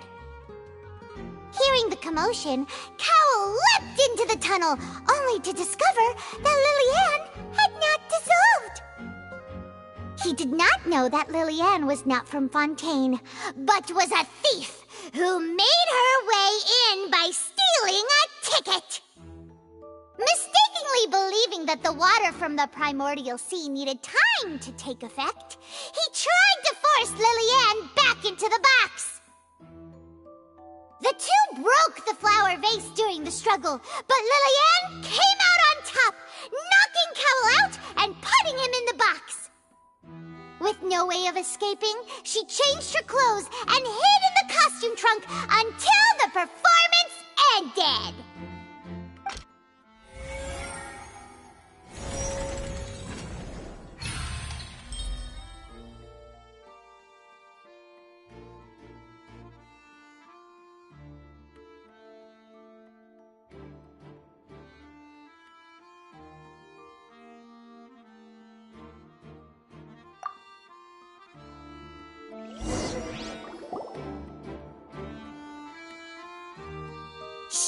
knew that she would have to go through guard inspection if she tried to leave afterward. So, she has been trapped in the Opera House these last 2 days. She had already become desperately hungry by the time we were chatting over macarons. So, she swiped 2 of them right under our noses. Talk about a sneaky thief. At this point, all the events that happened in the tunnel have now come to light. Ah, so that's the whole story. Bravo! Bravo! Now then, Lady Farina, do you wish to speak against the defense's statements? Please answer the question, Lady Farina. Also, if I may add, the trial has not yet ended. As such, I request that the prosecution not leave the room before the proceedings have concluded. What, are you reading my mind now? No, I have no further arguments. I admit defeat. But really, could you at least have left me with some dignity? Wow, look at that! She's like a deflated balloon now. If there are no objections, then as the Chief Justice of Fontaine, I shall once again repeat the full sequence of events. The actual perpetrator of the serial disappearances, Cowell, selected his next victim from the audience reservation list. With some modifications to the selector, he could ensure that the pre-selected young woman would be chosen. To cover up any evidence while committing the deed, Cowell thought of allowing the water tank to fall, which would conceal the water left behind after the young woman was dissolved. He also tampered with the rope suspending the water tank, using the fireworks at the end of the performance to cause the tank to drop and hide the watermarks. He poured the water from the primordial sea into a balloon during the preparation of the magic box and stuck it to the box's lid. Finally, he passed the prepared hook on a rope through the gap in the magic box's door when bringing the young woman to said box. When the magic trick officially began, the box containing the woman was lowered into the tunnel, tightening the hook rope and bursting the balloon containing the water. If all had gone to plan, the young woman would be dissolved at this time. However, Lillian was not from Fontaine and thus fled the box with a loud noise. Realizing that there was trouble, Cowell entered the tunnel and met Lillian. Thinking that the waters had not yet taken effect, he decided to proceed. However, his opponent was more capable than he thought, and he was overcome, knocked unconscious, and placed into the magic box, and thus became his own final victim. Lillian, according to her own statements, then changed clothes and hid until the performance ended, before hiding in other parts of the opera house. As for Linny, he was in the underground structures within the opera house, and was thus ignorant of these happenings. From this reconstruction of events, we can conclude that Linny, the accused, is in fact innocent. While there is much in Linny and Lillian's conduct that should still be investigated separately, this case, at least, can be handed over to the Oratrice to make the final decision.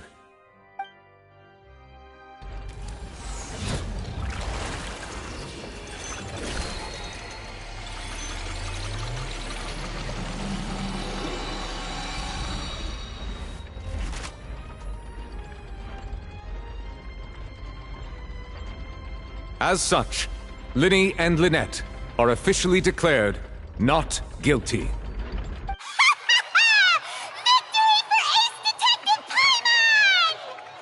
Great work, partners.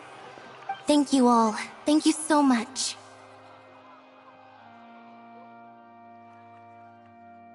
Next, I think we deserve an explanation, Guard Vaughn. How did you find the water from the primordial sea in Linny's baggage? Right! Your discovery caused me to make a serious mistake, you know. Or was that not a discovery, but false evidence that you dare to bring before this court? I suspect that the accomplice mentioned in Cowell's notes was not Linny, but you, yes?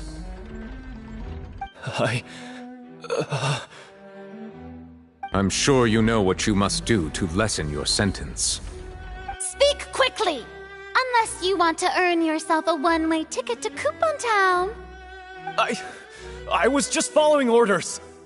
We were supposed to place blame for the serial disappearances onto Linny, and thus cause suspicion to fall on the Fatui. The higher-ups said this was the best opportunity to do so. And now that your plan has fallen through, and the secrets of the water have been revealed, you have become a liability to said higher-ups, yes? Therefore, you would be wise to tell everything you know, and seek the protection of the guards. Yes, I'll tell you everything I know. Our boss discovered that the water can cause people to dissolve. It can also be made into a potion, which when extremely diluted, can cause people to experience unforgettable exhilaration. We've been in this business for a while now, and have made decent more off it. The disappearances were also the boss's idea. I mean, this is the boss we're talking about.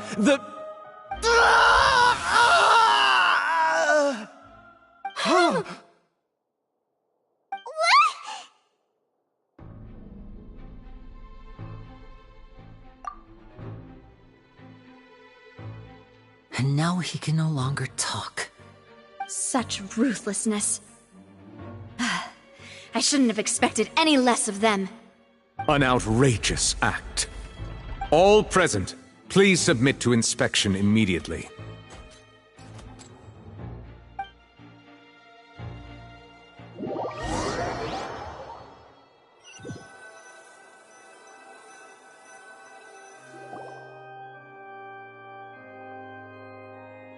So, we're just going back now?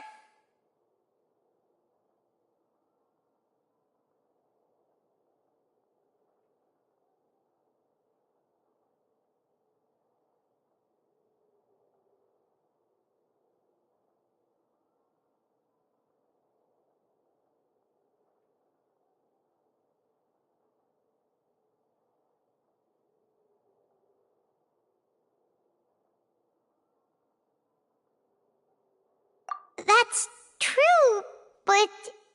Traveler, Paimon! Please wait. Lenny... I know you may not want to speak to me right now. Maybe you don't even want to look at me. But still, let me thank you again for defending me to the end, even after you learned that I'm a member of the Fatui.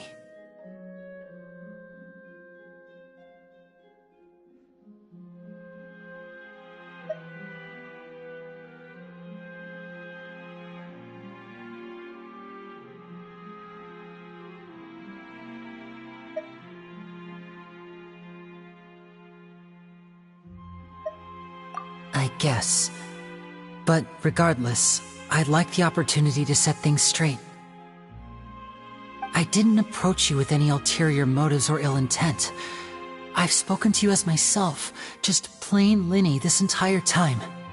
As for why I'm a Fatus, it's because the goals of the House of the Hearth align with those of an orphan like me. That's all. That was how Father, who you might know as the Knave, approached recruiting us back then too. The Knave? The one who controls the House of the Hearth? She's your father? That's right. And since we're here, I was wondering, would you mind hearing a story? It's about my past. Back when our parents first died, Lynette and I were left wandering the streets. To survive, I took to surreptitiously observing an older street performer who did magic. It took me several days to figure out how he pulled off his amazing tricks. I took my sister through several streets until we found a crowded corner, and we began to perform magic tricks there.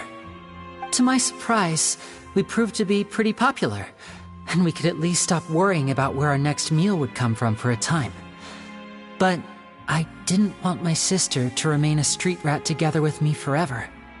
Before long, an aristocrat came to me and claimed that he wished to take us in after watching my performances. So you went from orphans to nobility just like that? That was how we felt at first too. As if fate was on our side and we could say goodbye to those painful days. But I gradually discovered that while we were called foster children, he was really after my talent for magic tricks. He would constantly take me to all sorts of banquets to garner attention, which he would then use to expand his social circles. That doesn't seem too bad either. Better than roaming the streets at any rate. It took a while for me to realize just how dark his heart really was. After one particular performance at a banquet, I discovered that Lynette was not on the same return vehicle as me. I waited a long time after we returned home, but she did not come back.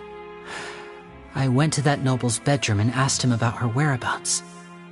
The answer he gave me was, she caught the eye of the most eminent person at the banquet, so I sent her over as a gift. I mean, you'll be able to perform your magic regardless of who your assistant is, yes? Oh no. So he was gonna... But wouldn't Fontaine's laws deal with such people? As far as outsiders are concerned, this is a relationship akin to adoption or foster care, and they have their ways of escaping the eye of the law.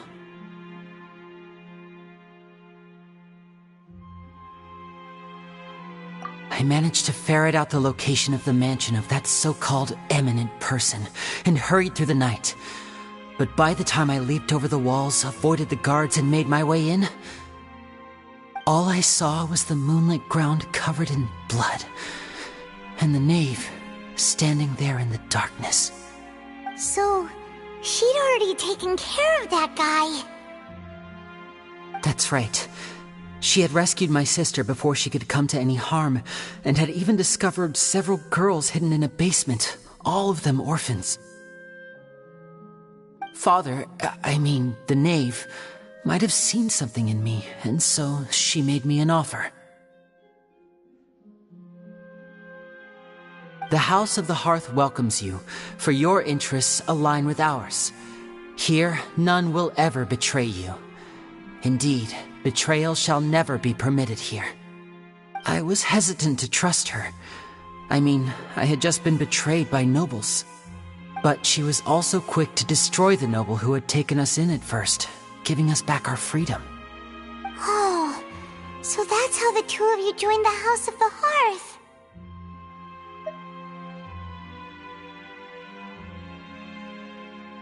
She has her own plans. She has gained permission from the Tsaritsa to first use the Gnosis's power once she obtains it. She plans to use it to find a way to break the prophecy and save Fontaine. So, she believes in that prophecy too? That's right. The whole House of the Hearth is currently working to combat that crisis. Today's case has also proven that people from Fontaine can indeed dissolve into some sort of water, thus further supporting the prophecy. All of us house members here, Lady Arlecchino herself included, are from Fontaine. We won't give up on defending our homeland. To us orphans, the only connection we have left to this world, apart from our family, is our homeland. So, from small deeds like distributing magic pockets to huge schemes like stealing a Gnosis, everything is aimed at dealing with that prophecy. It's all right. I understand. The only thing I can do is relate all this to you. I just hope you can understand that even as a member of the House, I have never stopped making my own decisions, and that I believe what I'm doing is right. If you should need anything at all in the future, feel free to find me. I will do my best to help you, as plain Linny.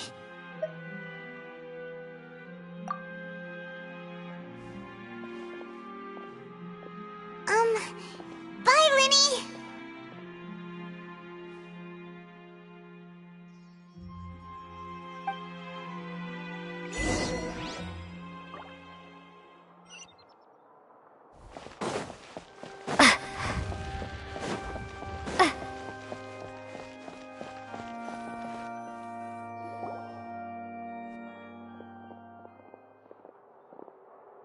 Hey there! What was with the disappearing act you pulled right as the trial ended? Were you looking for us, Navia? Well, this whole thing isn't exactly over, is it? I do feel that we're getting closer to solving the serial disappearances case, though. Don't you think so, too?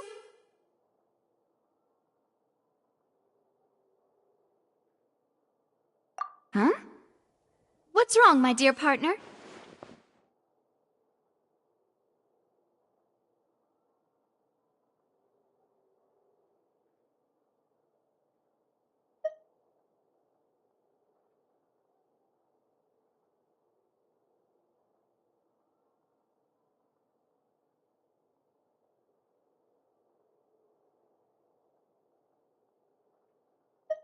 Besides, are you sure we're the ones who can crack a case that's been cold for decades now? And given that there's new evidence from the trial, there should be a trail of breadcrumbs for the Hydro Archon's people to follow now, right? Huh. I see. Well, I won't lie. I'm a little shocked to hear that from you. But I suppose you are just travelers who have only arrived in Fontaine after all. Sorry. I might have been too presumptuous. Don't say that, Navia. Ah, and we were having so much fun investigating with you, too. It was like having new waters flowing into a stagnant mire, causing new hope to spring forth, and the reflection in the murk to become clearer. Well, sorry about that. I'm a bit prone to nostalgia. Don't mind me. Wait, shall we have a farewell meal? You know, to commemorate our time as partners? Huh? Do we really need to get that formal? Well, guess you really did treat us as partners, huh? Well, I'd just like to have a proper ending to every important memory. That way there are no regrets later. Anyway, it would just be a meal, so it shouldn't take up too much of your time.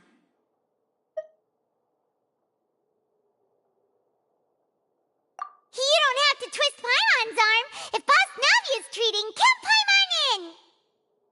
Oh, wonderful! In that case, why don't we return to the Court of Fontaine and head to the Hotel de Boer? I believe we'll make it just in time for dinner. All right then, let's have our farewell meal!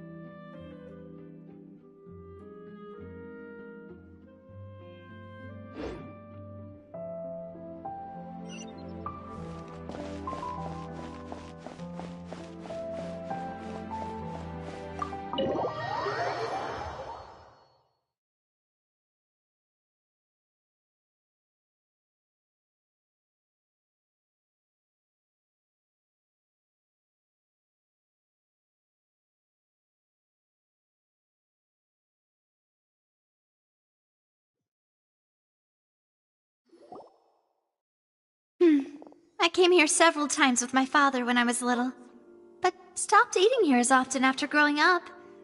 I hope the food here will be to your taste. Oh, don't worry. We haven't eaten at a hotel like this in a while. Paimon's getting excited already. In that case, I'll go order for us first. Please wait here a moment.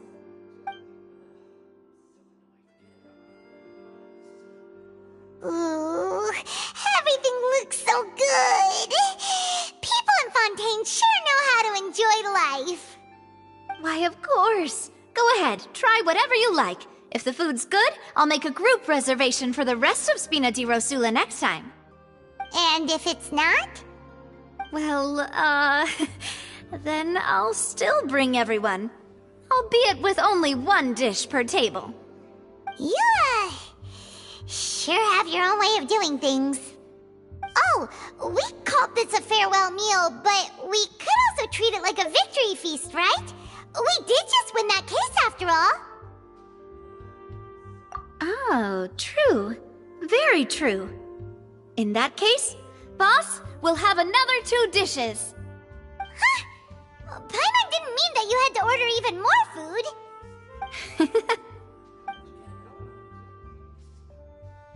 Speaking of cases, do you think that the mastermind behind the serial disappearances will get caught soon now that this has all happened? Well, we've certainly taken a big step forward, but I feel that's about it. We know that there's an organization that means to dissolve these young women, but we still don't know what they are really after. If it hadn't happened right in front of us, Paimon wouldn't have ever believed that a person could be dissolved like that. Right? Yet it was because this was such a preposterous notion that the investigation could never really move forward before. Ugh. If only that guy could have finished speaking! We were so close to hearing who was behind it. In such investigations, even the smallest step can seem like a yawning chasm if the trail of clues is cut off. To be honest, I don't have high hopes for any follow-up that the authorities might conduct. It's not that I don't have faith in their ability, it's just that a different perspective is required in some matters. It's easy to guard against and deceive a single narrow perspective. A shift in thinking is required at such times in order to produce a breakthrough. Which is exactly why the Spina di Rosula exists. Those highfalutin folk are not all-knowing. That's why we exist. To seep into the cracks where filth falls through, where their watch fails them. That's the kind of problems we solve. Seems Paimon thought things were simpler than they actually are. It's all right. Well, this was supposed to be a farewell meal, so I doubt you have further interest in this business, right? Let's talk about something else. Like, what are your future plans?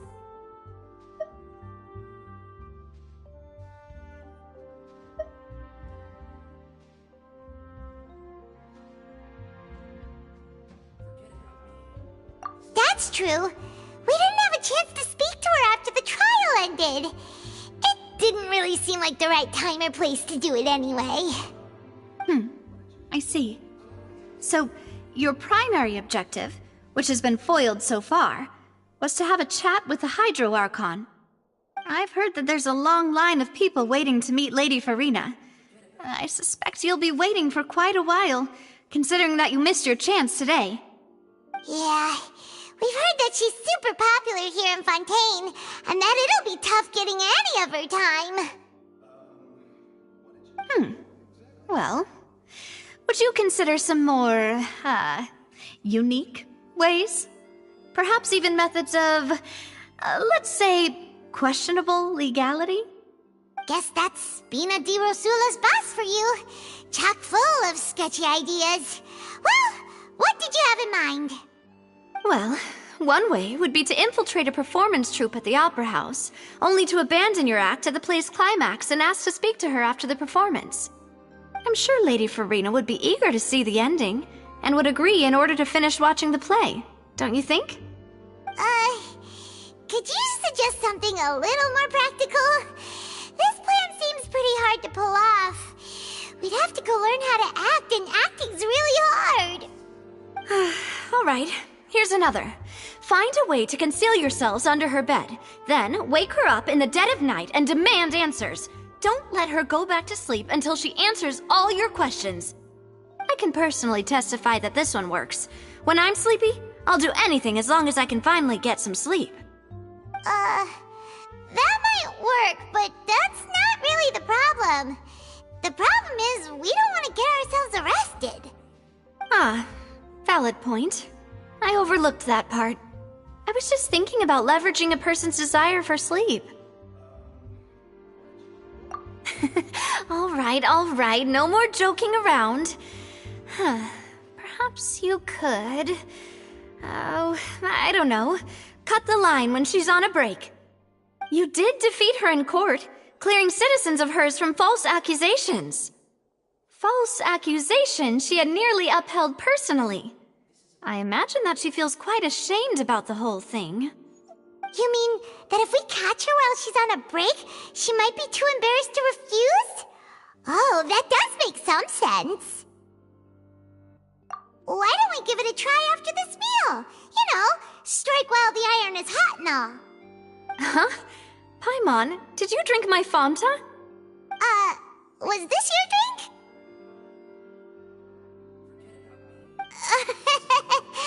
Sorry about that. Paimon wasn't really paying attention and the cup was right next to Paimon. Would you like to order another? No, it's fine. We're just about done here. Alright. Honestly, Paimon wouldn't recommend Fanta anyway. It tastes kind of salty and icky. Is that so? Huh. Well, in that case, we'll have to blacklist the Fanta here then. If we're all finished eating, then I'll go pay. Yeah, we're stuffed. Thanks for the treat, Navia.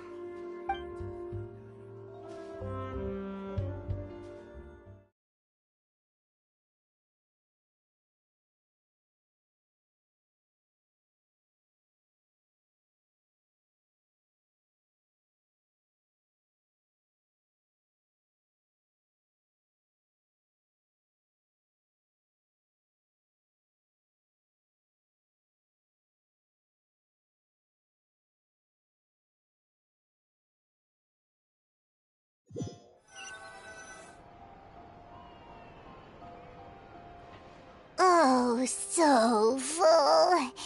Paimon can barely float anymore.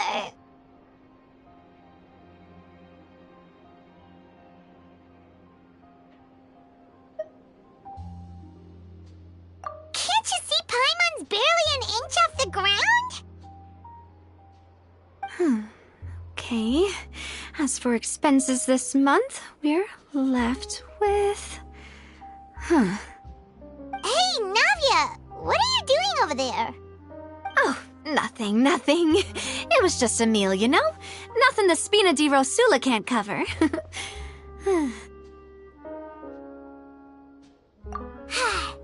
get ready to try to meet the Hydro Archon again.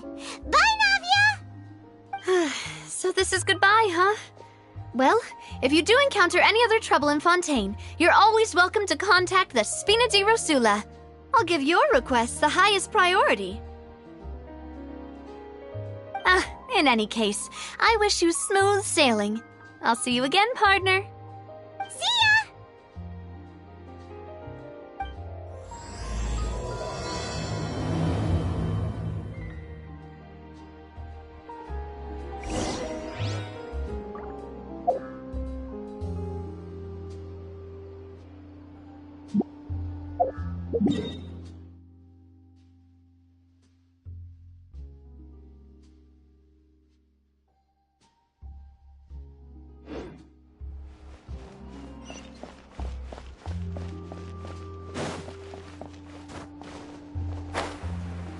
It should be fine. I've never seen it. I'm sure it'll get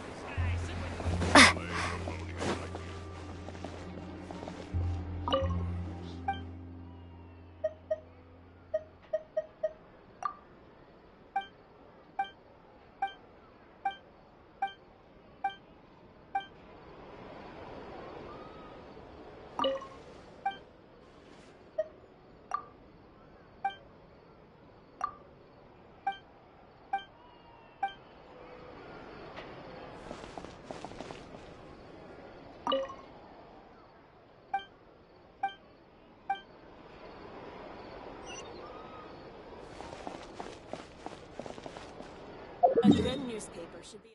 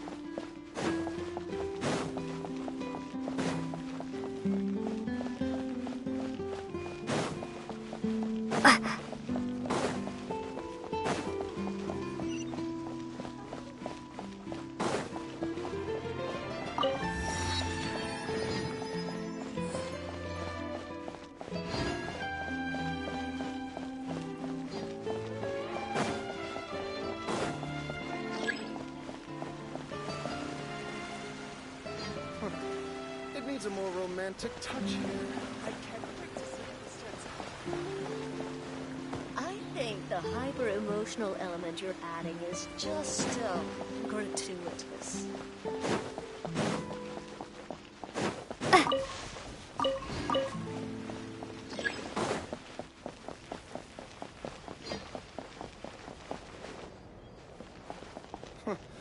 It needs a more romantic touch.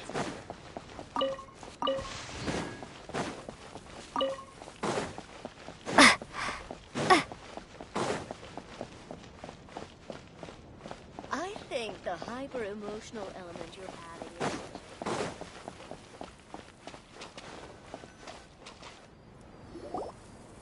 There aren't many people around anymore. Looks like that boat we took to Araneus might have been the last one. Vache! Looks like we're back here again. Huh? Traveler? Are you hearing voices again? Ugh. That's kinda spooky. Are you sure we don't want to come back in the morning? Vache! Vache! Hey, why are you still walking towards it? There might be something nasty in the water.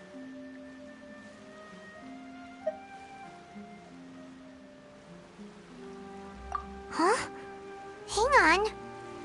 Paimon can kinda hear a voice. It's calling for Vache, right? Hey, Traveler? Stop walking! Come on, wake up!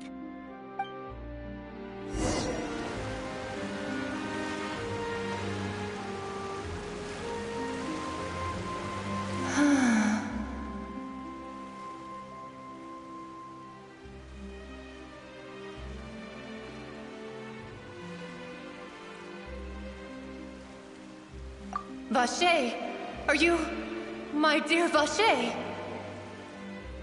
No, wait. You seem to be someone else. Do you know Vache? Do you know where my love is?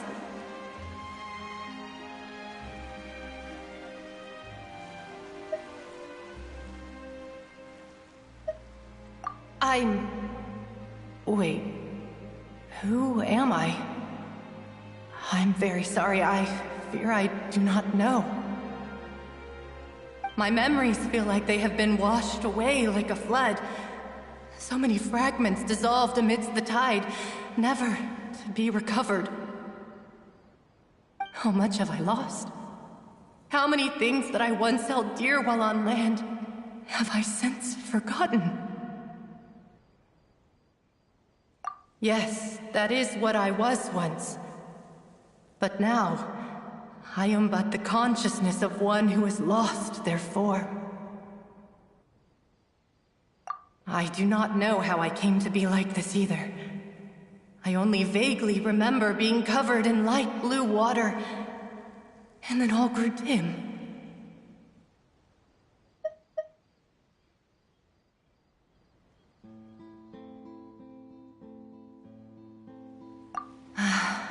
I also remember going to many places. I loved adventure, loved exploring places of peril. No matter where I went, Vacher would go with me. I knew how dearly he loved me, and I also loved him equally as much. But now, we can no longer go back. The pain of such parting, I never knew how heavy it could be. No, our reunion no longer has any meaning. There is no way for us to create any new memories. The thought of me gives him no succor, so let it lie forgotten beneath the waters. If you meet Vacher, tell him not to look for me. Tell him to move on. That is the only thing I still remember. Perhaps that is so.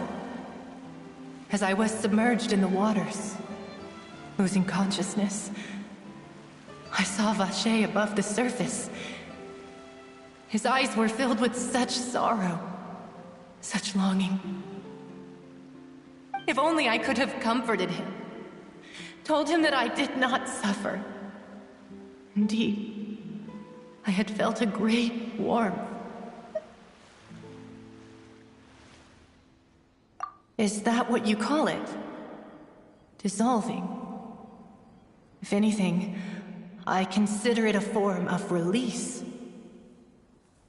It was a state of neither fear nor frenzy, with only an endless peace, like the water's still surface. I could also liken it to being a thirsty person who drinks water for the first time, and only then sees how they have lived for so long in a world of endless want and anxiety. I think I hear your companion. It's time for you to go, I think.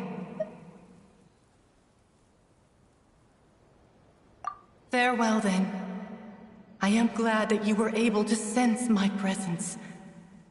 Remember, if you see Vacher, tell him not to seek me out any longer.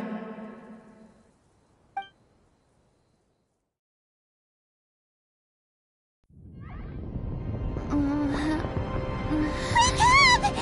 Come on, hurry! Navia's outnumbered!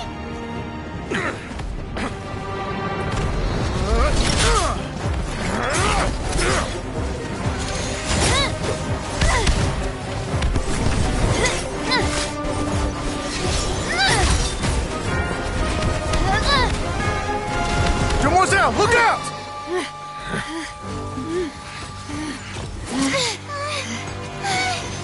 Dear God, it's a whole army of Gardamex.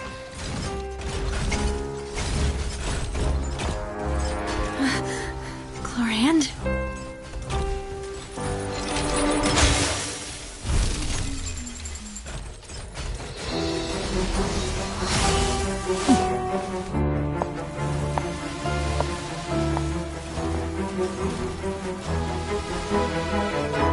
Quick, now's our chance!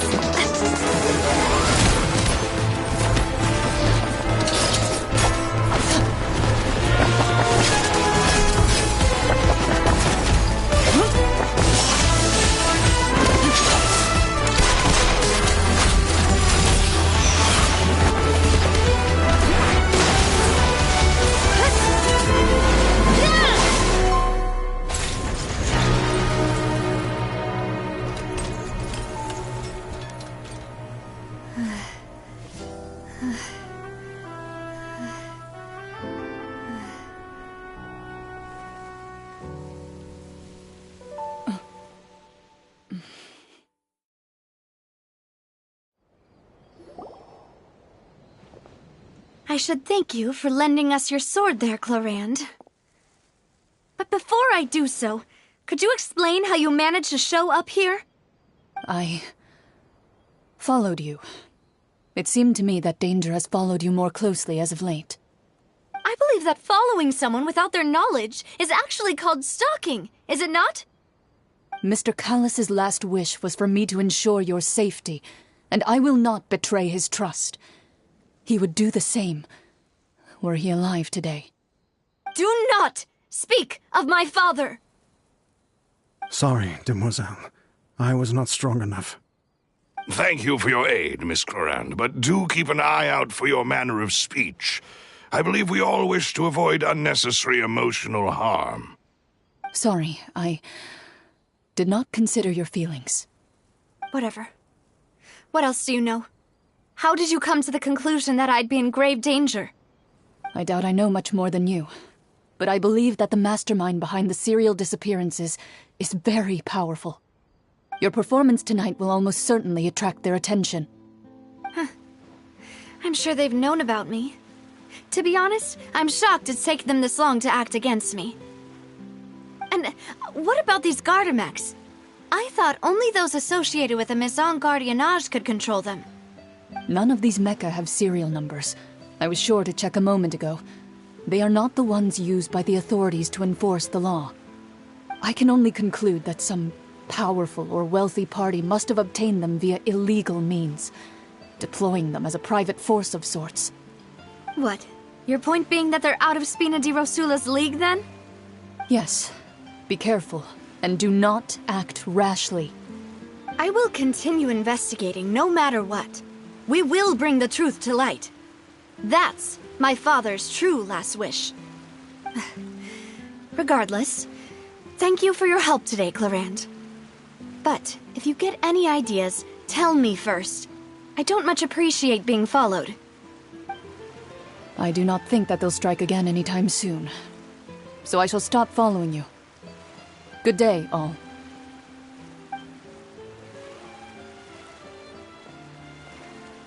Right. I suppose that's the best news we've gotten today.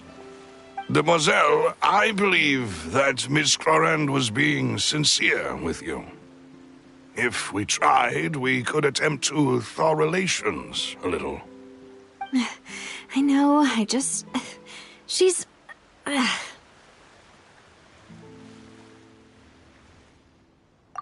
thank goodness!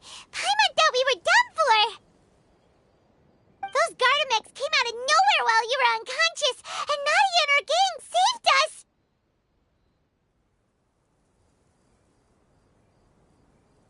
Oh, and there was that champion duelist named Clarand who came out to save us too! We got lucky there. Paimon probably couldn't have fought them off otherwise. Oh, come now. Forget all that polite talk. That wasn't really a farewell meal we had back there. Not for me, anyway. In truth, I hope that every meal we have together shall be a victory feast. As such, we're still partners. There's no need to thank me. It will take 50 years for me to match Demoiselle's magnanimity. If it were me, I would have joined the Spina di Rosula on account of her goodwill long ago. All right, you two. That's enough.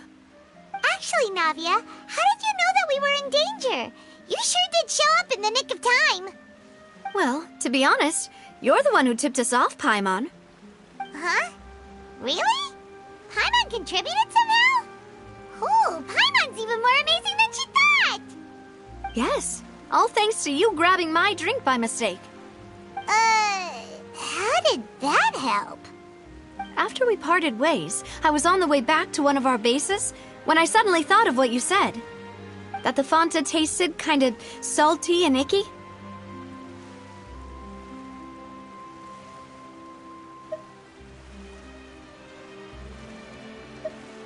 Fanta only comes in sweet flavors, so how could it have tasted salty? The color of the drink, if I recall, had also been a bit off. So the Fanta had been spiked with water from the primordial sea? Yes, So, if you hadn't drunk that cup for me... Spina di Rosula is preparing the grandest of awards for you as we speak for saving the boss. Huh? Really?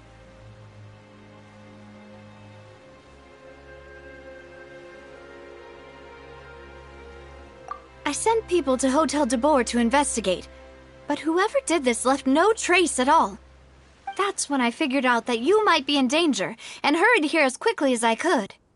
But why would they go after us too? All we did was defend Lenny in court and help clear his name. Ugh, now we're caught up in this mess too, aren't we? Well, you did foil a plan that they were probably pretty proud of, and almost got their name in the process. Speaking of which, did anything strange happen when you drank the primordial seawater? Well, it can't be a coincidence that the traveler fainted just now. She said that she heard that voice calling for Vache again. Oh, and this time Paimon heard it too, but it was real faint. Does this situation have to do with the primordial seawater then? Does that mean the primordial seawater raises someone's sensitivity to hydro when it's used on people who are not from Fontaine? That doesn't sound like too much of a bad thing, to be honest. New intel? While you were out cold? Well, let's hear it, shall we?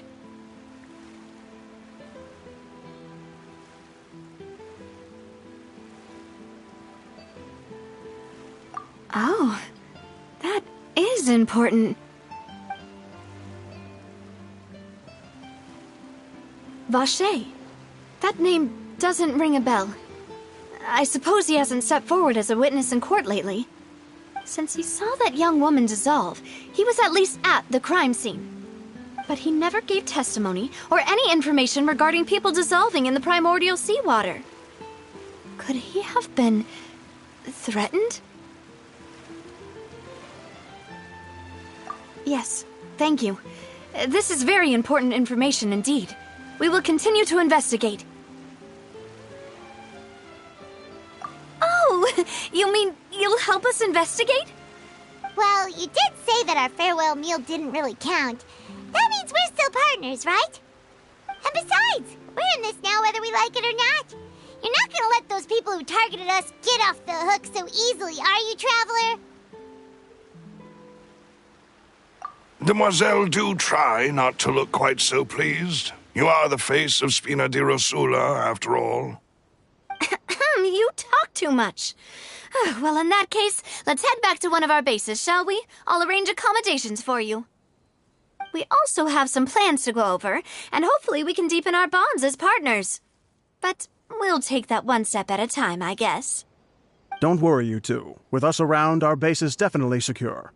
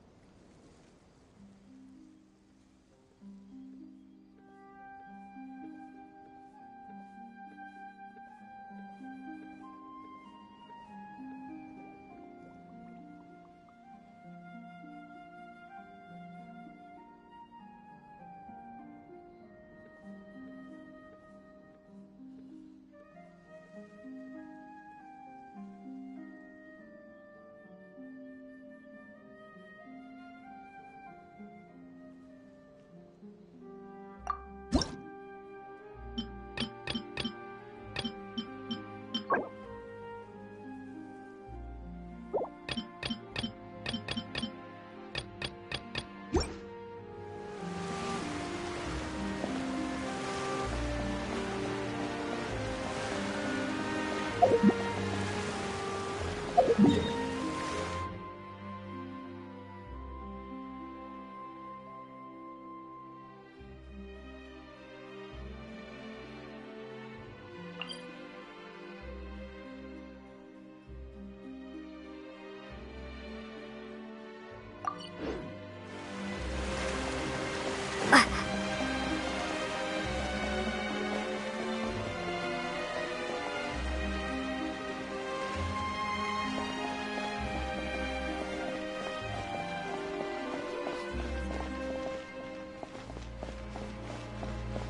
can't wait to see how this turns out.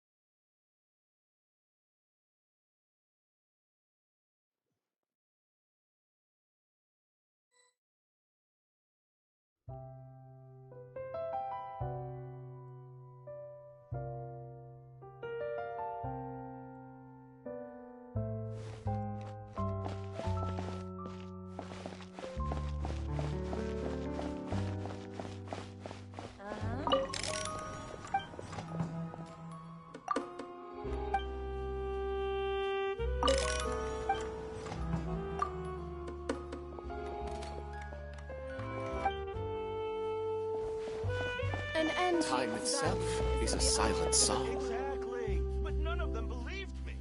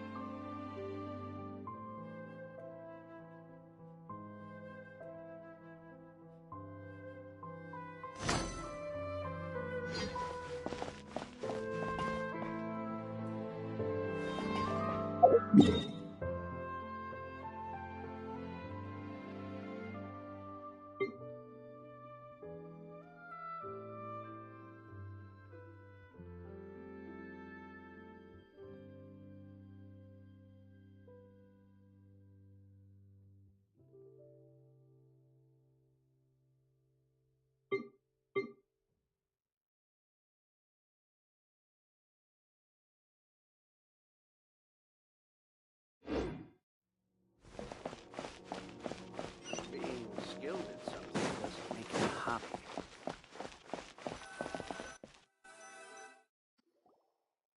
It's right up ahead, but let's make sure we weren't followed first. I've been keeping watch, Demoiselle. I haven't spotted anyone suspicious thus far. Very good. But let's not let our guard down for now. I shall find rooms for our respected guests. Thank you, Maloose. Now, let's continue, traveler.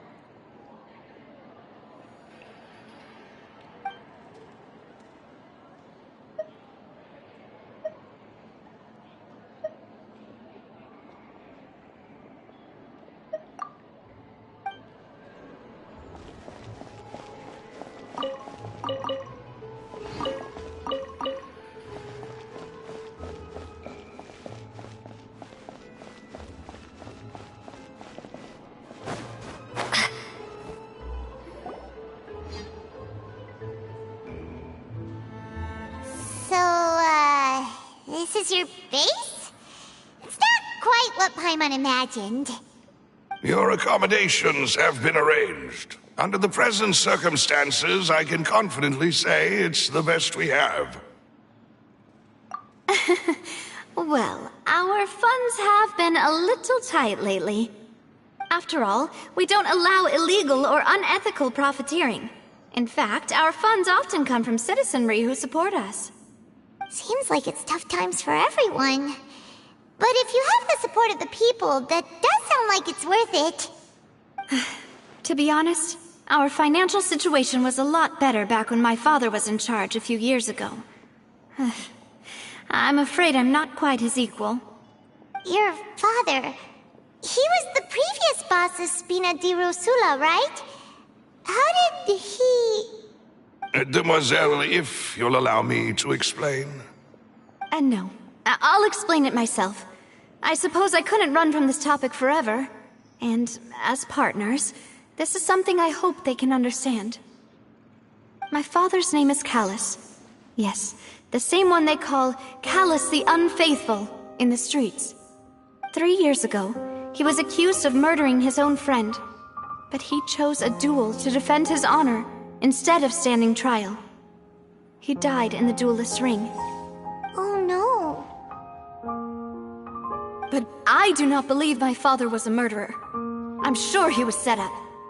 At the time, I believed that if he only stood trial and was duly investigated, something amiss would crop up and prove his innocence.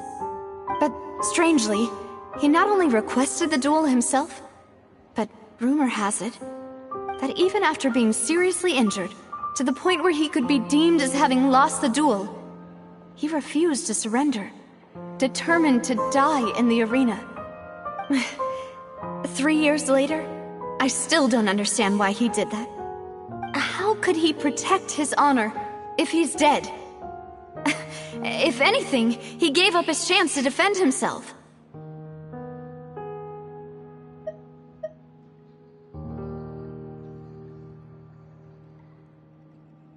The closest piece of info I have is that my father had been investigating the serial disappearances case at the time of his death. Ah, so that's why you're so determined to get to the bottom of that case. That's right.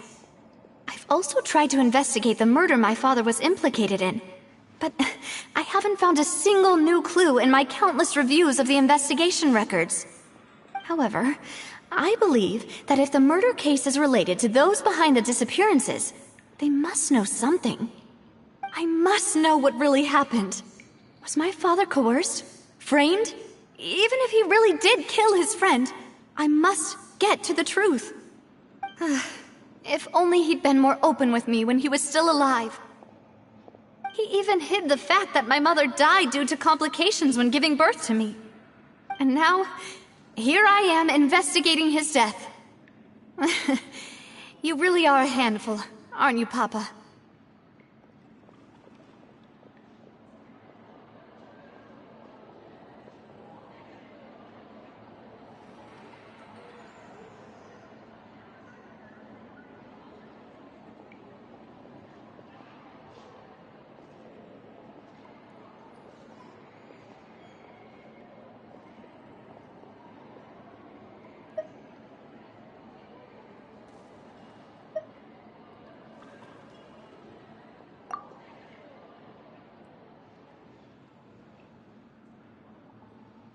Demoiselle, please, if there is anything I can do, anything at all.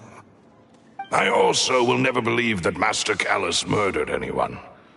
There are none whom I respect more than the two of you, Demoiselle. Master Callus did so much good in life, yet all it took was one murder case for him to be dubbed Callus the Unfaithful.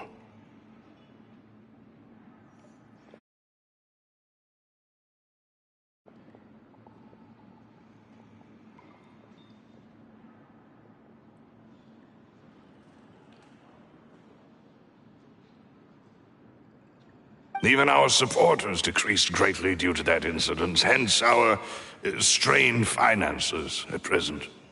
Wait, if Callus was such a good man, Wouldn't people at least be a little suspicious when he was accused? No. Perhaps people just revel in that kind of drama. It's not something exclusive to people from Fontaine, really. Everyone's like that. People love watching the evil turn over a new leaf, but they also enjoy watching good people fall into an abyss from one slip-up just as much. But how could... never mind. If Callus was really falsely accused, we have to find the truth. He didn't deserve to have that happen to him. There is one other thing. Master Callus's opponent in the duel was Ms. Clorand. Oh, her? Well, then, isn't that as good as saying that she was the one who killed him? Yeah, that's not the sort of thing that you can just let go and move on from. Ms. Clorand has always placed great emphasis on the honorable nature of the duel. If her opponent doesn't yield, she will not stop either. She knew Master Callus beforehand and greatly respected him, but seeing how he was resolute in the arena, there was only ever one choice she could have made. It's not that I don't understand her at all, but I just can't deal with this yet. Don't worry, Navia. Paimon knows how you feel. You don't have to force yourself to do that. Afterward, Ms. Clorand told us that at the start of the duel, Master Callus requested that she ensure Demoiselle Navia's safety.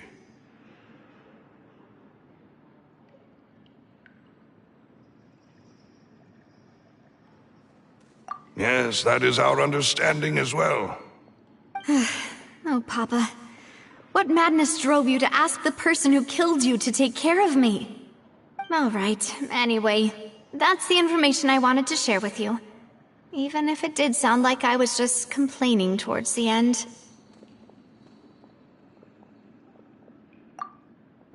Thanks. You two should go and rest. This was quite a day after all. Yeah, Paimon's beat. Please, relax and get some sleep. We will ensure you rest soundly.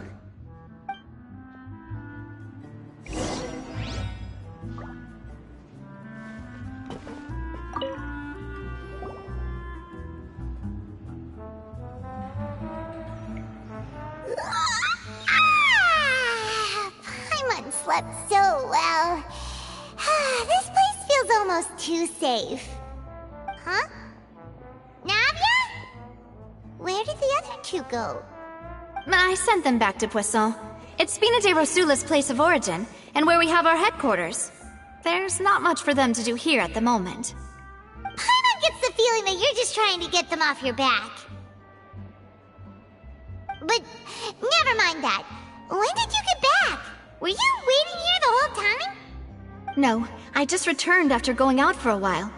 I did some investigating yesterday regarding the name Vache. Wait, so you didn't sleep at all? How could I after having such critical new evidence appear?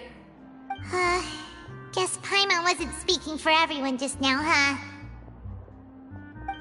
Unfortunately, this name seems to have been wiped from existence. It doesn't seem to have a match anywhere. I suspect that those behind this have already taken steps to hinder an investigation from this angle.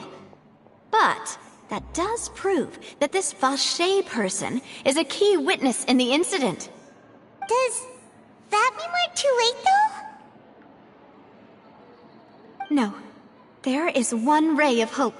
One place in Fontaine that they would find almost impossible to threaten, no matter how much they wanted to. And that is the archives kept by Chief Justice Neuvillette, a place where detailed files on all the cases in recent years are kept.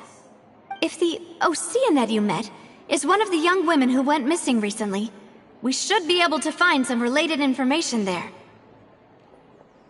So Neuvillette maintains an archive of case files? Whew, guess that's the hard-working Chief Justice for you. In that case, let's go talk to him, shall we? Aren't you coming along, Navia? Did you get tired? No, it's nothing. Let's go see the Honorable Chief Justice.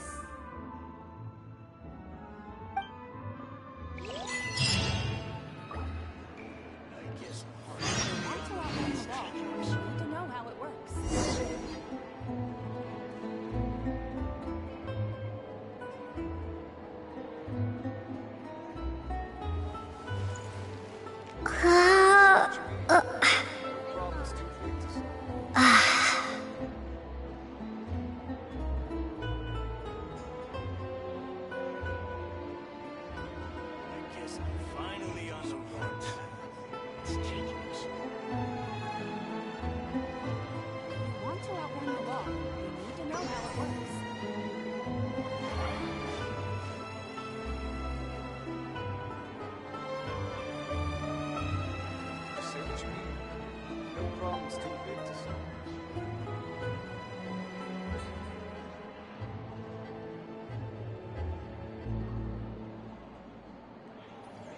I guess I'm finally on the right path. I need those parts. It's taking him so long. If you want to outrun the law, you need to know how it works. Say what you mean. No problem.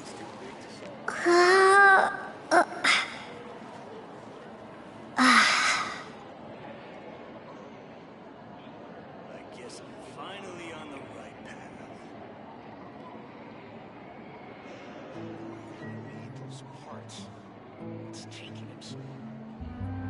If you want to outrun the law, you need to know how it works.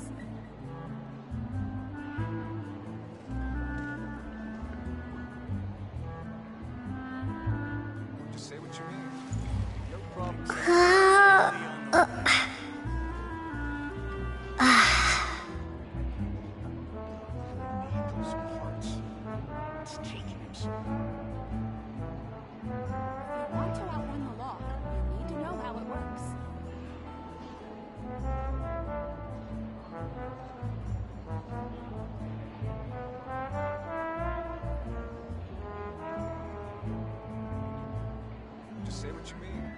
No problem's too big to solve. I guess I'm finally on the right path. Those parts. If you want to outrun the law, you need to know how it works.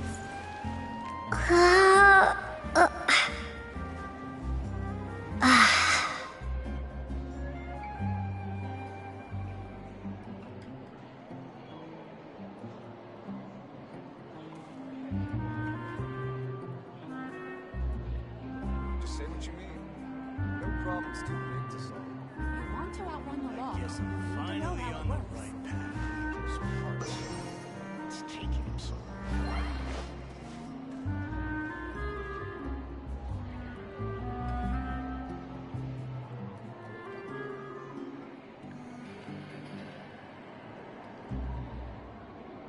Just say what you mean. No problem's too big to solve. If you want to outrun the law, you need to know how it works. I guess I'm finally on the right path. I need those parts. It's taking him so long.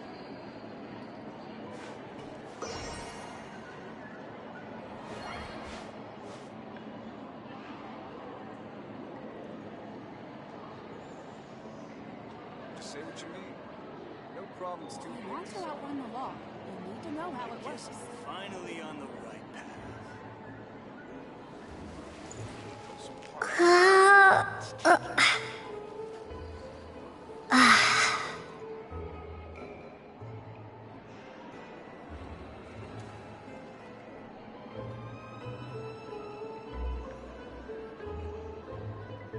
If you want to outrun the law, you need to know how it works.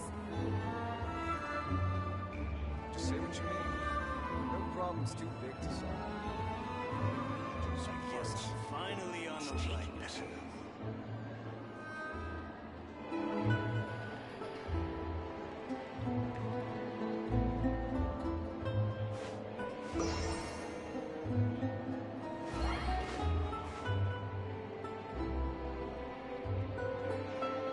Just say what you mean. No If problem's you too want to big to outrun the solve. law, you need to know how it works.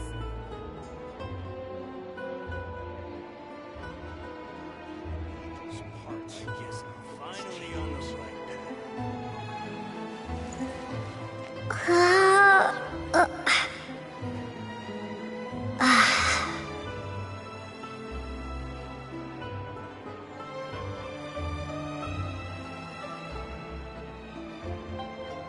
to outrun the law?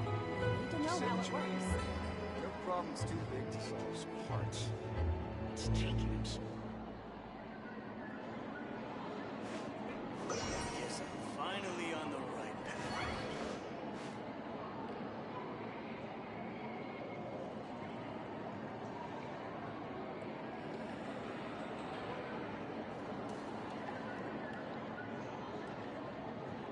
If you want to outrun the law, you need to know how it works. Just say what you mean. No problem's too big to solve. Some parts. It's taking him so long. I guess I'm finally on the right path.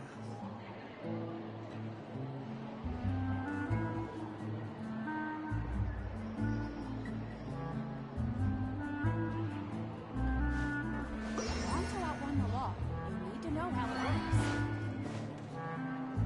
Just say what you mean. Some parts. No problems too big to solve.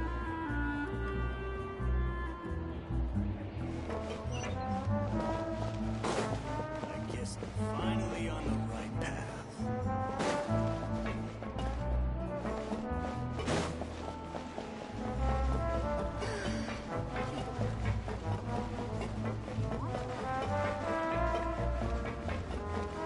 Am I imagining things? Or is all this standing making me dizzy?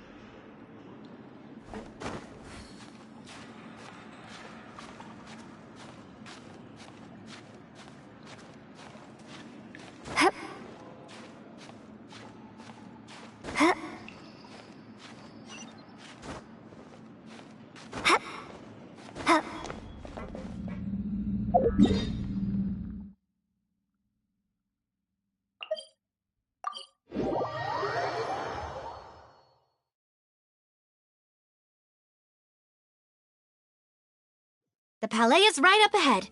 Come on.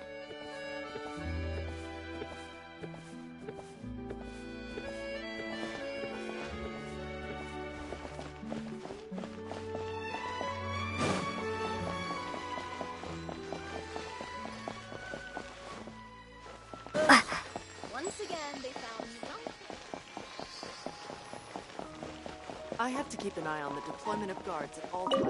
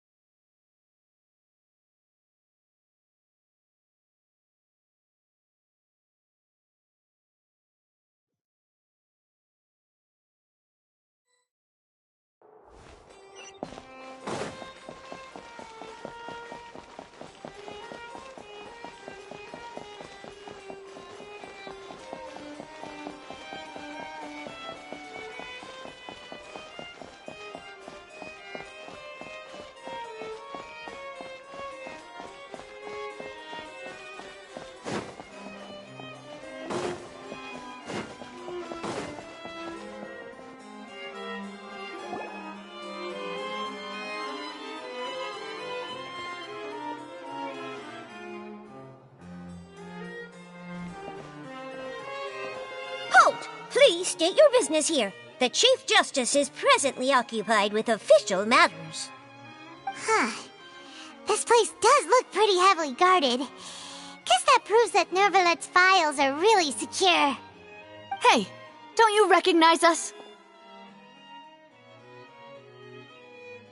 Huh? Who are you? Just to be clear, I don't care who you are or who you might be related to. Our rules make no exceptions. See? They've got great discipline, too. Yep. Paimon can tell. If you're here just to crack jokes, I can point you towards the exit. Unlike some, we're busy, so please leave if you don't have a reason to be here. No. What I meant to say is, shouldn't you remember us from a few days ago? We were at the trial of the great magician Linny. Oh, yes, I remember. I read about it in the Steambird. You must be Linny's attorneys. It's all coming back to me now. We're here today to report and archive some information on a follow-up case. Huh. Is that even a thing? Of course. Don't worry. We're here on official business. You can trust us. All right then, I'll let you through. The Chief Justice is just inside. Thanks so much.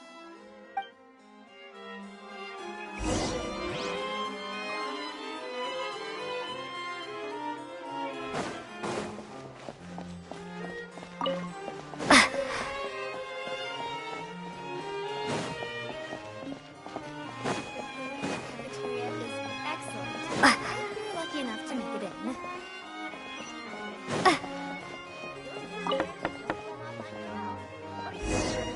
Please come in.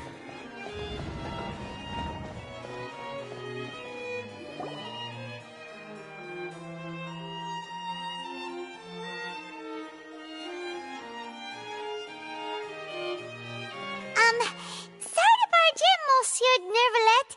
We only lied to get in because we didn't know any other way. It's all right. Please let me know how I may be of assistance to you. So you're not mad at us? We're looking for a man called Vache. He may have been an eyewitness in the serial disappearances case. If we can find him, we may be able to unearth some key information on the case. Ah, I see. In that case, please wait here a moment while I browse through the files.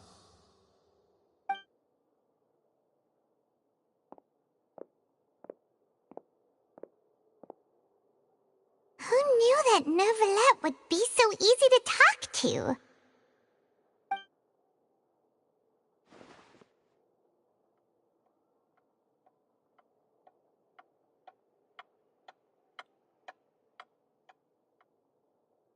Unfortunately, I'm quite certain that no one by the name of Vache has been involved in any case, criminal or civil, in the past several years. There are no records of him either in the files or in my memory.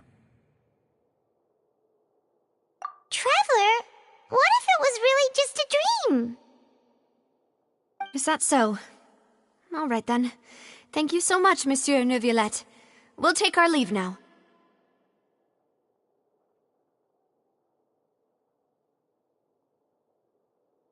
Ahem.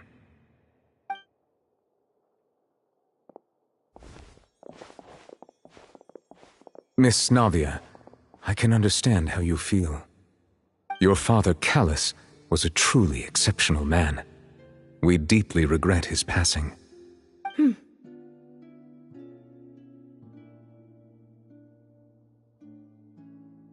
And what are you trying to say, Monsieur Neuvillette? Are you trying to console me?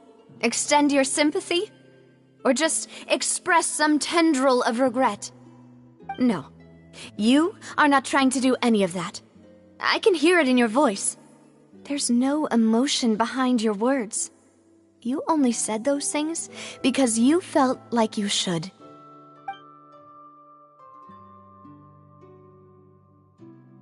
It's just like last time. After my father took his place in the duelist ring, I pushed through the guards to talk to you as a last resort. You even told me then that you thought there was something fishy with the case, yet you still allowed the duel to go ahead. In your eyes, the value of a human life is nothing compared to those cold laws you hold so dear. If you truly regret my father's death, then why didn't you call a stop to the duel?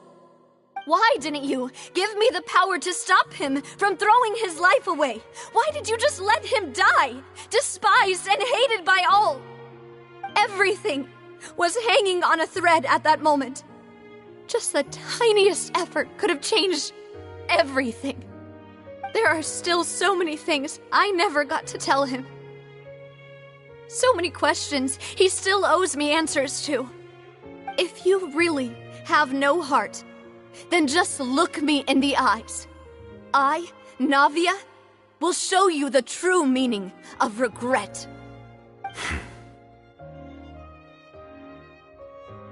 I'm sorry, Miss Navia. You and my father are truly alike.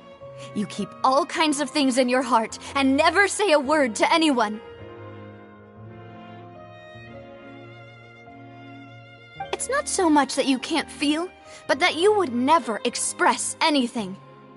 Oh well. In any case, everyone already knows full well the apathy of the Chief Justice. My apologies for taking my emotions out on you, Monsieur Chief Justice. Let's go, Traveler and Paimon.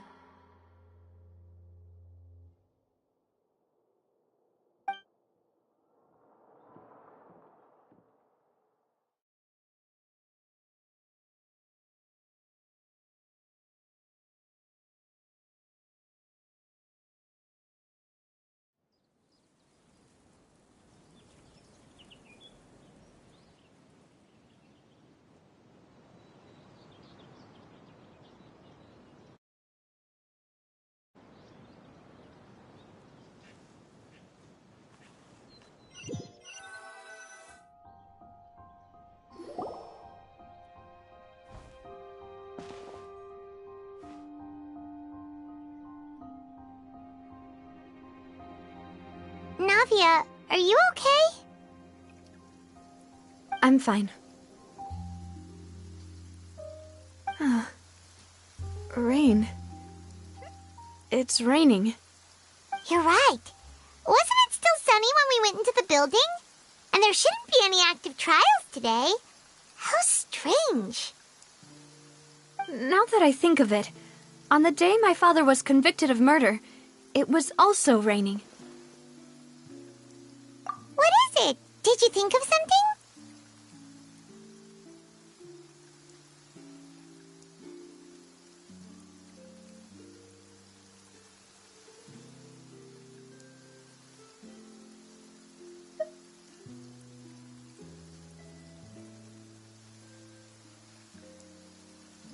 Yeah, he was outside. It was uncovered and the rain could fall there. Why? Do you think the rain could have affected the crime scene? That thought has occurred to us before. We've even expanded the search area to try to account for that, but didn't find anything of value.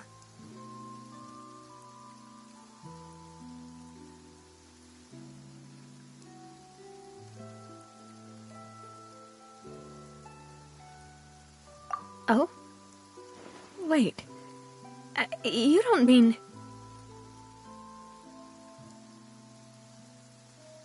So you're saying that the true murderer could have been turned into water and then got washed away with the rain? Yeah, and if that's what had happened, then no one would have believed your dad, even if he explained what he saw to the authorities. I really think I found a true genius for a partner. You're completely right. How did I not connect the dots earlier? All right, let's go to Poisson. With this new lead in mind, we'll get to the bottom of my father's case for sure.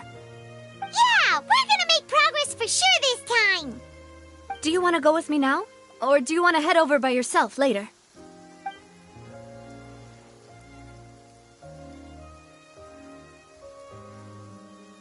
Great. Let's go then.